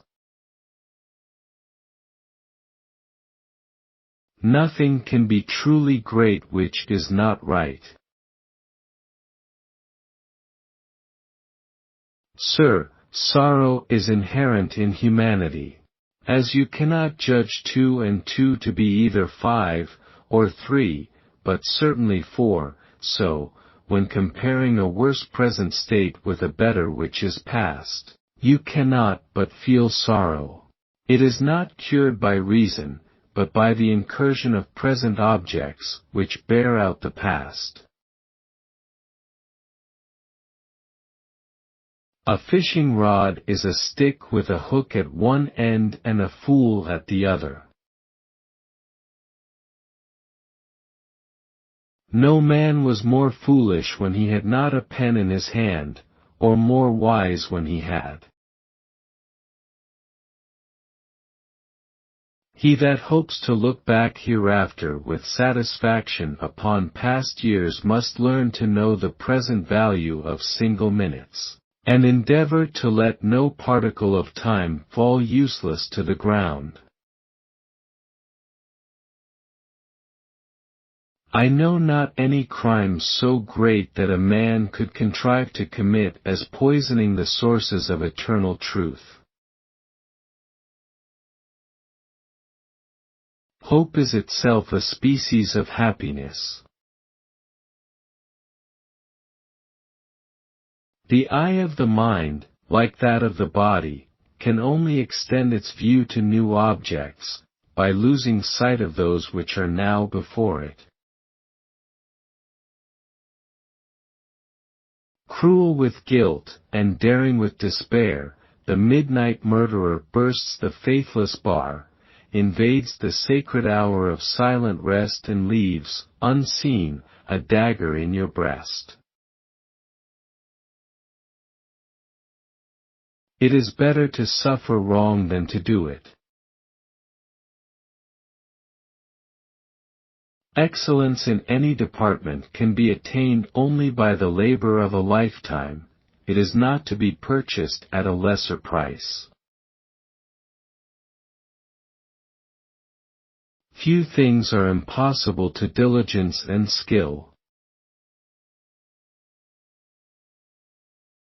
How small of all that human hearts endure, that part which laws or kings can cause or cure. Still to ourselves in every place consigned, our own felicity we make or find. With secret course, which no loud storms annoy, glides the smooth current of domestic joy. Language is the dress of thought, every time you talk your mind is on parade. When any fit of gloominess, or perversion of mind, lays hold upon you, make it a rule not to publish it by complaints. Composition is for the most part an effort of slow diligence and steady perseverance, to which the mind is dragged by necessity or resolution, and from which the attention is every moment starting to more delightful amusements. A generous and elevated mind is distinguished by nothing more certainly than an eminent degree of curiosity. Modern writers are the moons of literature, they shine with reflected light, with light borrowed from the ancients.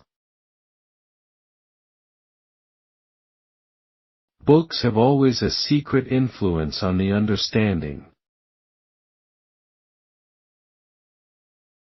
Music is the only sensual pleasure without vice. I am a hardened and shameless tea drinker, who has, for 20 years, diluted his meals with only the infusion of this fascinating plant, whose kettle has scarcely time to cool, who with tea amuses the evening, with tea solaces the midnight, and, with tea, welcomes the morning. No cause more frequently produces bashfulness than too high an opinion of our own importance.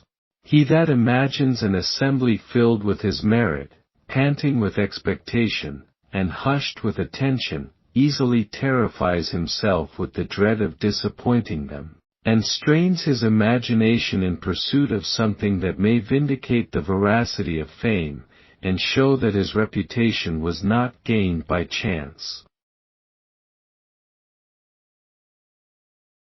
How small of all that human hearts endure that part which laws or kings can cause or cure. A contempt of the monuments and the wisdom of the past, may be justly reckoned one of the reigning follies of these days, to which pride and idleness have equally contributed. The use of traveling is to regulate imagination by reality.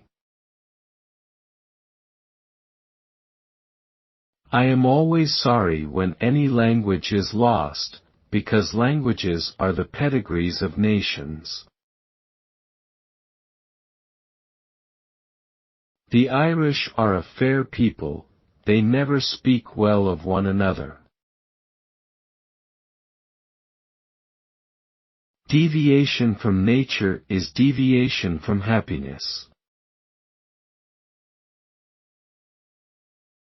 Wine gives great pleasure, and every pleasure is of itself a good. It is a good, unless counterbalanced by evil. Abuse is often of service. There is nothing so dangerous to an author as silence. Don't think of retiring from the world until the world will be sorry that you retire. I hate a fellow whom pride or cowardice or laziness drive into a corner, and who does nothing when he is there but sit and growl. Let him come out as I do, and bark. The joy of life is variety. The tenderest love requires to be rekindled by intervals of absence. Great works are performed, not by strength, but by perseverance. Those that walk with vigor, 3 hours a day, will pass in 7 years a space equal to the circumference of the globe. It is the just doom of laziness and gluttony to be inactive without ease and drowsy without tranquility. He that would travel for the entertainment of others, should remember that the great object of remark is human life. Every nation has something peculiar in its manufactures, its works of genius, its medicines, its agriculture, its customs, and its policy. He only is a useful traveler, who brings home something by which his country might be benefited, who procures some supply of want, or some mitigation of evil, which may enable his readers to compare their condition with that of others, to improve it whenever it is worse, and whenever it is better to enjoy it. The vicious count their years, virtuous, their acts. Our aspirations are our possibilities. There lurks, perhaps, in every human heart a desire of distinction, which inclines every man first to hope, and then to believe, that nature has given him something peculiar to himself. He that would be superior to external influences must first become superior to his own passions. The law is the last result of human wisdom acting upon human experience for the benefit of the public. Do not accustom yourself to consider debt only as an inconvenience, you will find it a calamity. A decent provision for the poor is the true test of civilization. No man is a hypocrite in his pleasures. No man will be found in whose mind airy notions do not sometimes tyrannize, and force him to hope or fear beyond the limits of sober probability. To hear complaints is wearisome alike to the wretched and the happy. The disturbers of happiness are our desires, our griefs, and our fears. Curiosity is one of the permanent and certain characteristics of a vigorous intellect. Every advance into knowledge opens new prospects, and produces new incitements to farther progress. Abstinence is as easy to me as temperance would be difficult. To have the management of the mind is a great art, and it may be attained in a considerable degree by experience and habitual exercise. Let him take a course of chemistry, or a course of rope dance, or a course of anything to which he is inclined at the time. Let him contrive to have as many retreats for his mind as he can, as many things to which it can fly from itself. We seldom learn the true want of what we have till it is discovered that we can have no more.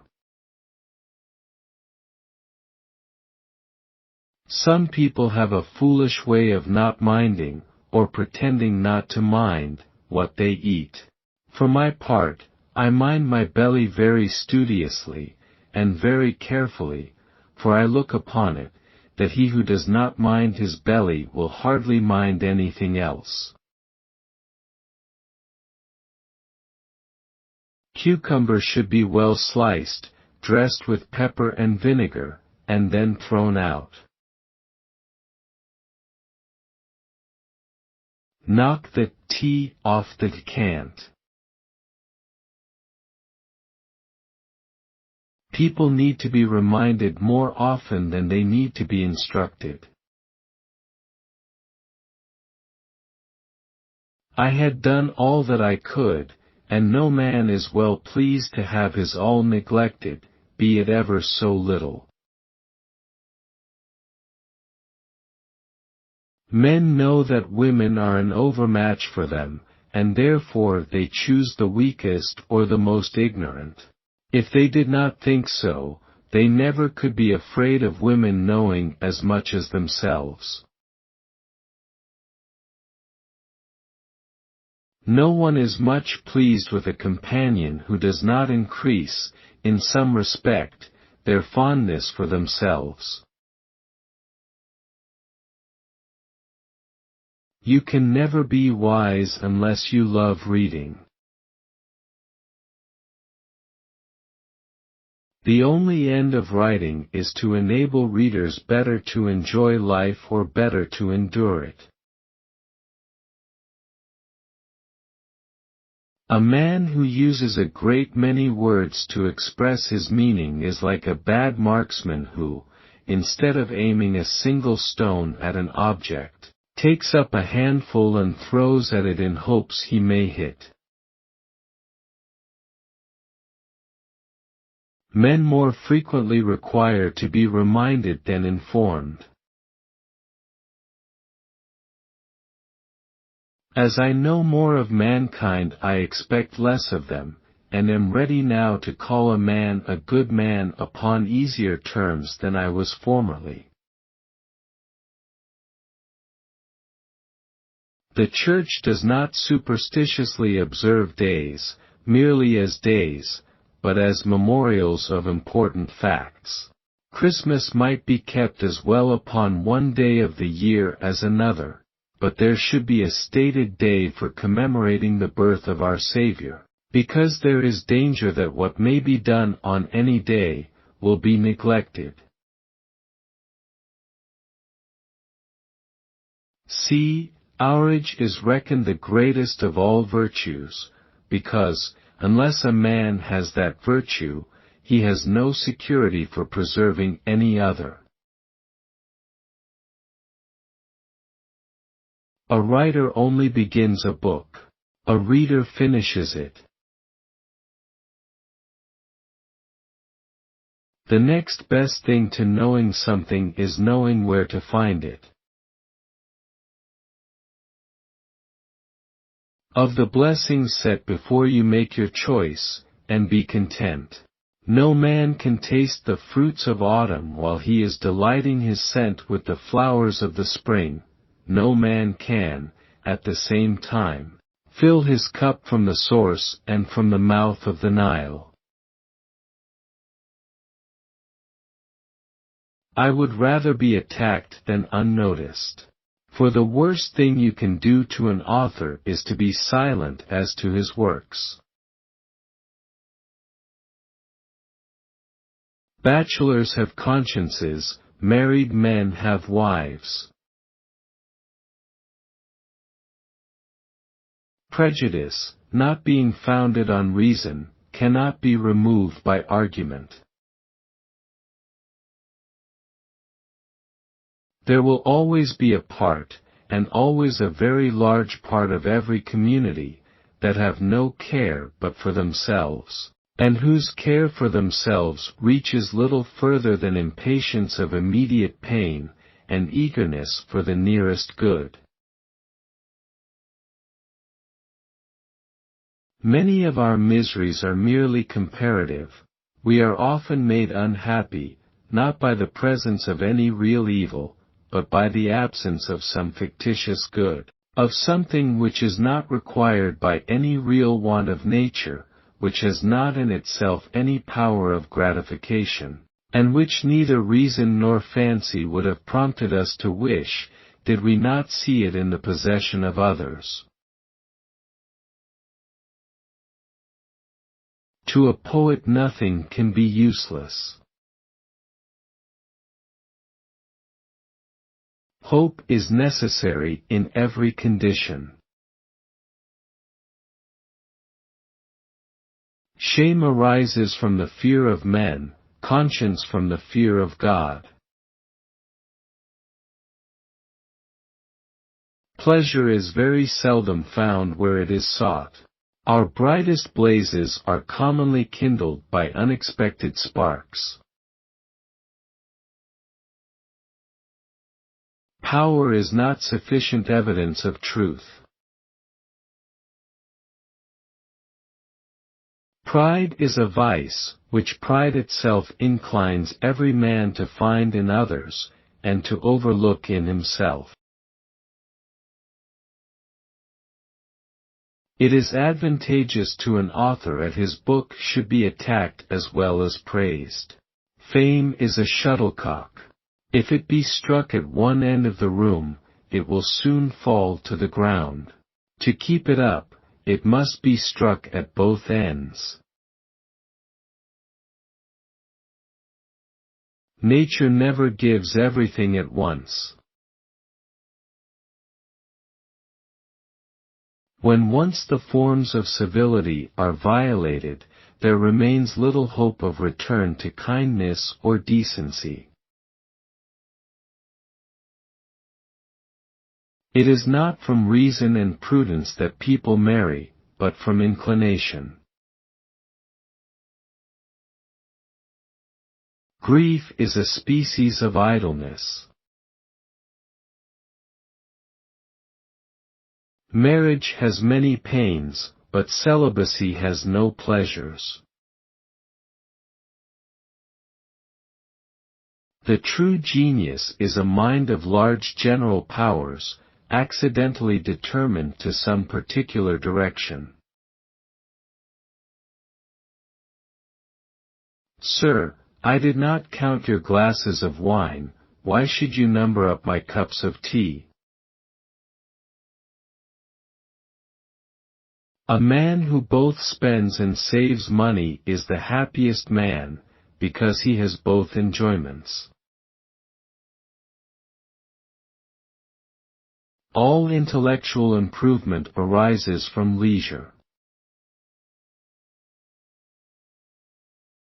Those who do not feel pain seldom think that it is felt. He that embarks on the voyage of life will always wish to advance rather by the impulse of the wind than the strokes of the oar, and many fold in their passage, while they lie waiting for the gale. No people can be great who have ceased to be virtuous. Deceit and falsehood, whatever conveniences they may for a time promise or produce, are, in the sum of life, obstacles to happiness. Those who profit by the cheat distrust the deceiver, and the act by which kindness was sought puts an end to confidence. Slander is the revenge of a coward, and dissimulation of his defense. There can be no friendship without confidence, and no confidence without integrity. The safe and general antidote against sorrow is employment. It is commonly observed, that among soldiers and seamen, though there is much kindness, there is little grief. They see their friend fall without any of that lamentation which is indulged in security and idleness, because they have no leisure to spare from the care of themselves. And whoever shall keep his thoughts equally busy will find himself equally unaffected with irretrievable losses. Quack, a boastful pretender to arts which he does not understand. A vain boastful pretender to physic, an artful, tricking practitioner in physic. To proportion the eagerness of contest to its importance seems too hard a task for human wisdom. The pride of wit has kept ages busy in the discussion of useless questions, and the pride of power has destroyed armies, to gain or to keep unprofitable possessions. Each person's work is always a portrait of himself. Your aspirations are your possibilities. Language is the dress of thought. Fraud and falsehood only dread examination. Truth invites it. A man's mind grows narrow in a narrow place. If a man begins to read in the middle of a book, and feels an inclination to go on, let him not quit it to go to the beginning. He may perhaps not feel again the inclination. From thee, great God, we spring, to thee we tend, path, motive, guide, original, and end.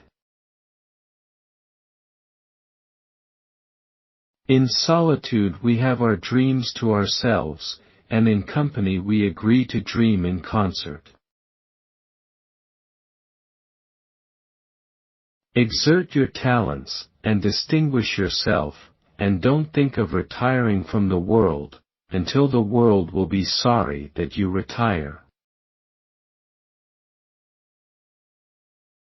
The future is purchased by the present. Marriage is the strictest tie of perpetual friendship, and there can be no friendship without confidence, and no confidence without integrity. And he must expect to be wretched, who pays to beauty, riches, or politeness that regard which only virtue and piety can claim. Such is the common process of marriage. A youth and maiden exchange meeting by chance, or brought together by artifice, exchange glances, reciprocate civilities, go home, and dream of one another. Having little to divert attention, or diversify thought, they find themselves uneasy when they are apart, and therefore conclude that they shall be happy together. They marry, and discover what nothing but voluntary blindness had before concealed. They wear out life in altercations, and charge nature with cruelty. The uncertainty of death is, in effect, the great support of the whole system of life. The time will come to every human being when it must be known how well he can bear to die. Philosophy has often attempted to repress insolence by asserting that all conditions are leveled by death, a position which, however it may defect the happy, will seldom afford much comfort to the wretched. It seems to be remarkable that death increases our veneration for the good, and extenuates our hatred for the bad. I do not wonder that, where the monastic life is permitted, every order finds votaries, and every monastery inhabitants. Men will submit to any rule, by which they may be exempted from the tyranny of caprice and of chance. They are glad to supply by external authority their own want of constancy and resolution, and court the government of others, when long experience has convinced them of their own inability to govern themselves. I do not know, sir, that the fellow is an infidel, but if he be an infidel, he is an infidel as a dog is an infidel. That is to say, he has never thought upon the subject. He is not only dull himself, but the cause of dullness in others. All theory is against free will, all experience is for it. When once a man has made celebrity necessary to his happiness, he has put it in the power of the weakest and most timorous malignity, if not to take away his satisfaction, at least to withhold it. His enemies may indulge their pride by airy negligence and gratify their malice by quiet neutrality.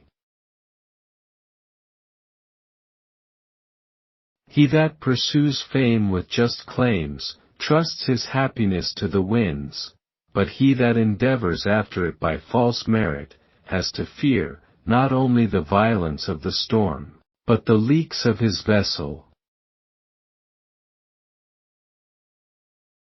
Youth enters the world with very happy prejudices in her own favor.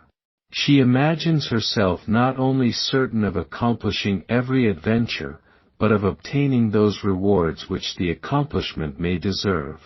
She is not easily persuaded to believe that the force of merit can be resisted by obstinacy and avarice, or its luster darkened by envy and malignity. The size of a man's understanding can be justly measured by his mirth. Greece appears to be the fountain of knowledge, Rome of elegance. Almost all the moral good which is left among us is the apparent effect of physical evil. Evil is uncertain in the same degree as good, and for the reason that we ought not to hope too securely, we ought not to fear with too much dejection. He that teaches us anything which we knew not before is undoubtedly to be reverenced as a master. Fear is implanted in us as a preservative from evil, but its duty, like that of other passions, is not to overbear reason, but to assist it. It should not be suffered to tyrannize in the imagination, to raise phantoms of horror, or to beset life with supernumerary distresses. I have all my life long been lying in bed till noon, yet I tell all young men, and tell them with great sincerity, that nobody who does not rise early will ever do any good. Of all kinds of credulity, the most obstinate is that of party spirit, of men, who, being numbered, they know not why, in any party, resign the use of their own eyes and ears, and resolve to believe nothing that does not favor those whom they profess to follow. The essence of poetry is invention, such invention as, by producing something unexpected, surprises and delights. Milton, madam, was a genius that could cut a colossus from a rock, but could not carve heads upon cherry stones. In all evils which admits a remedy, impatience should be avoided, because it wastes the time and attention in complaints which, if properly applied, might remove the cause. For patience, sovereign o'er transmuted ill.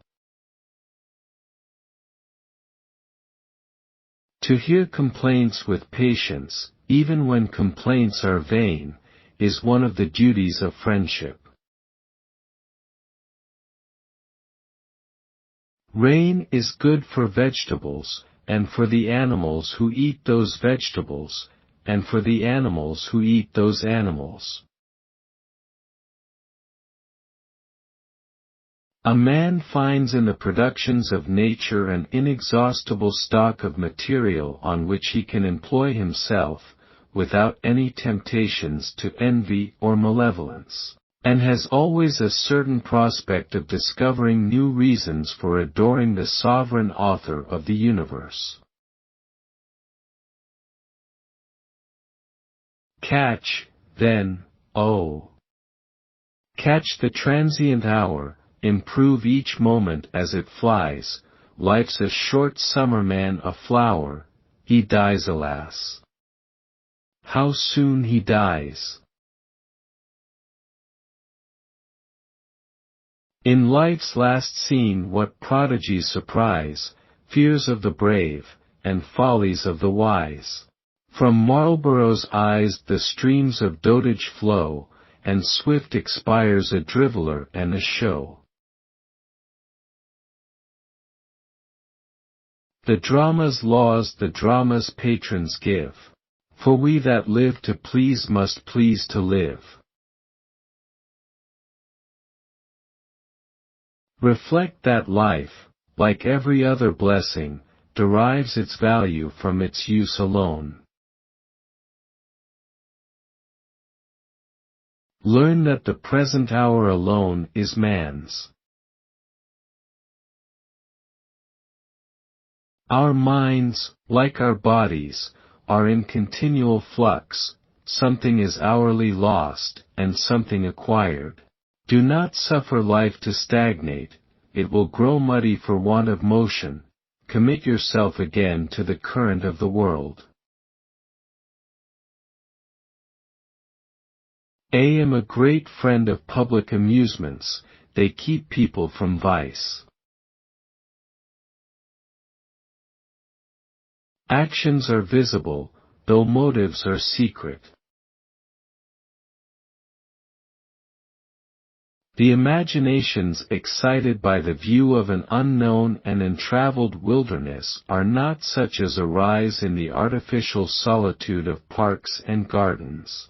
The phantoms which haunt a desert are want, and misery, and danger, the evils of dereliction rush upon the thoughts, man is made unwillingly acquainted with his own weakness, and meditation shows him only how little he can sustain, and how little he can perform.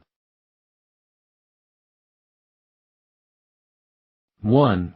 Turn all care out of your head as soon as you mount the chaise. 2.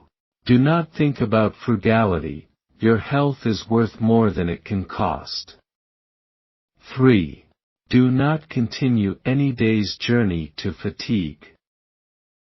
4. Take now and then a day's rest. 5. Get a smart seasickness if you can. 6. Cast away all anxiety, and keep your mind easy. This last direction is the principal. With an unquiet mind neither exercise, nor diet, nor physic can be of much use. A simile, to be perfect, must both illustrate and ennoble the subject, must show it to the understanding in a clearer view, and display it to the fancy with greater dignity. But either of these qualities may be sufficient to recommend it. That it may be complete, it is required to exhibit, independently of its references, a pleasing image, for a simile is said to be a short episode. The worst evils are those that never arrive.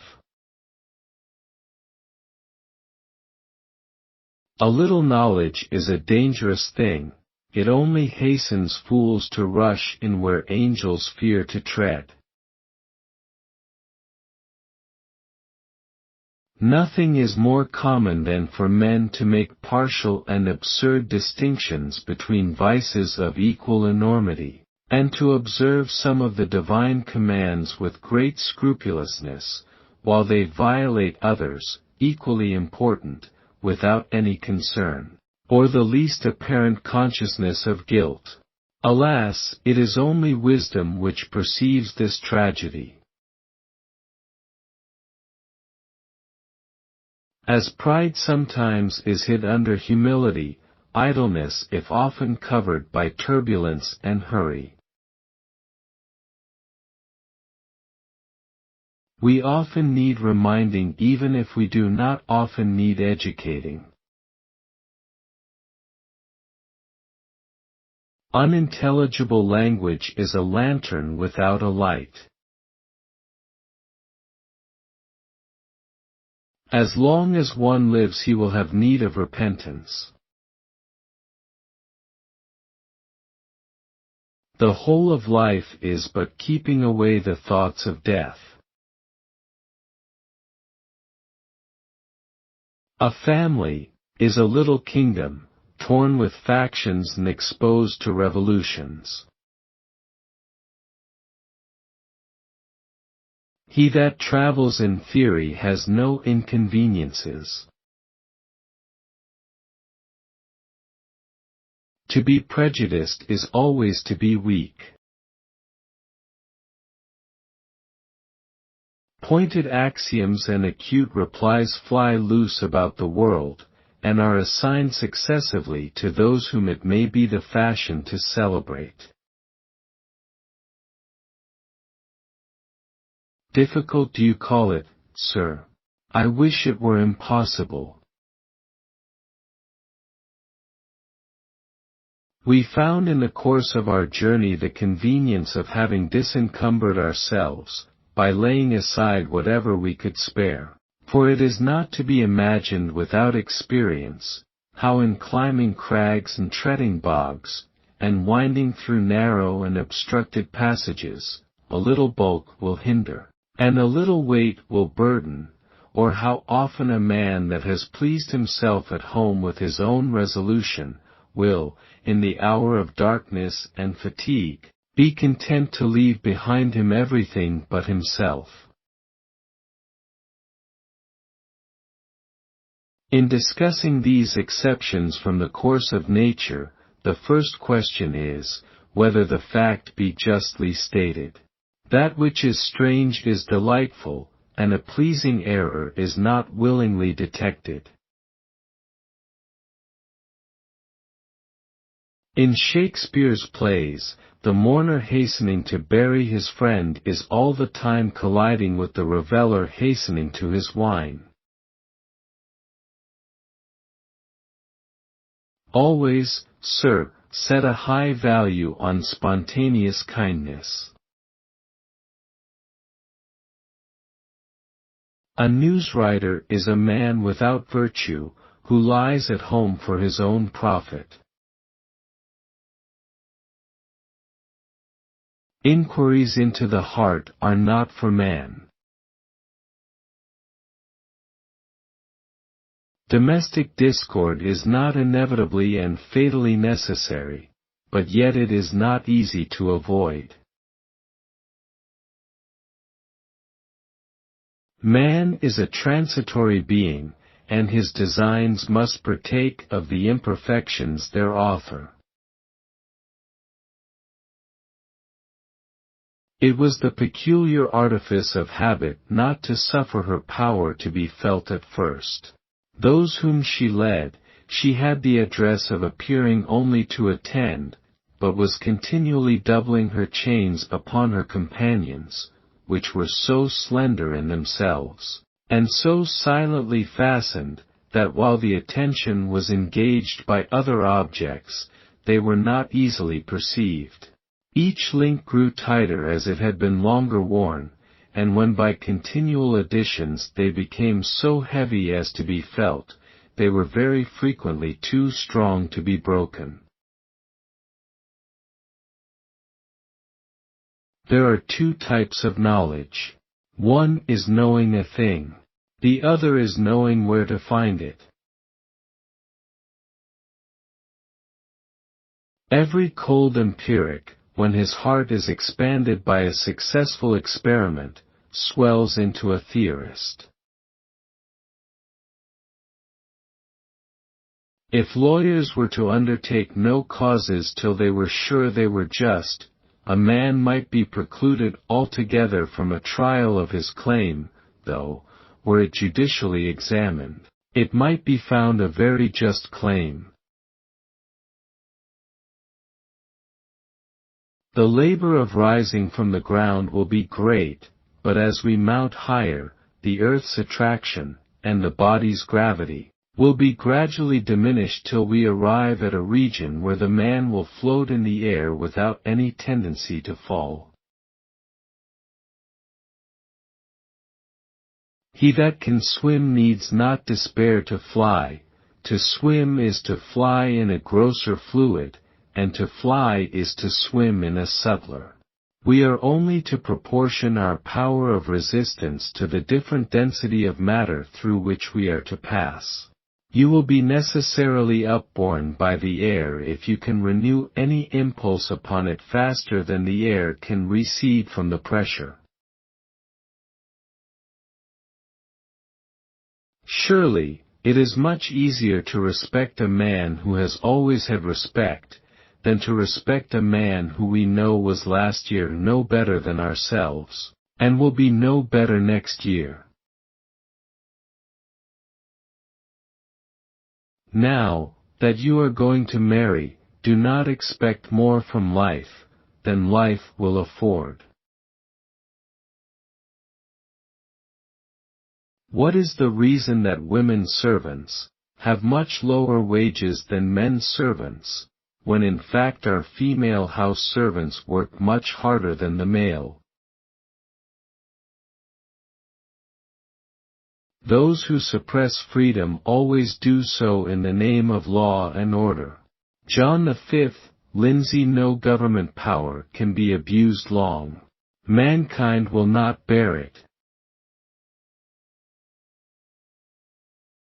What I gained by being in France was learning to be better satisfied with my own country.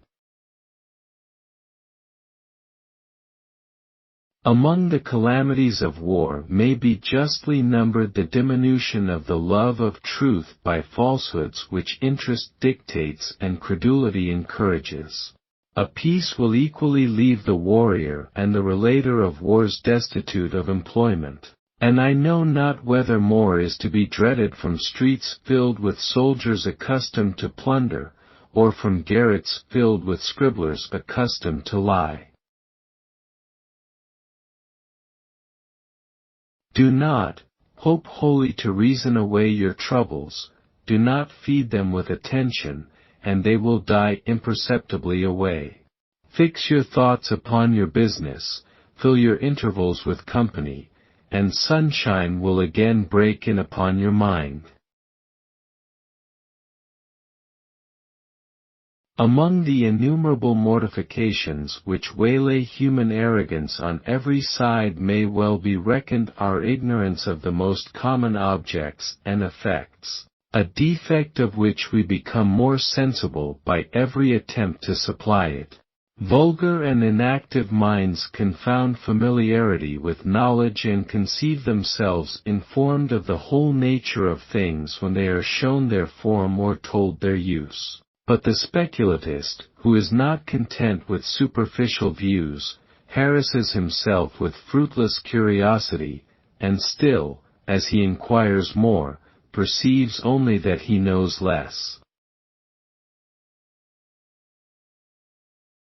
Few moments are more pleasing than those in which the mind is concerting measures for a new undertaking. A lawyer has no business with the justice or injustice of the cause which he undertakes, unless his client asks his opinion, and then he is bound to give it honestly. The justice or injustice of the cause is to be decided by the judge.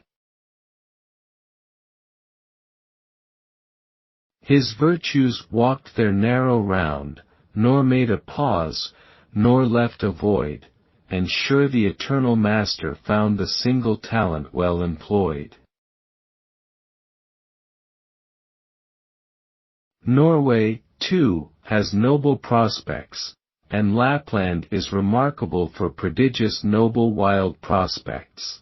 But, sir, let me tell you, the noblest prospect which a Scotchman ever sees is the high road that leads him to England. Year chases year, decay pursues decay, still drops some joy from withering life away, new forms arise, and different views engage. When first the college rolls receive his name, the young enthusiast quilts his ease for fame. Through all his veins the fever of renown burns from the strong contagion of the gown.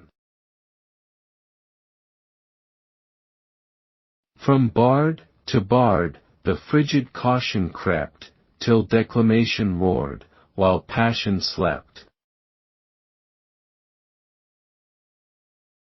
A quibble is to Shakespeare what luminous vapors are to the traveler.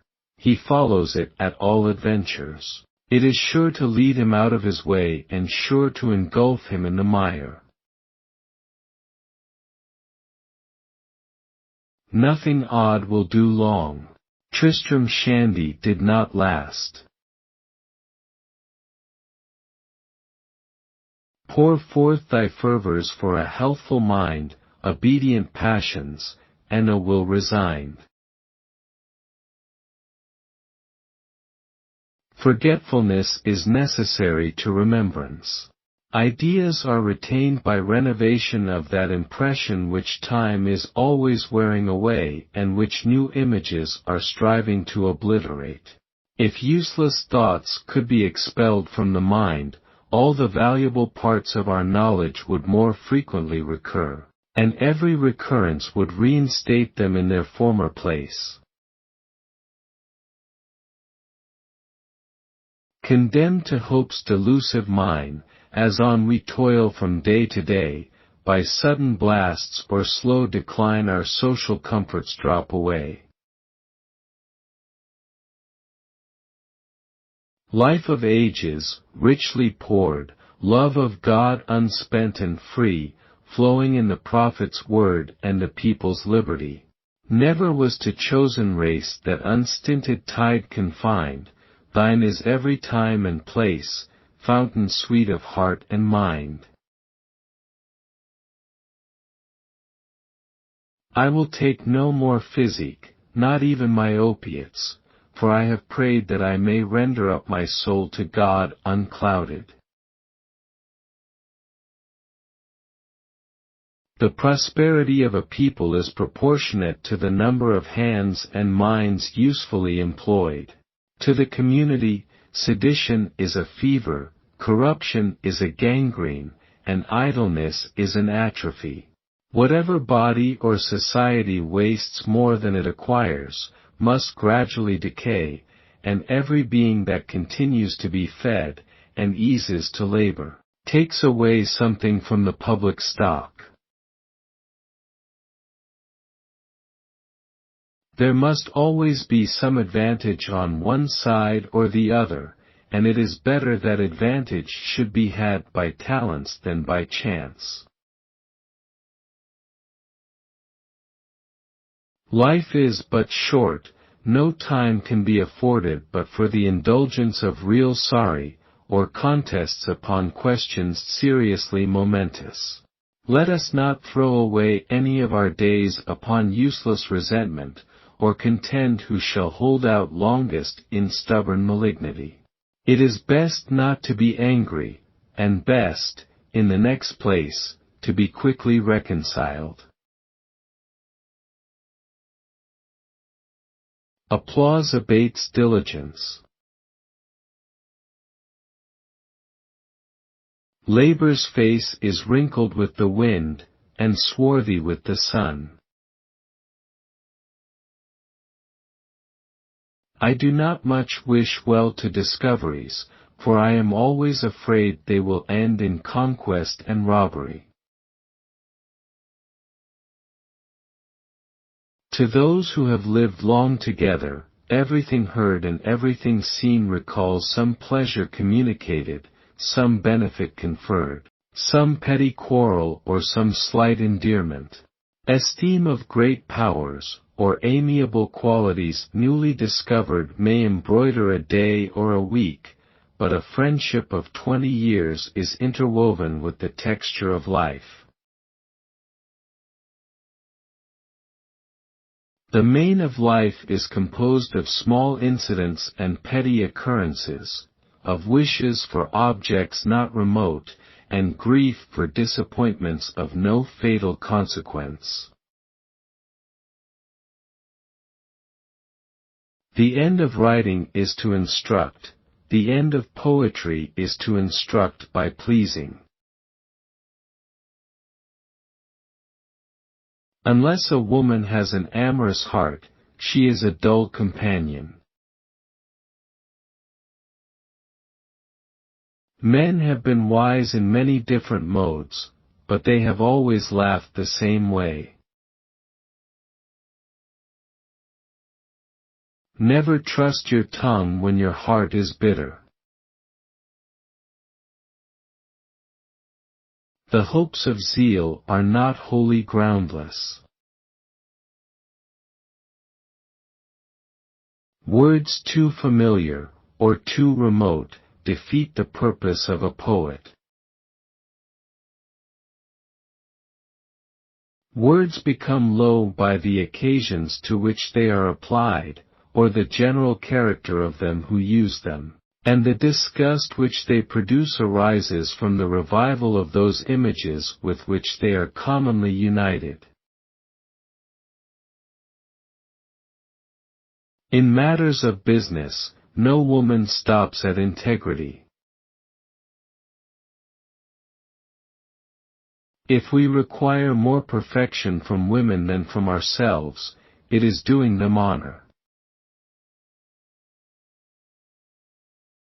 Being married to those sleepy-souled women is just like playing at cards for nothing. No passion is excited and the time is filled up. I do not, however, envy a fellow one of those honeysuckle wives for my part, as they are but creepers at best and commonly destroy the tree they so tenderly cling about. He who would have fine guests, let him have a fine wife. Wit is that which has been often thought, but never before was well expressed. Wit will never make a man rich, but there are places where riches will always make a wit. The hapless wit has his labors always to begin, the call for novelty is never satisfied, and one jest only raises expectation of another. Fate wings, with every wish, the afflictive dart, each gift of nature, and each grace of art. Mutual complacency is the atmosphere of conjugal love. I believe it will be found that those who marry late are best pleased with their children, and those who marry early, with their partners. You never find people laboring to convince you that you may live very happily upon a plentiful income.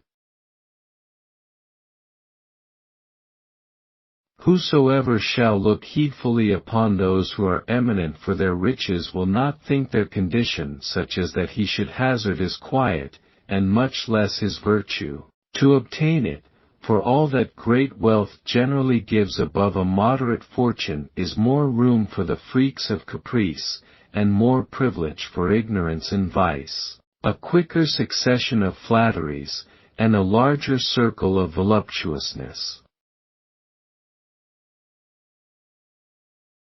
When the desire of wealth is taking hold of the heart, let us look round and see how it operates upon them whose industry or fortune has obtained it. When we find them oppressed with their own abundance, luxurious without pleasure, idle without ease, impatient and querulous in themselves, and despised or hated by the rest of mankind, we shall soon be convinced that if the real wants of our condition are satisfied, there remains little to be sought with solicitude or desired with eagerness.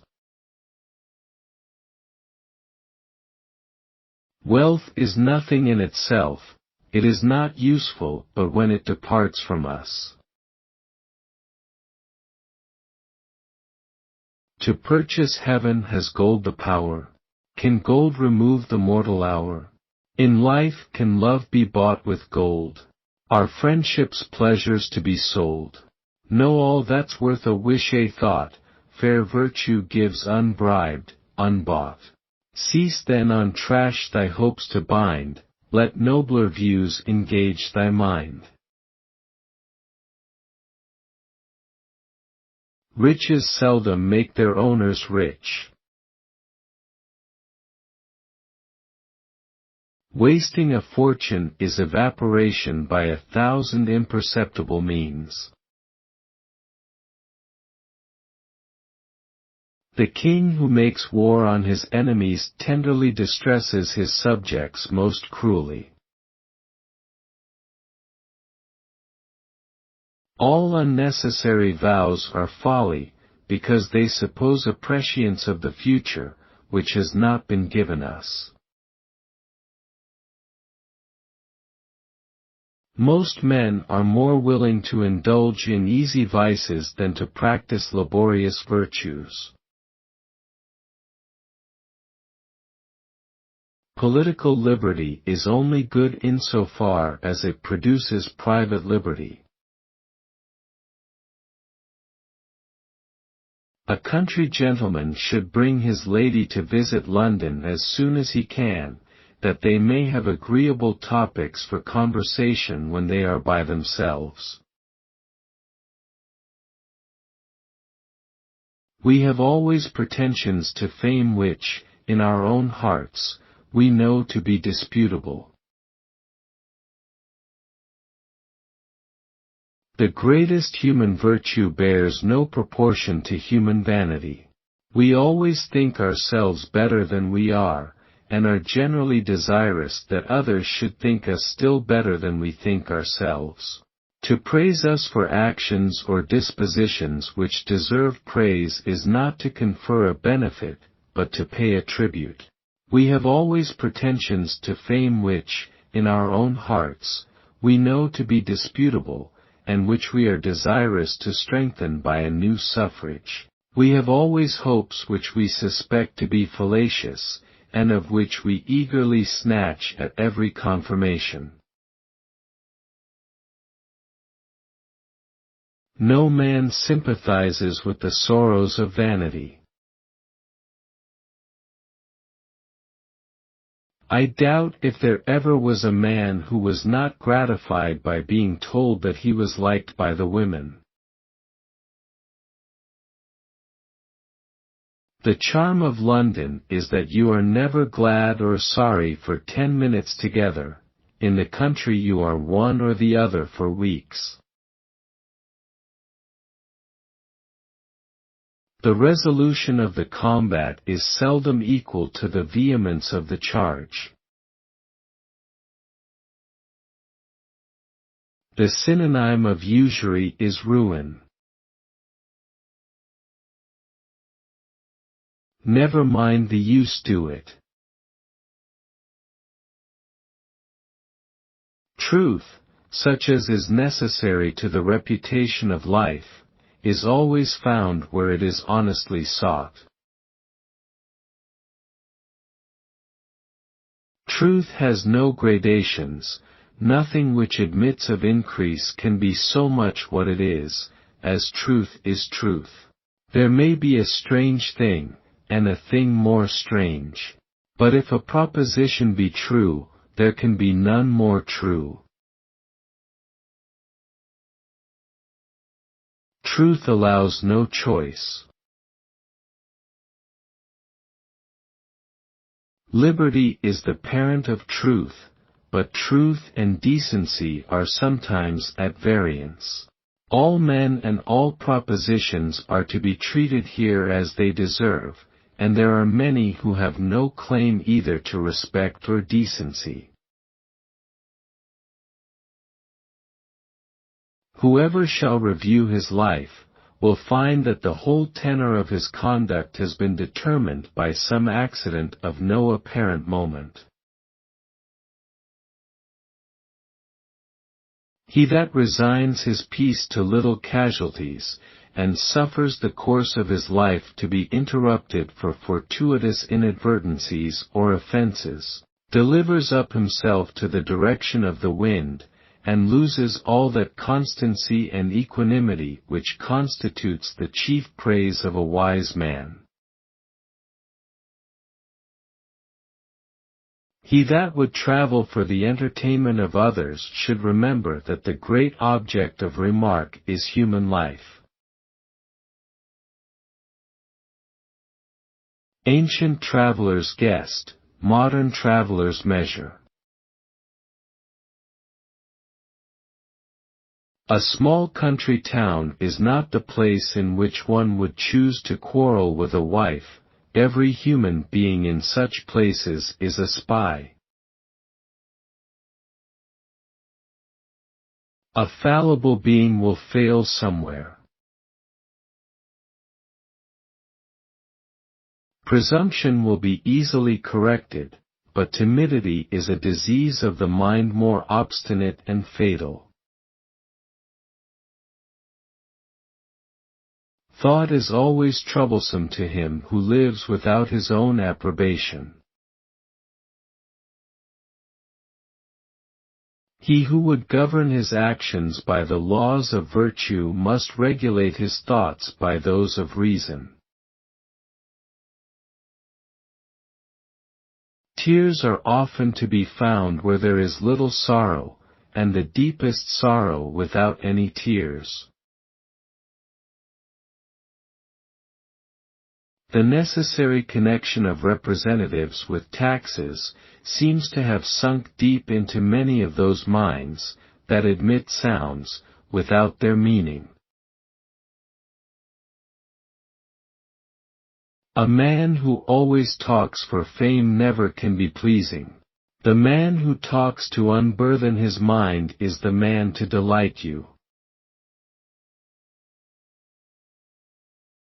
Suspicion is very often a useless pain. I am a friend to subordination, as most conducive to the happiness of society. There is a reciprocal pleasure in governing and being governed. Whatever professes to benefit by pleasing must please at once. The pleasures of the mind imply something sudden and unexpected, that which elevates must always surprise. Depend upon it, sir, it is when you come close to a man in conversation that you discover what his real abilities are. To make a speech in a public assembly is a knack. The limbs will quiver and move after the soul is gone. To grieve for evils is often wrong, but it is much more wrong to grieve without them. All sorrow that lasts longer than its cause is morbid, and should be shaken off as an attack of melancholy, as the forerunner of a greater evil than poverty or pain. Sorrow is properly that state of the mind in which our desires are fixed upon the past without looking forward to the future. Social sorrow loses half its pain. The love of retirement has in all ages adhered closely to those minds which have been most enlarged by knowledge, or elevated by genius. Those who enjoyed everything generally supposed to confer happiness have been forced to seek it in the shades of privacy. The life of a solitary man will be certainly miserable, but not certainly devout. Probably no one will ever know whether it is better to wear a nightcap or not. Preserve me from unseasonable and immoderate sleep. The stream of time, which is continually washing the dissoluble fabrics of other poets, passes without injury by the adamant of Shakespeare. It was said of Euripides, that every verse was a precept, and it may be said of Shakespeare, that from his works may be collected a system of civil and economical prudence. In his comic scenes, Shakespeare seems to produce, without labor, what no labor can improve. Corneille is to Shakespeare as a clipped hedge is to a forest. It may be no less dangerous to claim, on certain occasions, too little than too much. There is something captivating in spirit and intrepidity, to which we often yield as to a resistless power, nor can we often yield as to a resistless power. Nor can he reasonably expect the confidence of others who too apparently distrusts himself. Self-love is a busy prompter. To go and see one druidical temple is only to see that it is nothing, for there is neither art nor power in it, and seeing one is quite enough. More is learned in a public than in a private school, from emulation.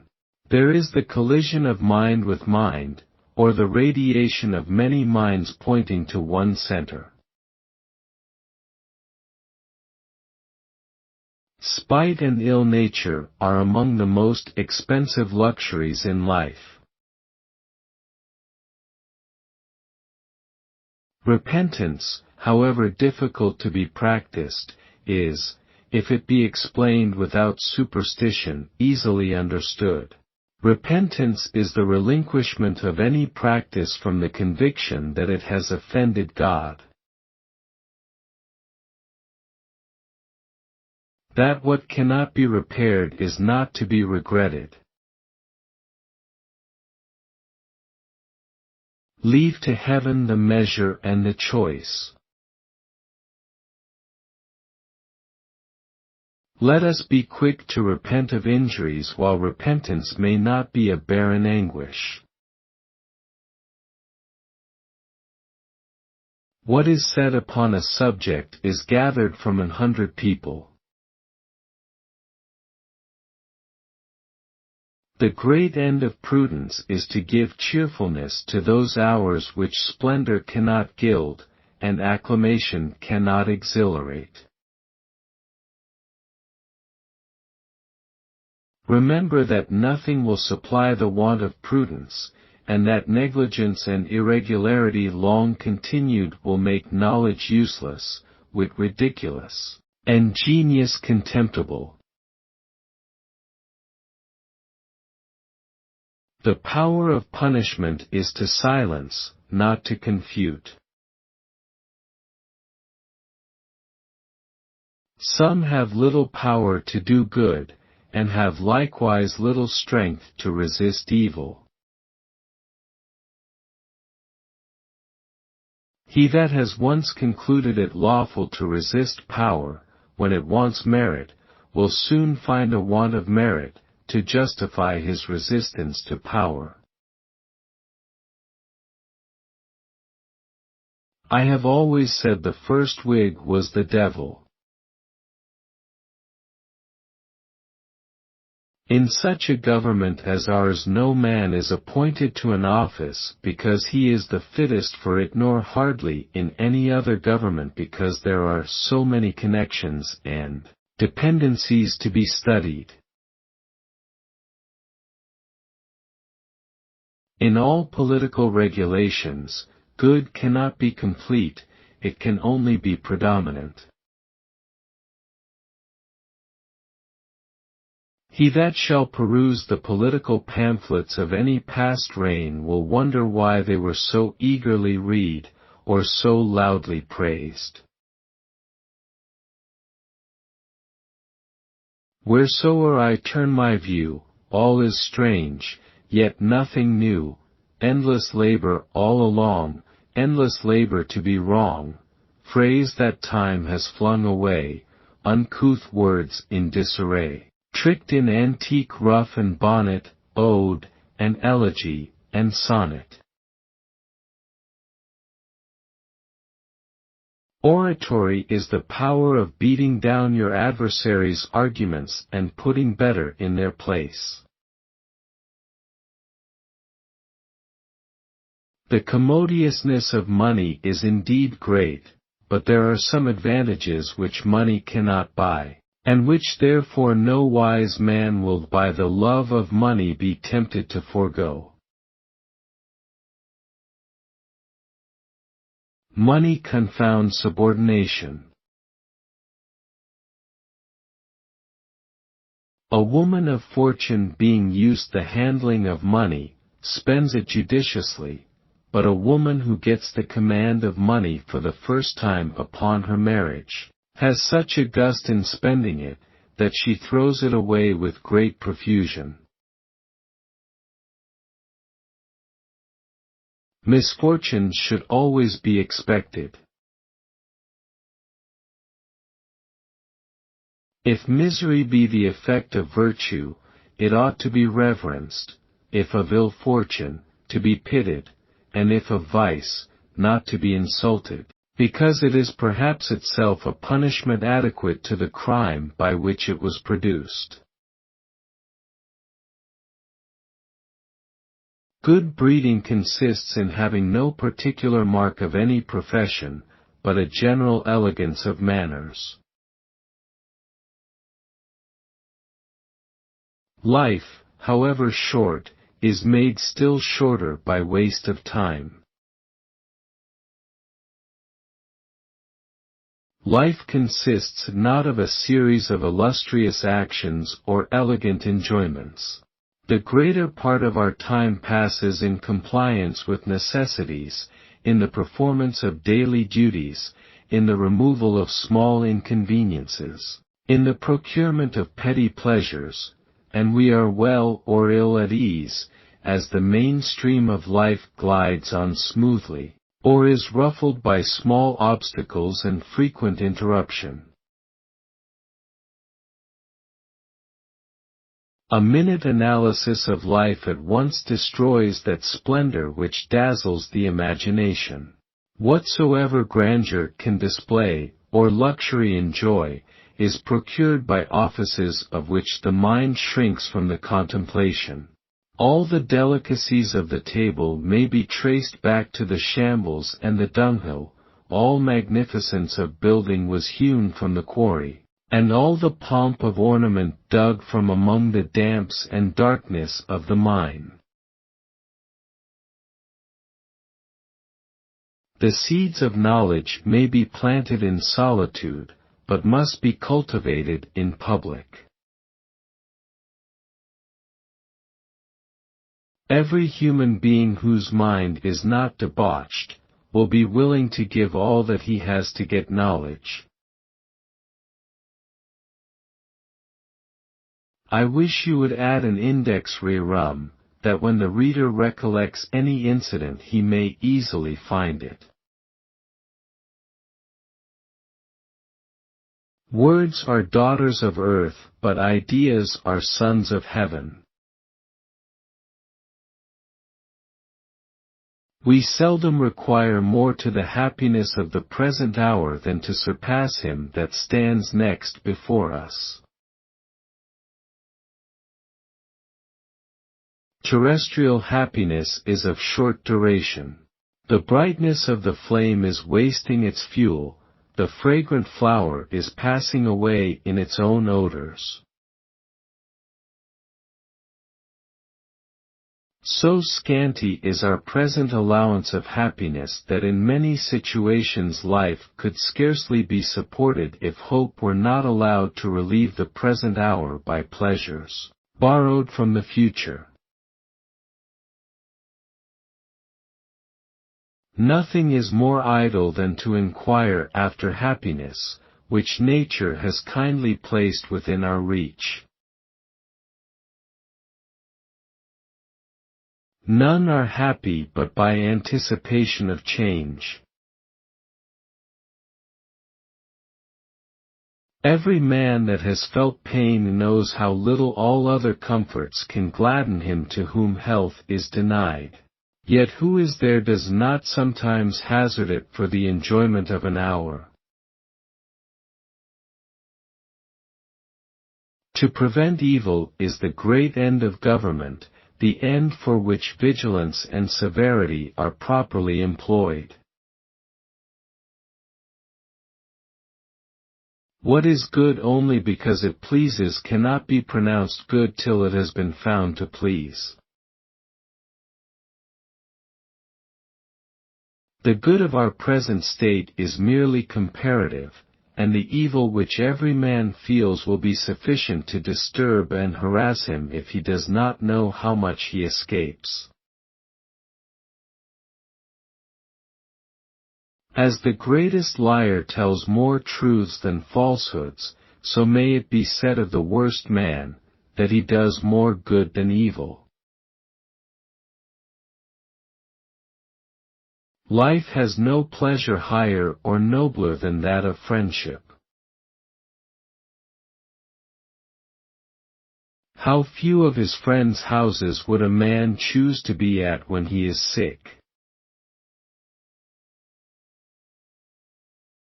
Friends are often chosen for similitude of manners, and therefore each palliates the other's failings because they are his own.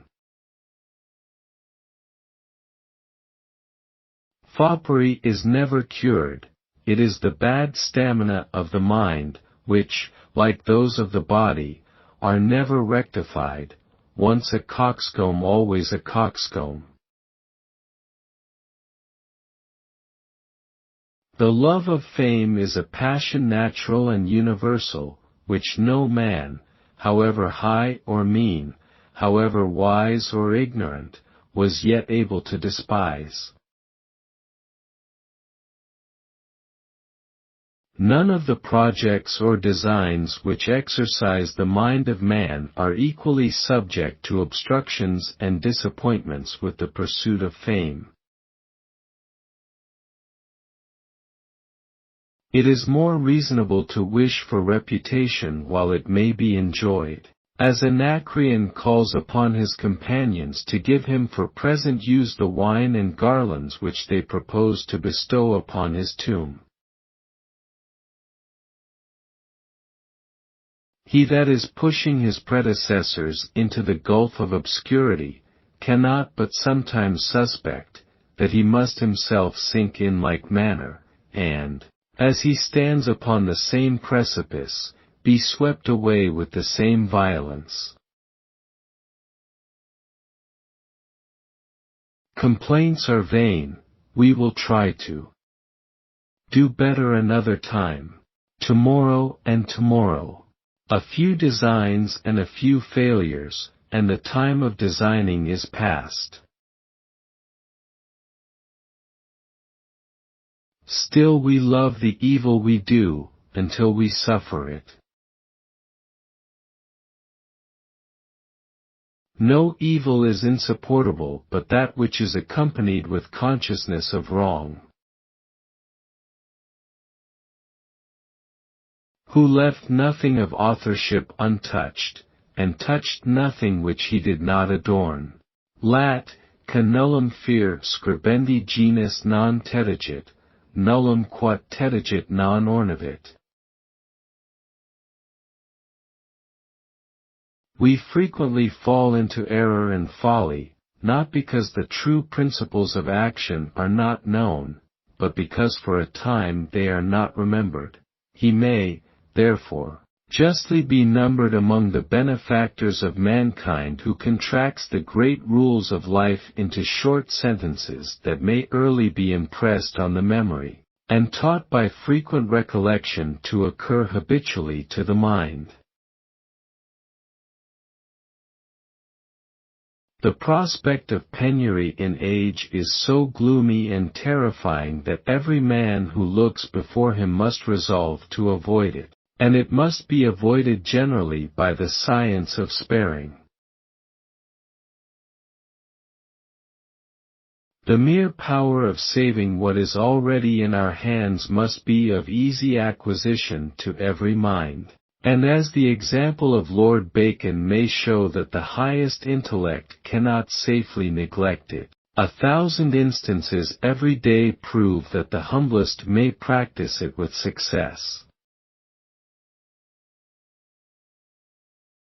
Economy is the parent of integrity, of liberty, and of ease, and the beauteous sister of temperance, of cheerfulness and health. All to whom want is terrible, upon whatever principle, ought to think themselves obliged to learn the sage maxims of our parsimonious ancestors, and attain the salutary arts of contracting expense, for without economy none can be rich, and with it few can be poor. When we see our enemies and friends gliding away before us, let us not forget that we are subject to the general law of mortality, and shall soon be where our doom will be fixed forever. When a friend is carried to his grave, we at once find excuses for every weakness, and palliation of every fault. We recollect 1,000 endearments, which before glided off our minds without impression, 1,000 favors unrepaid, 1,000 duties unperformed, and wish, vainly wish, for his return, not so much that we may receive as that we may bestow happiness, and recompense that kindness which before we never understood. To neglect at any time preparation for death is to sleep on our post at a siege, to omit it in old age is to sleep at an attack. The care of the critic should be to distinguish error from inability, faults of inexperience from defects of nature. Critics, like the rest of mankind, are very frequently misled by interest. Sir, there is no end of negative criticism. All truth is valuable, and satirical criticism may be considered as useful when it rectifies error and improves judgment. He that refines the public taste is a public benefactor. The peculiar doctrine of Christianity is that of a universal sacrifice and perpetual propitiation. As to the Christian religion, besides the strong evidence which we have for it, there is a balance in its favor from the number of great men who have been convinced of its truth after a serious consideration of the question. Grotius was an acute man, a lawyer, a man accustomed to examine evidence, and he was convinced. Grotius was not a recluse, but a man of the world, who certainly had no bias on the side of religion. Sir Isaac Newton set out an infidel, and came to be a very firm believer. Scarce any man becomes eminently disagreeable but by a departure from his real character, and an attempt at something for which nature or education has left him unqualified. Care that is once entered into the breast will have the whole possession ere it rest. There is no book so poor that it would not be a prodigy if wholly made by a single man. Books, says Lord Bacon, can never teach us the use of books. The student must learn by commerce with mankind to reduce his speculations to practice. No man should think so highly of himself as to think he can receive but little light from books, no one so meanly as to believe he can discover nothing but what is to be learned from them. Beauty, without kindness, dies unenjoyed and undelighting. Whatever advantage we snatch beyond a certain portion allotted us by it nature, is like money spent before it is due, which, at the time of regular payment, will be missed and regretted. Such is the uncertainty of human affairs, that security and despair are equal follies, and as it is presumption and arrogance to anticipate triumphs, it is weakness and cowardice to prognosticate miscarriages. In proportion as our cares are employed upon the future, they are abstracted from the present, from the only time which we can call our own, and of which, if we neglect the apparent duties to make provision against visionary attacks, we shall certainly counteract our own purpose. Riches, perhaps, do not so often produce crimes as incite accusers. Riches exclude only one inconvenience, that is, poverty. Riches are of no value in themselves, their use is discovered only in that which they procure. Of riches it is not necessary to write the praise. Let it, however, be remembered that he who has money to spare has it always in his power to benefit others, and of such power a good man must always be desirous. Men who could willingly resign the luxuries and sensual pleasures of a large fortune cannot consent to live without the grandeur and the homage. Resentment is a union of sorrow with malignity, a combination of a passion which all endeavor to avoid with a passion which all concur to detest. Resentment gratifies him who intended an injury, and pains him unjustly who did not intend it. When a man feel the reprehension of a friend seconded by his own heart, he is easily heated into resentment. It is not possible to be regarded with tenderness, except by a few. That merit which gives greatness and renown diffuses its influence to a wide compass, but acts weakly on every single breast. It is placed at a distance from common spectators, and shines like one of the remote stars, of which the light reaches us, but not the heat. The duties of religion, sincerely and regularly performed, will always be sufficient to exalt the meanest and to exercise the highest understanding. The business of life is to go forward. He who sees evil in prospect meets it in his way, and he who catches it by retrospection turns back to find it.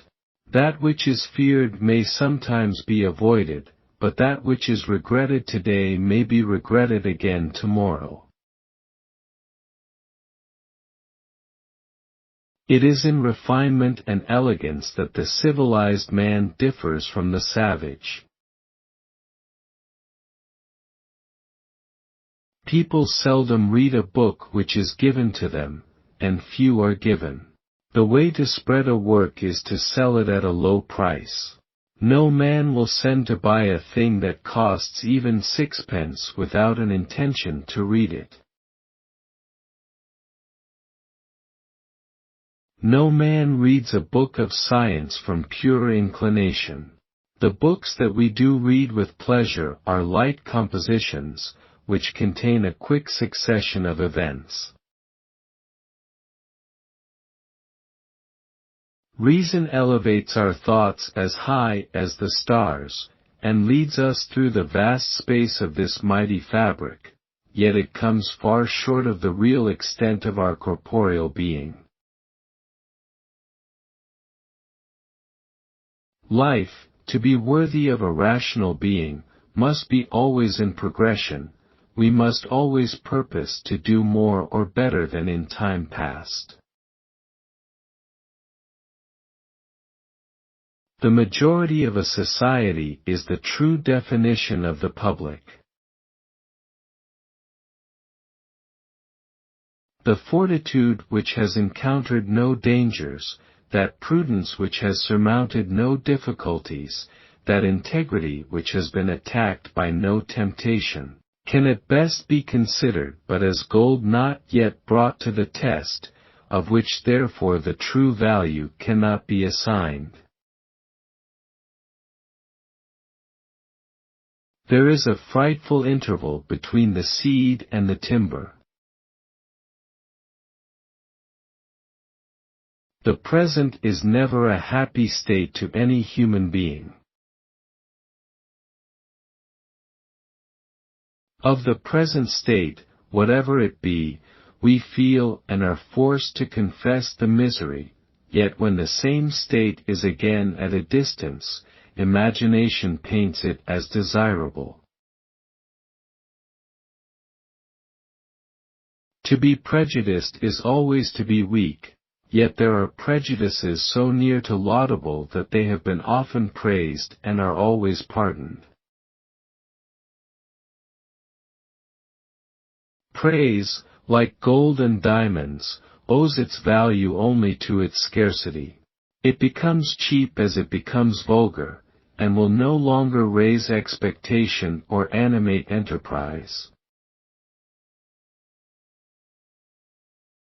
It is the care of a very great part of mankind to conceal their indigence from the rest. They support themselves by temporary expedients, and every day is lost in contriving for tomorrow. Wisdom and virtue are by no means sufficient, without the supplemental laws of good breeding, to secure freedom from degenerating into rudeness, or self-esteem from swelling into insolence. 1,000 incivilities may be committed, and 1,000 offices neglected, without any remorse of conscience or reproach from reason. The true effect of genuine politeness seems to be rather ease than pleasure. Politeness is fictitious benevolence. Depend upon it, the want of it never fails to produce something disagreeable to one or other. The public pleasures of far the greater part of mankind are counterfeit. Such is the pleasure of projecting that many content themselves with a succession of visionary schemes, and wear out their allotted time in the calm amusement of contriving what they never attempt or hope to execute. Piety is the only proper and adequate relief of decaying man. He that grows old without religion's hopes, as he declines into imbecility, and feels pains and sorrows incessantly crowding upon him, falls into a gulf of bottomless misery, in which every reflection must plunge him deeper and deeper.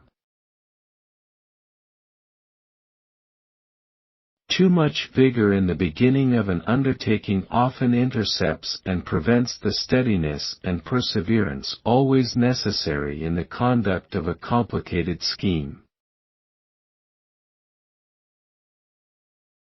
Instead of rating the man by his performances, we rate too frequently the performances by the man.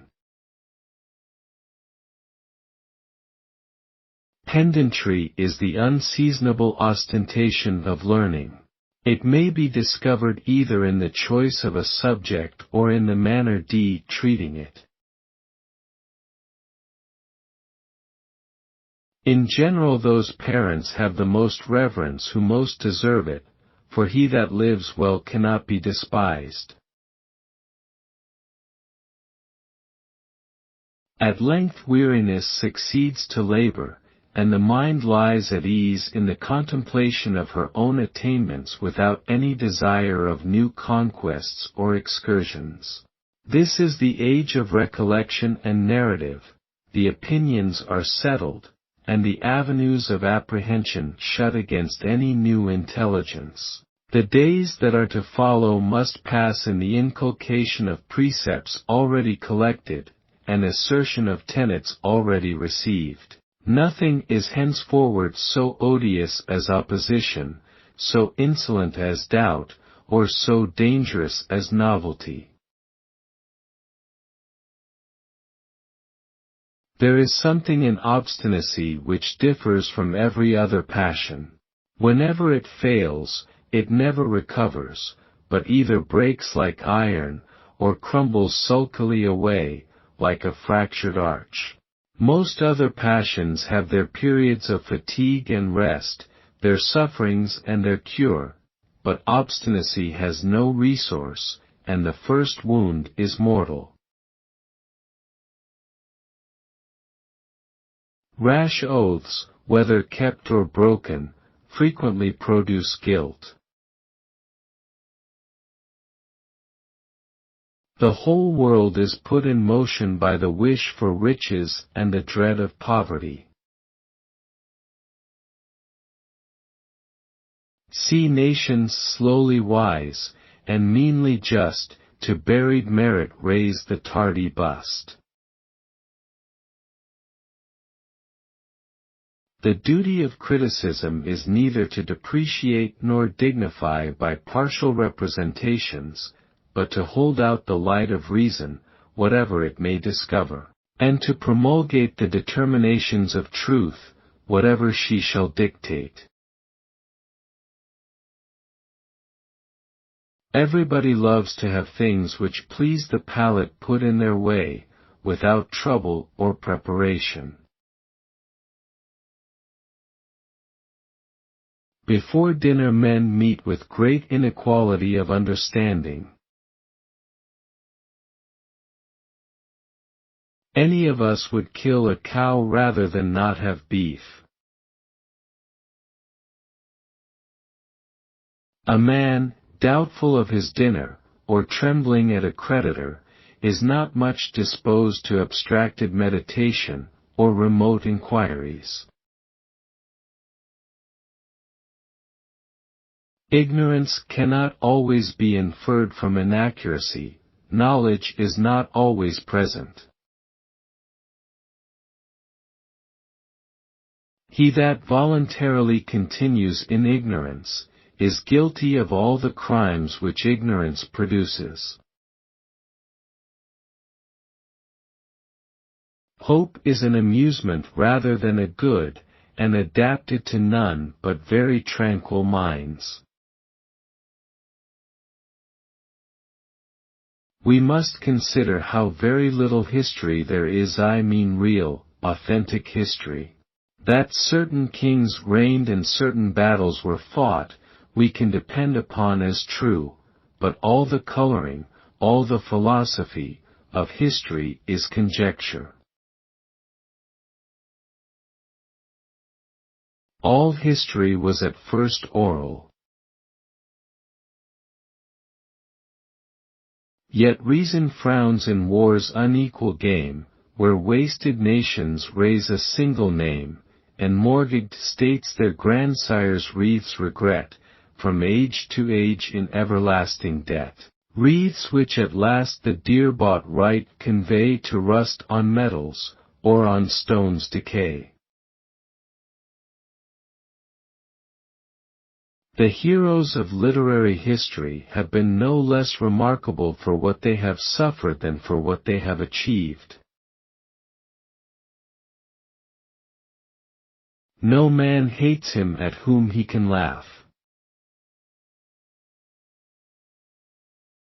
One of the most pernicious effects of haste is obscurity.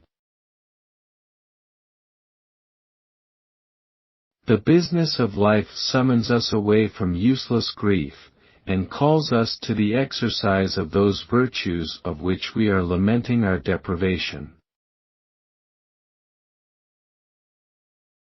Gratitude is a species of justice.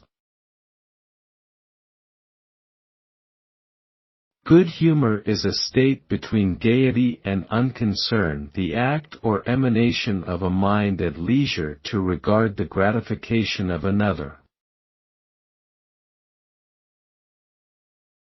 Gaiety is to good humor as perfumes to vegetable fragrance.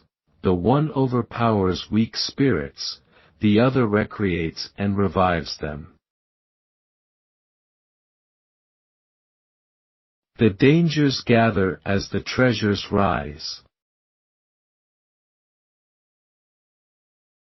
For gold the hireling judge distorts the laws. Glory, the casual gift of thoughtless crowds. Glory, the bribe of avaricious virtue.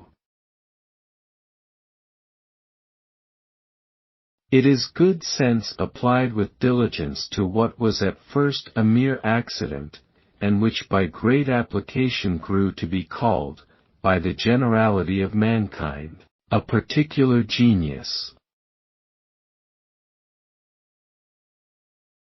Genius, that power which constitutes a poet, that quality without which judgment is cold, and knowledge is inert, that energy which collects, combines, amplifies and animates.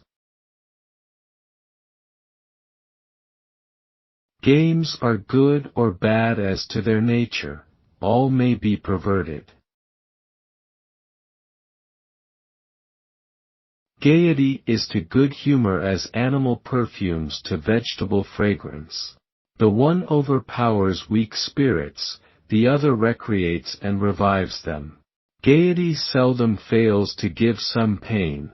Good humor boasts no faculties which every one does not believe in his own power, and pleases principally by not offending. They who look but little into futurity, have, perhaps, the quickest sensation of the present. Of him that hopes to be forgiven it is indispensably required that he forgive. It is, therefore, superfluous to urge any other motive. On this great duty eternity is suspended, and to him that refuses to practice it, the throne of mercy is inaccessible, and the Saviour of the world has been born in vain.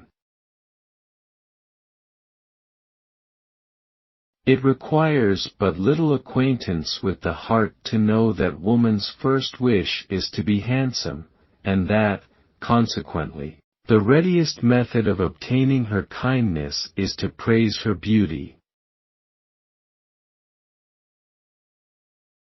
He that is much flattered soon learns to flatter himself. Timidity is a disease of the mind, obstinate and fatal, for a man once persuaded that any impediment is insuperable has given it, with respect to himself, that strength and weight which it had not before. Fear naturally quickens the flight of guilt. Fear is implanted in us as a preservative from evil. Large offers and sturdy rejections are among the most common topics of falsehood. Falsehood always endeavors to copy the mien and attitude of truth. A few men are sufficient to broach falsehoods, which are afterwards innocently diffused by successive relators. Faction seldom leaves a man honest, however it might find him. Profuseness is a cruel and crafty demon, that gradually involves her followers in dependence and debt, that is, fetters them with irons that enter into their souls. He who is extravagant will quickly become poor, and poverty will enforce dependence, and invite corruption. Such is the constitution of man that labor may be said to be its own reward. Never believe extraordinary characters which you hear of people. Depend upon it, they are exaggerated. You do not see one man shoot a great deal higher than another. To revenge reasonable incredulity by refusing evidence, is a degree of insolence with which the world is not yet acquainted, and stubborn audacity is the last refuge of guilt. No man can have much kindness for him by whom he does not believe himself esteemed, and nothing so evidently proves esteem as imitation. As all error is meanness, it is incumbent on every man who consults his own dignity, to retract it as soon as he discovers it. You cannot give me an instance of any man who is permitted to lay out his own time contriving not to have tedious hours. The gloomy and the resentful are always found among those who have nothing to do or who do nothing. Providence has fixed the limits of human enjoyment by immovable boundaries, and has set different gratifications at such a distance from each other, that no art or power can bring them together. This great law it is the business of every rational being to understand, that life may not pass away in an attempt to make contradictions consistent, to combine opposite qualities, and to unite things which the nature of their being must always keep asunder. Pound St. Paul's Church into atoms, and consider any single atom, it is to be sure, good for nothing, but put all these atoms together, and you have St. Paul's Church. So it is with human felicity, which is made up of many ingredients, each of which may be shown to be very insignificant. The relief of enemies has a tendency to unite mankind in fraternal affection. I have adopted the Roman sentiment, that it is more honorable to save a citizen than to kill an enemy. Where there is emulation, there will be vanity; where there is vanity, there will be folly. When emulation leads us to strive for self-elevation by merit alone, and not by belittling another, then it is one of the grandest possible incentives to action. It is wonderful what a difference learning makes upon people even in the common intercourse of life, which does not appear to be much connected with it.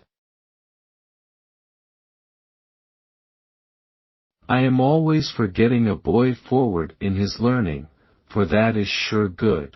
I would let him at first read any English book which happens to engage his attention, because you have done a great deal when you have brought him to have entertainment from a book. He'll get better books afterwards.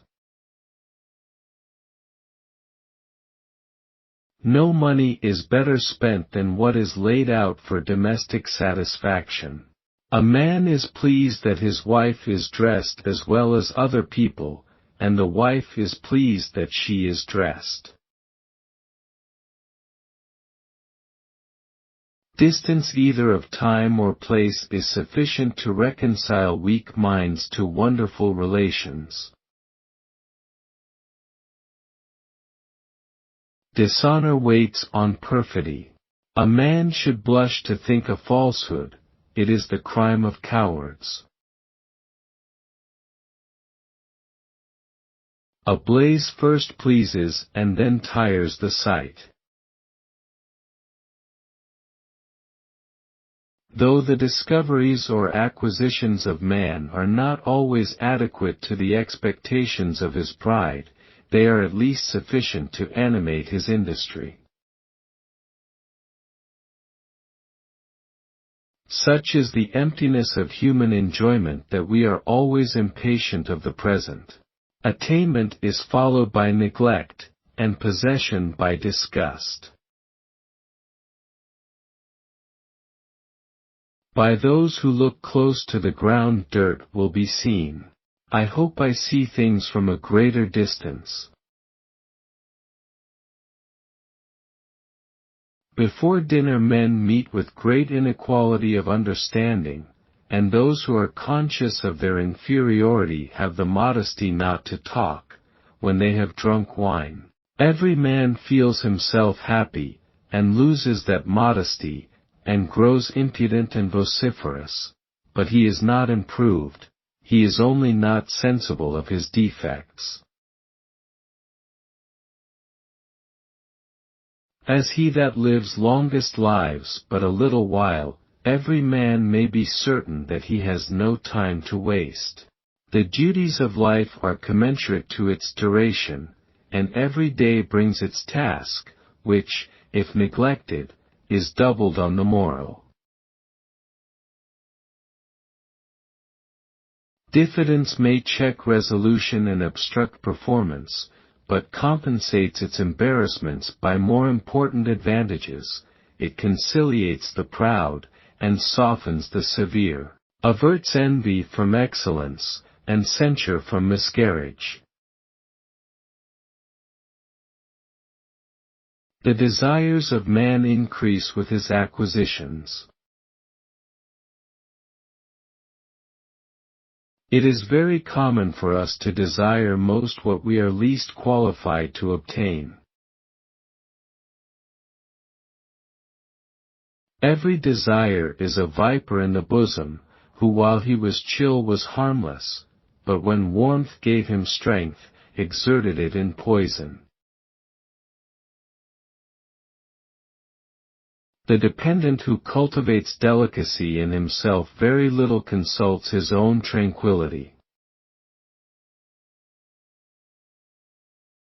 No man is defeated without some resentment which will be continued with obstinacy while he believes himself in the right, and asserted with bitterness, if even to his own conscience he is detected in the wrong. Their origin is commonly unknown, for the practice often continues when the cause has ceased, and concerning superstitious ceremonies it is in vain to conjecture, for what reason did not dictate, reason cannot explain. The whole power of cunning is privative, to say nothing, and to do nothing, is the utmost of its reach.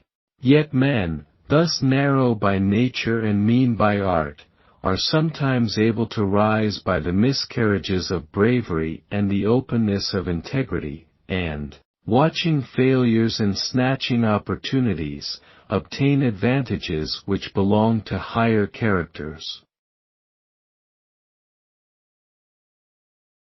Cunning differs from wisdom as twilight from open day. An infallible characteristic of meanness is cruelty. Governors being accustomed to hear of more crimes than they can punish, and more wrongs than they can redress, set themselves at ease by indiscriminate negligence, and presently forget the request when they lose sight of the petitioner. Once a coxcomb, always a coxcomb. Cowardice encroaches fast upon such as spend their lives in company of persons higher than themselves. Where necessity ends, desire and curiosity begin, and no sooner are we supplied with everything nature can demand than we sit down to contrive artificial appetites. Sir, when you have seen one green field, you have seen all green fields. Let us walk down Cheapside. The coquette has companions, indeed, but no lovers, for love is respectful and timorous, and where among her followers will she find a husband? Unconstraint is the grace of conversation. Every man has some favorite topic of conversation, on which, by a feigned seriousness of attention, he may be drawn to expatiate without end. It is almost always the unhappiness of a victorious disputant to destroy his own authority by claiming too many consequences, or diffusing his proposition to an indefensible extent. No man can fall into contempt but those who deserve it. Contempt is a kind of gangrene which, if it seizes one part of a character, corrupts all the rest by degrees. The equity of Providence has balanced peculiar sufferings with peculiar enjoyments. The botanist looks upon the astronomer as a being unworthy of his regard, and he that is growing great and happy by electrifying a bottle wonders how the world can be engaged by trifling prattle about war and peace. There may be community of material possessions, but there can never be community of love or esteem. Commerce, however we may please ourselves with the contrary opinion, is one of the daughters of fortune, inconstant and deceitful as her mother. She chooses her residence where she is least expected, and shifts her abode when her continuance is, in appearance, most firmly settled. Commerce can never be at a stop while one man wants what another can supply, and credit will never be denied, while it is likely to be repaid with profit. I do not envy a clergyman's life as an easy life, nor do I envy the clergyman who makes it an easy life. There is such a difference between the pursuits of men in great cities that one part of the inhabitants lives to little other purpose than to wonder at the rest. Some have hopes and fears, wishes and aversions, which never enter into the thoughts of others, and inquiry is laboriously exerted to gain that which those who possess it are ready to throw away. Consider what importance to society the chastity of women is. Upon that all the property in the world depends. We hang a thief for stealing a sheep, but the unchastity of a woman transfers sheep and farm and all from the right owner. The general remedy of those who are uneasy without knowing the cause is change of place.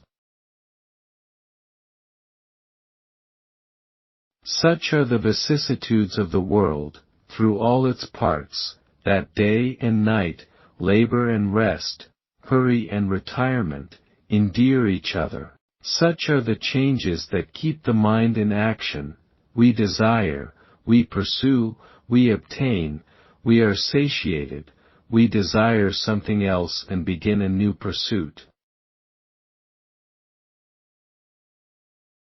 Differences, we know, are never so effectually laid asleep as by some common calamity. An enemy unites all to whom he threatens danger.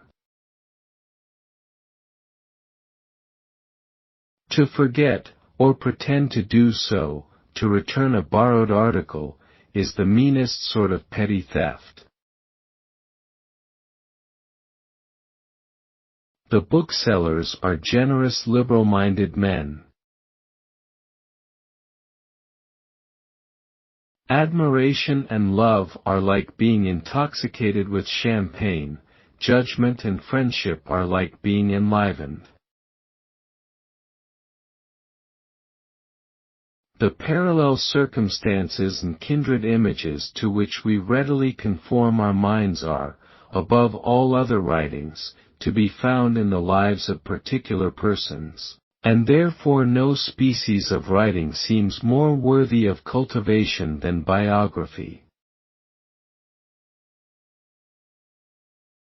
The business of the biographer is often to pass slightly over those performances and incidents which produce vulgar greatness, to lead the thoughts into domestic privacies, and display the minute details of daily life, where exterior appendages are cast aside, and men excel each other only by prudence and virtue.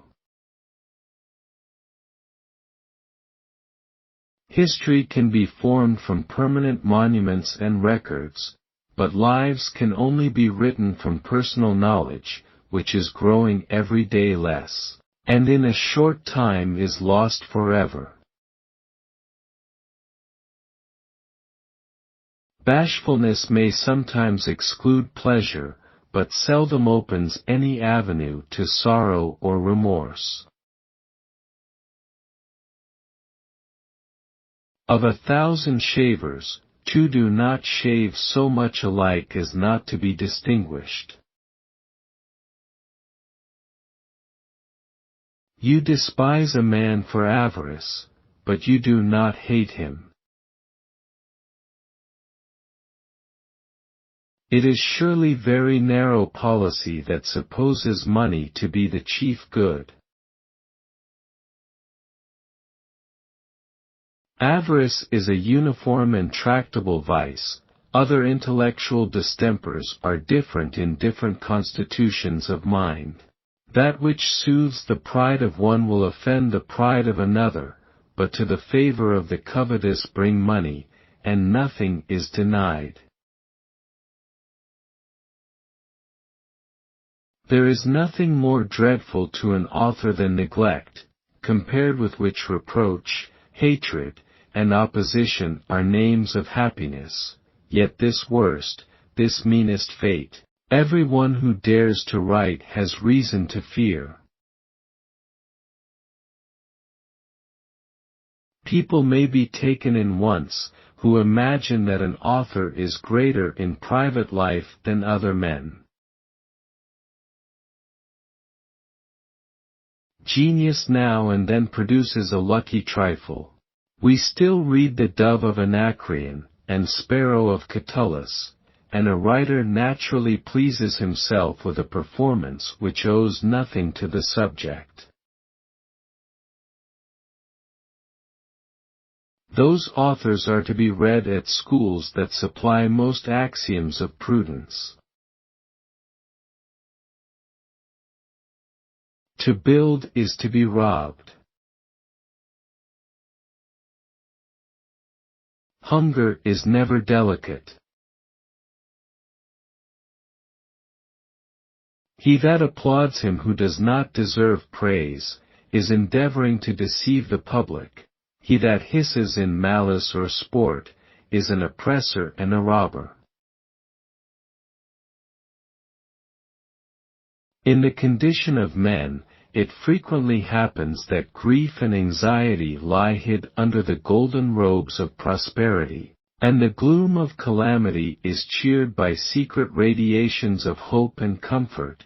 As in the works of nature, the bog is sometimes covered with flowers, and the mine concealed in the barren crags. In civilized society, external advantages make us more respected. A man with a good coat upon his back meets with a better reception than he who has a bad one. You may analyze this and say, what is there in it? But that will avail you nothing, for it is a part of a general system. The round of a passionate man's life is in contracting debts in his passion, which his virtue obliges him to pay. He spends his time in outrage and acknowledgement, injury and reparation. Locke, whom there is no reason to suspect of being a favorer of idleness or libertinism, has advanced that whoever hopes to employ any part of his time with efficacy and vigor must allow some of it to pass with trifles. Superfluous lags the veteran on the stage, till pitying nature signs the last release, and bids afflicted worth retire to peace. Ladies, stock and tend your hive, trifle not at 35, for, how we boast and strive, life declines from 35. He that ever hopes to thrive must begin by 35. There is nothing against which an old man should be so much upon his guard as putting himself to nurse. Cautious age suspects the flattering form, and only credits what experience tells. Among the numerous stratagems by which pride endeavors to recommend folly to regard, there is scarcely one that meets with less success than affectation, or a perpetual disguise of the real character by fictitious appearances. Affectation naturally counterfeits those excellences which are placed at the greatest distance from possibility of attainment, because, knowing our own defects, we eagerly endeavor to supply them with artificial excellence. Affectation is to be always distinguished from hypocrisy as being the art of counterfeiting those qualities, which we might with innocence and safety, be known to want. Hypocrisy is the necessary burden of villainy, affectation part of the chosen trappings of folly. It was the maxim, I think, of Alphonsus of Aragon, that dead counsellors are safest. The grave puts an end to flattery and artifice, and the information we receive from books is pure from interest, fear, and ambition. Dead counsellors are likewise most instructive, because they are heard with patience and with reverence. Advice is offensive, it shows us that we are known to others as well as to ourselves. Admiration must be continued by that novelty which first produces it, and how much soever is given, there must always be reason to imagine that more remains. If in an actor there appears an utter vacancy of meaning, a frigid equality, a stupid languor, a torpid apathy, the greatest kindness that can be shown him is a speedy sentence of expulsion. By forbearing to do what may innocently be done, we may add hourly new vigor to resolution.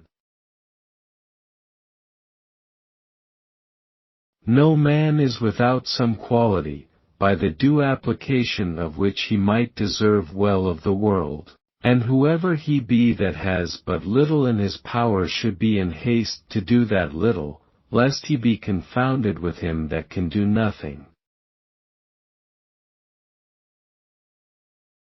Guilt once harbored in the conscious breast, intimidates the brave, degrades the great. The insolence of wealth will creep out. Languages are the pedigree of nations. Life is short. The sooner that a man begins to enjoy his wealth the better. If the man who turnips cries, cry not when his father dies, 'tis proof that he had rather have a turnip than his father. Never speak of a man in his own presence. It is always indelicate, and may be offensive. It is common to overlook what is near by keeping the eye fixed on something remote. An Italian philosopher said that time was his estate, an estate indeed which will produce nothing without cultivation, but will always abundantly repay the labors of industry, and generally satisfy the most extensive desires, if no part of it be suffered to lie in waste by negligence, to be overrun with noxious plants, or laid out for show rather than for use. An old friend never can be found, and nature has provided that he cannot easily be lost. Men are like stone jugs, you may lug them where you like by the ears. John Wesley's conversation is good, but he is never at leisure. He is always obliged to go at a certain hour. This is very disagreeable to a man who loves to fold his legs and have his talk out as I do. The life of a conscientious clergyman is not easy. I have always considered a clergyman as the father of a larger family than he is able to maintain. I would rather have chancery suits upon my hands than the cure of souls. A lexicographer, a writer of dictionaries, a harmless drudge. Happiness consists in the multiplicity of agreeable consciousness. There should be a stated day for commemorating the birthday of our Savior, because there is danger that what may be done on any day will be neglected. Babies do not want to hear about babies, they like to be told of giants and castles. Disease generally begins that equality which death completes. The distinctions which set one man so much above another are very little perceived in the gloom of a sick chamber, where it will be vain to expect entertainment from the gay, or instruction from the wise, where all human glory is obliterated, the wit is clouded, the reasoner perplexed, and the hero subdued, where the highest and brightest of mortal beings finds nothing left him but the consciousness of innocence. There is no idleness, by which we are so easily seduced, as that which dignifies itself by the appearance of business, and by making the loiterer imagine that he has something to do which must not be neglected, keeps him in perpetual agitation, and hurries him rapidly from place to place. Ignorance is mere privation by which nothing can be produced. It is a vacuity in which the soul sits motionless and torpid for want of attraction, and, without knowing why, we always rejoice when we learn, and grieve when we forget. Of those that spin out trifles and die without a memorial, many flatter themselves with high opinions of their own importance, and imagine that they are every day adding some improvement to human life. All argument is against it, but all belief is for it. Deign on the passing world to turn thine eyes, and pause a while from letters, to be wise. Nothing detains the reader's attention more powerfully than deep involutions of distress, or sudden vicissitudes of fortune, and these might be abundantly afforded by memoirs of the sons of literature. They are entangled by contracts which they know not how to fulfill, and obliged to write on subjects which they do not understand. Every publication is a new period of time, from which some increase or declension of fame is to be reckoned. The gradations of a hero's life are from battle to battle, and of an author's from book to book. There are three distinct kind of judges upon all new authors or productions. The first are those who know no rules, but pronounce entirely from their natural taste and feelings. The second are those who know and judge by rules, and the third are those who know, but are above the rules. These last are those you should wish to satisfy. Next to them rate the natural judges, but ever despise those opinions that are formed by the rules. The authors that in any nation last from age to age are very few, because there are very few that have any other claim to notice than that they catch hold on present curiosity, and gratify some accidental desire, or produce some temporary conveniency. Truth, like beauty, varies its fashions, and is best recommended by different dresses to different minds. And he that recalls the attention of mankind to any part of learning which time has left behind it, may be truly said to advance the literatures of his own age. As the manners of nations vary, new topics of persuasion become necessary, and new combinations of imagery are produced. And he that can accommodate himself to the reigning taste, may always have readers who perhaps would not have looked upon better performances. Few of those who fill the world with books, have any pretensions to the hope either of pleasing or instructing. They have often no other task than to lay 2 books before them, out of which they compile a third, without any new material of their own, and with very little application of judgment to those which former authors have supplied.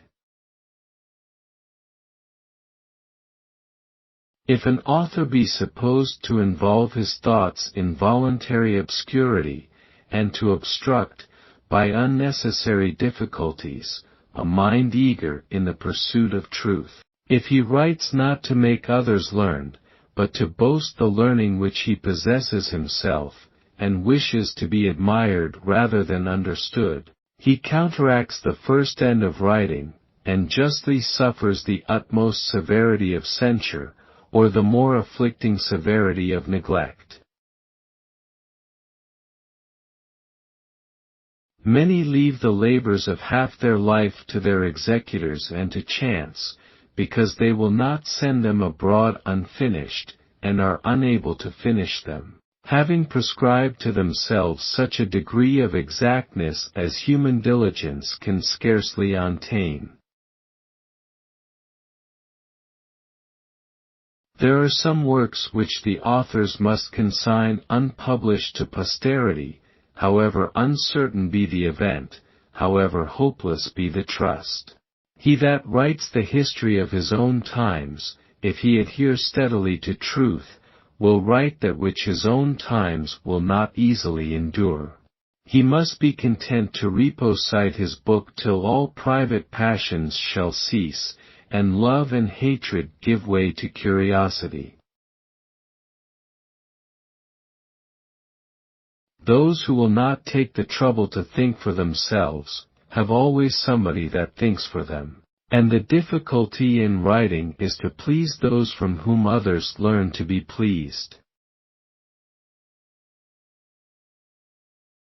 To write is, indeed, no unpleasing employment, when one sentiment readily produces another, and both ideas and expressions present themselves at the first summons. But such happiness, the greatest genius does not always obtain, and common writers know it only to such a degree, as to credit its possibility. Composition is, for the most part, an effort of slow diligence and steady perseverance, to which the mind is dragged by necessity or resolution, and from which the attention is every moment starting to more delightful amusements. It is, however, not necessary, that a man should forbear to write, till he has discovered some truth unknown before.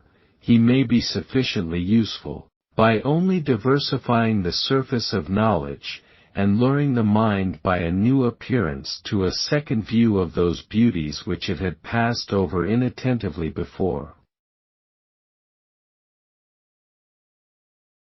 General irregularities are known in time to remedy themselves.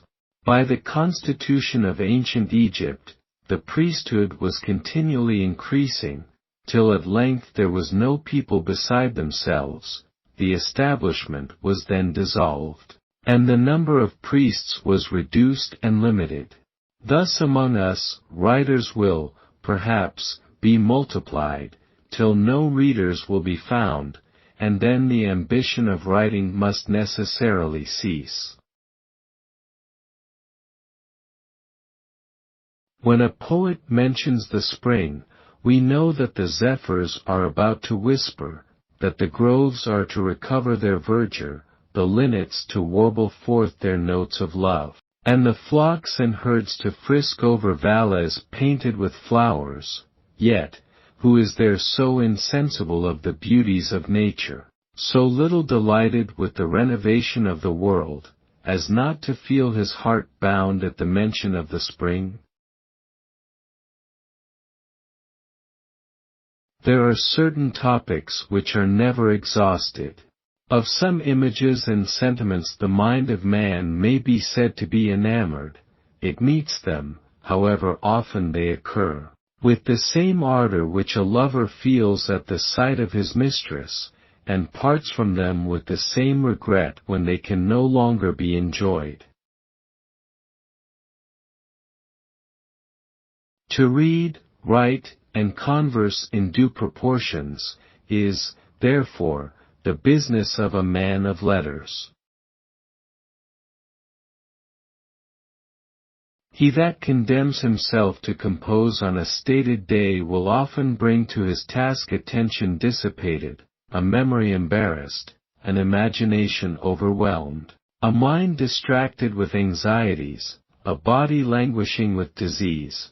He will labor on a barren topic till it is too late to change it, or, in the ardor of invention, diffuse his thoughts into wild exuberance, which the pressing hour of publication cannot suffer judgment to examine or reduce. The animadversions of critics are commonly such as may easily provoke the sedatest writer to some quickness of resentment and asperity of reply. Critics ought never to be consulted, but while errors may yet be rectified or insipidity suppressed. But when the book has once been dismissed into the world, and can be no more retouched, I know not whether a very different conduct should not be prescribed, and whether firmness and spirit may not sometimes be of use to overpower arrogance and repel brutality. The diversion of baiting an author has the sanction of all ages and nations, and is more lawful than the sport of teasing other animals, because, for the most part, he comes voluntarily to the stake, furnished, as he imagines, by the patron powers of literature, with resistless weapons, and impenetrable armor, with the mail of the boar of Erymanthe, and the paws of the lion of Nemea.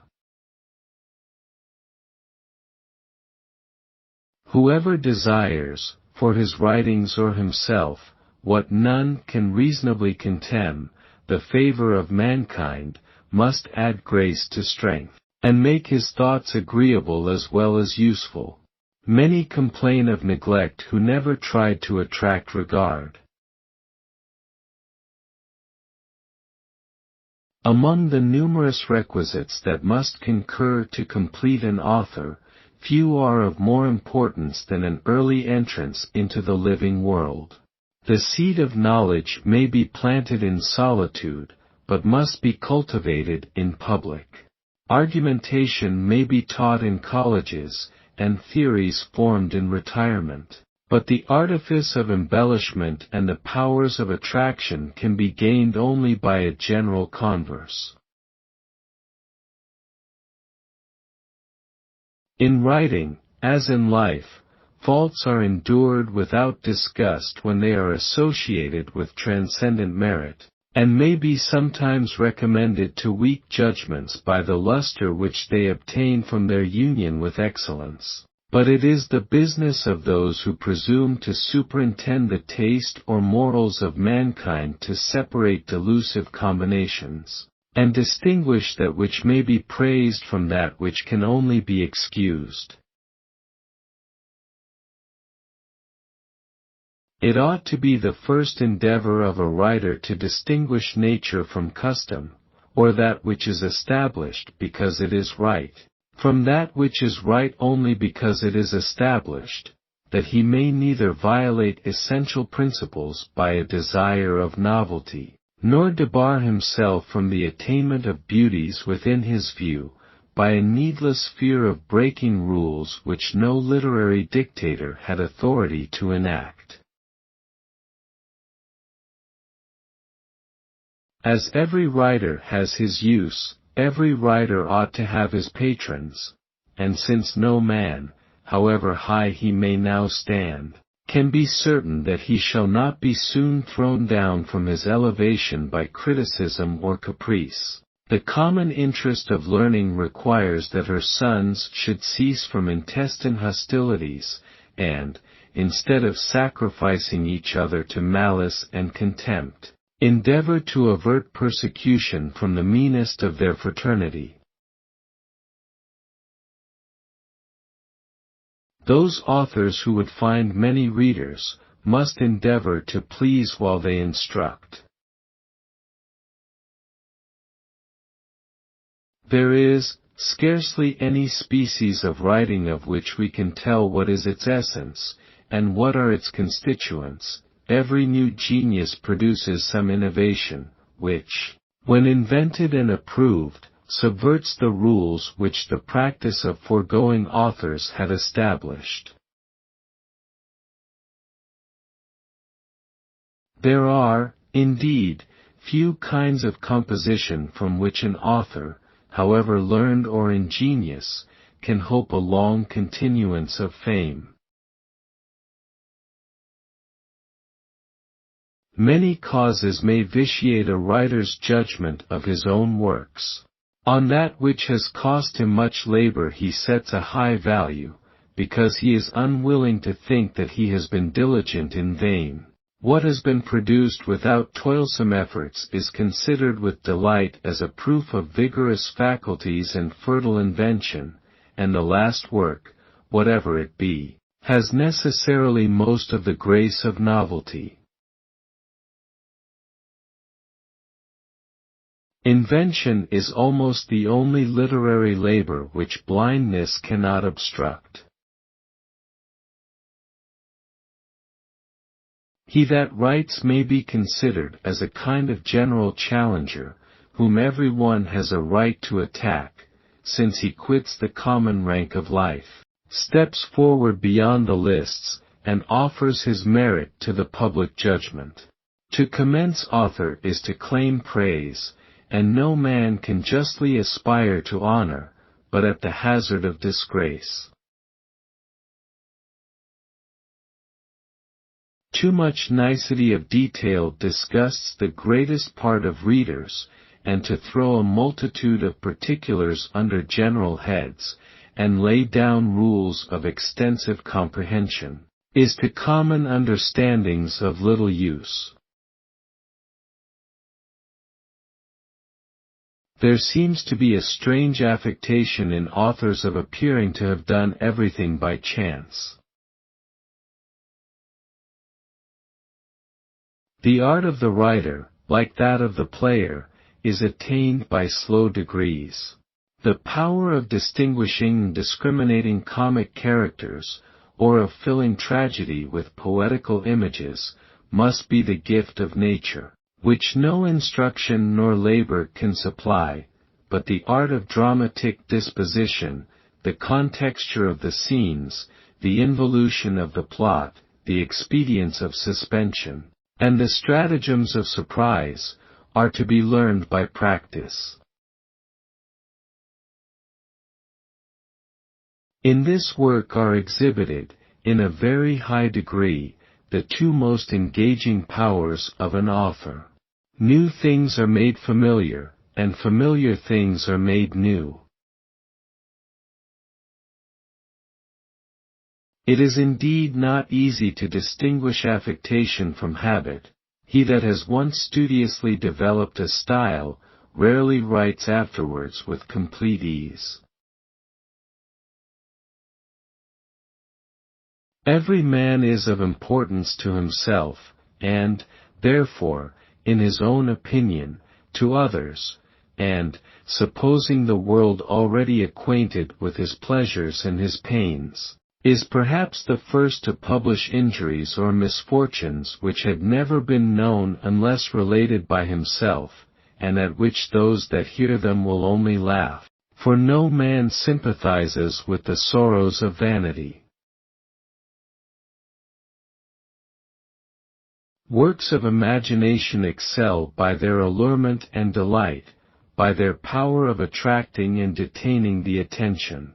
That book is good in vain which the reader throws away. He only is the master who keeps the mind in pleasing captivity, whose pages are perused with eagerness, and in hope of new pleasure are perused again, and whose conclusion is perceived with an eye of sorrow, such as the traveler casts upon departing day. Allegories drawn to great length will always break. New arts are long in the world before poets describe them, for they borrow everything from their predecessors, and commonly derive very little from nature or from life. Words too familiar, or too remote, defeat the purpose of a poet. From those sounds which we hear on small or on coarse occasions, we do not easily receive strong impressions, or delightful images. And words to which we are nearly strangers, whenever they occur, draw that attention on themselves which they should transmit to other things. He who writes much will not easily escape a manner, such a recurrence of particular modes as may be easily noted. A writer who obtains his full purpose loses himself in his own luster. I look upon this as I did upon the dictionary. It is all work, and my inducement to it is not love or desire of fame, but the want of money, which is the only motive to writing that I know of. Consultation and compliance can conduce little to the perfection of any literary performance, for whoever is so doubtful of his own abilities as to encourage the remarks of others, will find himself every day embarrassed with new difficulties, and will harass his mind, in vain, with the hopeless labor of uniting heterogeneous ideas, digesting independent hints, and collecting into one point the several rays of borrowed light, emitted often with contrary directions. A successful author is equally in danger of the diminution of his fame, whether he continues or ceases to write. The regard of the public is not to be kept but by tribute, and the remembrance of past service will quickly languish unless successive performances frequently revive it. Yet in every new attempt there is new hazard, and there are few who do not, at some unlucky time, injure their own characters by attempting to enlarge them. It is much easier not to write like a man than to write like a woman. It is the condition of our present state to see more than we can attain. The exactest vigilance and caution can never maintain a single day of unmingled innocence. It is, however, necessary for the idea of perfection to be proposed, that we may have some object to which our endeavors are to be directed, and he that is most deficient in the duties of life makes some atonement for his faults if he warns others against his own failings, and hinders, by the salubrity of his admonitions, the contagion of his example. It is not difficult to conceive, however, that for many reasons a man writes much better than he lives. For without entering into refined speculations, it may be shown much easier to design than to perform. A man proposes his schemes of life in a state of abstraction and disengagement, exempt from the enticements of hope, the solicitations of affection, the importunities of appetite, or the depressions of fear. Among the many inconsistencies which folly produces or infirmity suffers in the human mind, there has often been observed a manifest and striking contrariety between the life of an author and his writings. Those whom the appearance of virtue or the evidence of genius has tempted to a nearer knowledge of the writer, in whose performances they may be found, have indeed had frequent reason to repent their curiosity. It is justly considered as the greatest excellency of art to imitate nature, but it is necessary to distinguish those parts of nature which are most proper for imitation. Greater care is still required in representing life, which is so often discolored by passion or deformed by wickedness. If the world be promiscuously described, I cannot see of what use it can be to read the account, or why it may not be as safe to turn the eye immediately upon mankind, as upon a mirror which shows all that presents itself without discrimination.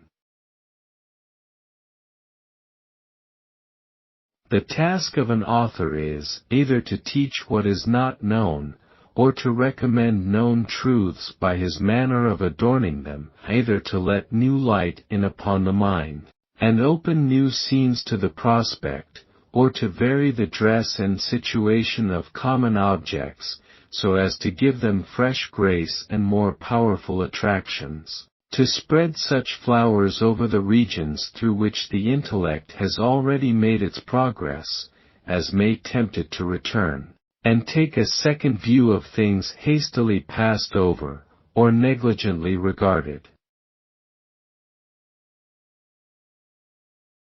I advise Chambers, and would advise every young man beginning to compose, to do it as fast as he can, to get a habit of having his mind to start promptly. It is so much more difficult to improve in speed than in accuracy. Nay, sir, those who write in them, write well, in order to be paid well. Human experience, which is constantly contradicting theory, is the great test of truth. A system, built upon the discoveries of a great many minds, is always of more strength than what is produced by the mere workings of any one mind, which, of itself, can do very little. There is not so poor a book in the world that would not be a prodigious effort were it wrought out entirely by a single mind, without the aid of prior investigators. Good sense alone is a sedate and quiescent quality, which manages its possessions well, but does not increase them. It collects few materials for its own operations, and preserves safety, but never gains supremacy. It is no matter what you teach them first, any more than what leg you shall put into your breeches first. You may stand disputing which is best to put in first, but in the meantime your breech is bare. Sir, while you are considering which of two things you should teach your child first, another boy has learned them both. Had I learned to fiddle, I should have done nothing else. It is generally allowed that no man ever found the happiness of possession proportionate to that expectation which incited his desire, and invigorated his pursuit, nor has any man found the evils of life so formidable in reality, as they were described to him by his own imagination. Every species of distress brings with it some peculiar supports, some unforeseen means of resisting, or powers of enduring. Waste cannot be accurately told, though we are sensible how destructive it is. Economy, on the one hand, by which a certain income is made to maintain a man genteelly, and waste, on the other, by which on the same income another man lives shabbily, cannot be defined. It is a very nice thing, as one man wears his coat out much sooner than another, we cannot tell how. Sir, if a man has a mind to prance, he must study at Christ Church and All Souls. Hunting was the labor of the savages of North America, but the amusement of the gentlemen of England. It is man's own fault, it is from want of use, if his mind grows torpid in old age. New things are made familiar, and familiar things are made new. But it is evident that these bursts of universal distress are more dreaded than felt. Thousands and 10,000s flourish in youth, and wither in age, without the knowledge of any other than domestic evils, and share the same pleasures and vexations, whether their kings are mild or cruel, whether the armies of their country pursue their enemies or retreat before them. The richest author that ever grazed the common of literature. A poet, naturalist, and historian, who left scarcely any style of writing untouched, and touched nothing that he did not adorn. A country governed by a despot is an inverted cone. Life admits not of delays. When pleasure can be had, it is fit to catch it. Every hour takes away part of the things that please us, and perhaps part of our disposition to be pleased. There is a certain race of men that either imagine it their duty, or make it their amusement, to hinder the reception of every work of learning or genius, who stand as sentinels in the avenues of fame, and value themselves upon giving ignorance and envy the first notice of a prey. The arguments for purity of life fail of their due influence, not because they have been considered and confuted, but because they have been passed over without consideration. In my early years I read very hard. It is a sad reflection, but a true one, that I knew almost as much at 18 as I do now. I remember a passage in Goldsmith's Vicar of Wakefield, which he was afterwards fool enough to expunge: "I do not love a man who is zealous for nothing." The man who is asked by an author what he thinks of his work is put to the torture and is not obliged to speak the truth. The best part of every author is in general to be found in his book, I assure you. Let observation with extensive view survey mankind from China to Peru, remark each anxious toil, each eager strife, and watch the busy scenes of crowded life. Conjecture as to things useful is good, but conjecture as to what it would be useless to know is very idle. Want of tenderness is want of parts, and is no less a proof of stupidity than depravity.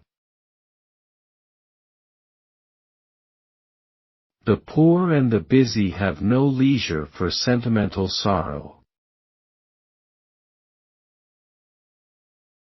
Everybody knows worse of himself than he knows of other men. The rules that I shall propose concerning secrecy, and from which I think it not safe to deviate without long and exact deliberation, are: never to solicit the knowledge of a secret not willingly, nor without many limitations, to accept such confidence when it is offered, when a secret is once admitted, to consider the trust as of a very high nature, important as society and sacred as truth, and therefore not to be violated for any incidental convenience, or slight appearance of contrary fitness. To tell your own secrets is generally folly, but that folly is without guilt. To communicate those with which we are entrusted is always treachery, and treachery for the most part combined with folly. As every one is pleased with imagining that he knows something not yet commonly divulged, secret history easily gains credit, but it is for the most part believed only while it circulates in whispers, and when once it is openly told, is openly refuted. To be of no church is dangerous.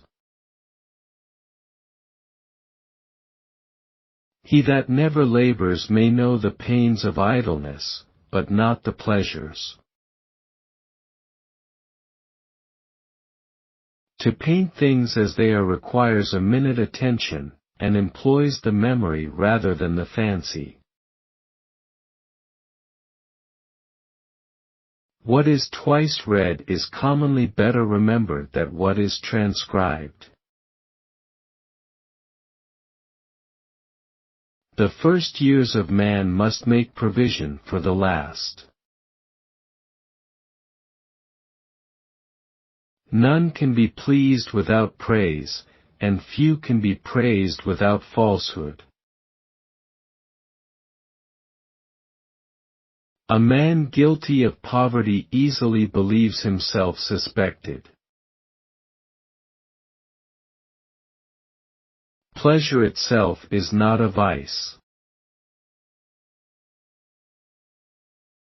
Present opportunities are neglected, and attainable good is slighted, by minds busied in extensive ranges and intent upon future advantages. Occupation alone is happiness. These papers of the day have uses more adequate to the purposes of common life than more pompous and durable volumes. Get together 100 or 2 men, however sensible they may be, and you are very likely to have a mob. As the faculty of writing has chiefly been a masculine endowment, the reproach of making the world miserable has always been thrown upon the women. It is one of the maxims of the civil law, that definitions are hazardous. I believe marriages would in general be as happy, and often more so, if they were all made by the Lord Chancellor, upon a due consideration of the characters and circumstances, without the parties having any choice in the matter. A good wife is like the ivy which beautifies the building to which it clings, twining its tendrils more lovingly as time converts the ancient edifice into a ruin. Luxury, so far as it reaches the people, will do good to the race of people, it will strengthen and multiply them. Sir, no nation was ever hurt by luxury, for, as I said before, it can reach but a very few. London.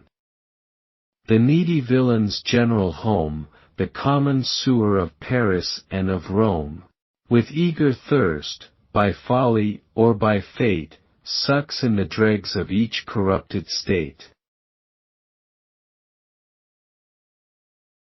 Nothing is more common than to find men, whose works are now totally neglected, mentioned with praises by their contemporaries as the oracles of their age, and the legislators of science. Of all the griefs that harass the distressed, sure the most bitter is a scornful jest. Fate never wounds more deep the generous heart, than when a blockhead's insult points the dart. Jesting, often, only proves a want of intellect. Idleness and timidity often despair without being overcome, and forbear attempts for fear of being defeated, and we may promote the invigoration of faint endeavors, by showing what has already been performed. Gloomy calm of idle vacancy. Every man is, or hopes to be, an idler. Hypocrisy is the necessary burden of villainy. A man should be careful never to tell tales of himself to his own disadvantage. People may be amused at the time, but they will be remembered, and brought out against him upon some subsequent occasion. The history of mankind is little else than a narrative of designs which have failed and hopes that have been disappointed. Like an image in a dream, the world is troubled by love, hatred, and other poisons. So long as the dream lasts, the image appears to be real, but on awaking it vanishes. Guilt has always its horrors and solicitudes, and, to make it yet more shameful and detestable, it is doomed often to stand in awe of those to whom nothing could give influence or weight but their power of betraying. The lust of gold succeeds the rage of conquest, the lust of gold, unfeeling and remorseless. The last corruption of degenerate man. Sir, there is no settling the point of precedency between a louse and a flea.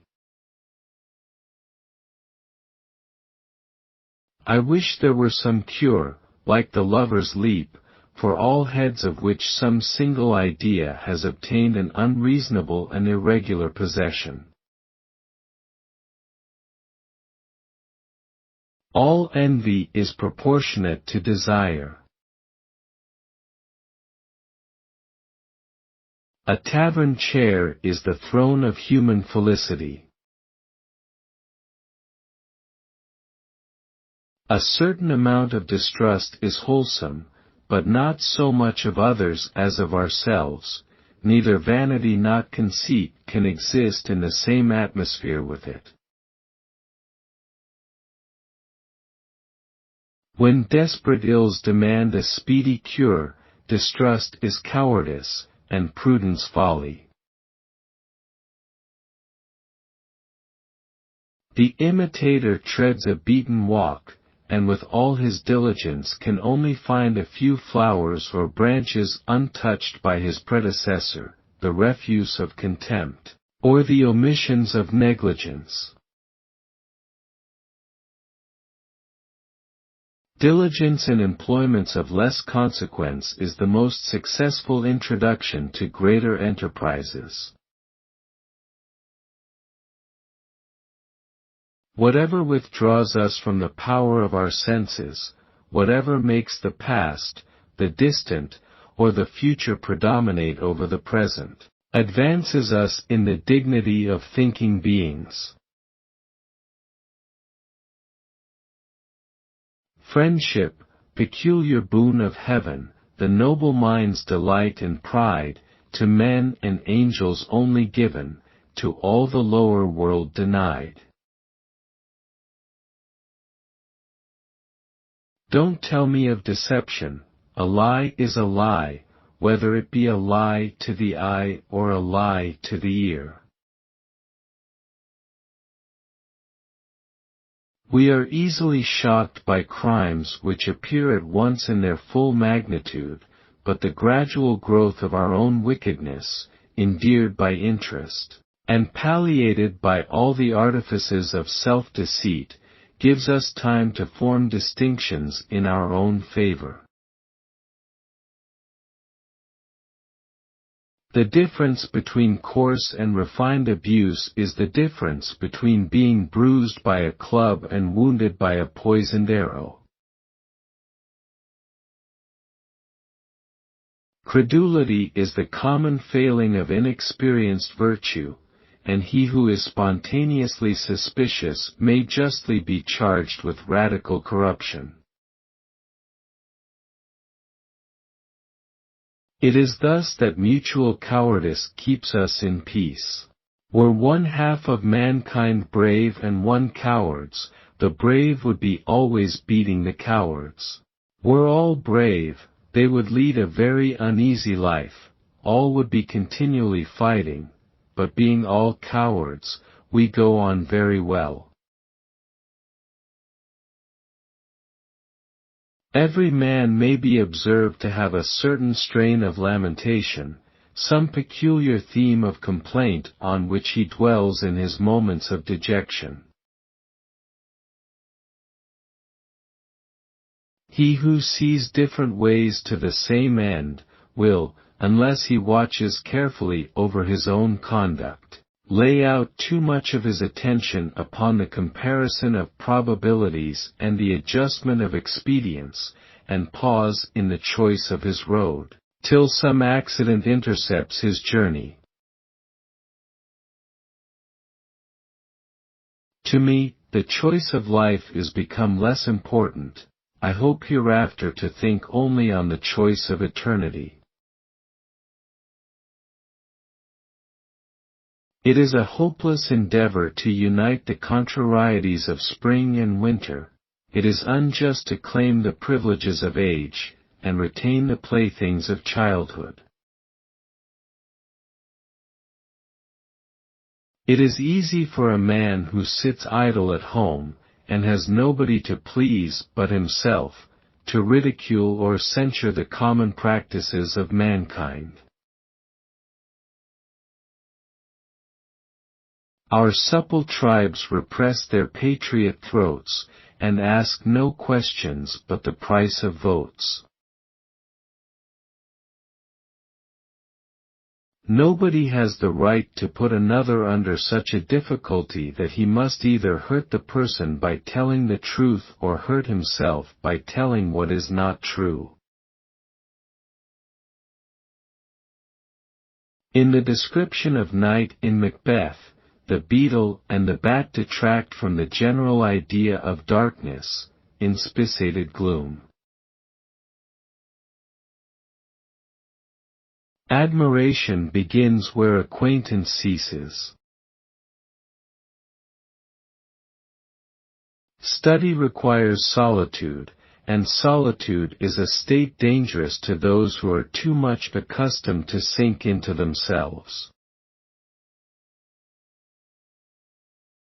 Accustom your children constantly to this.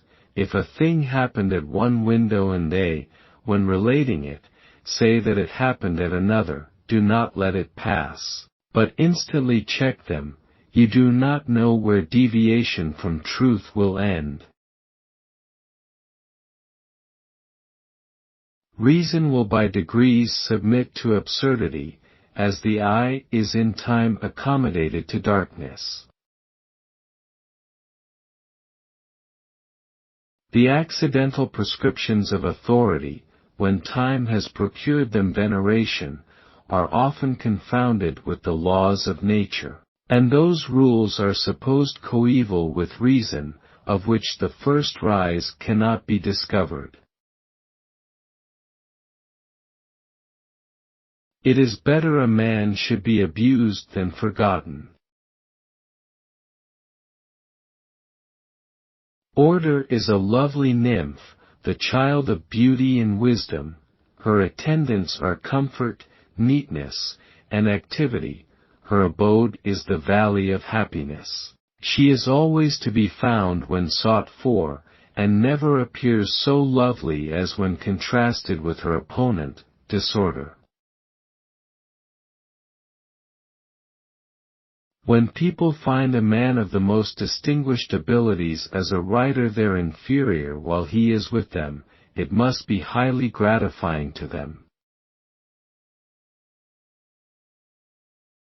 Wretched unideaed girls.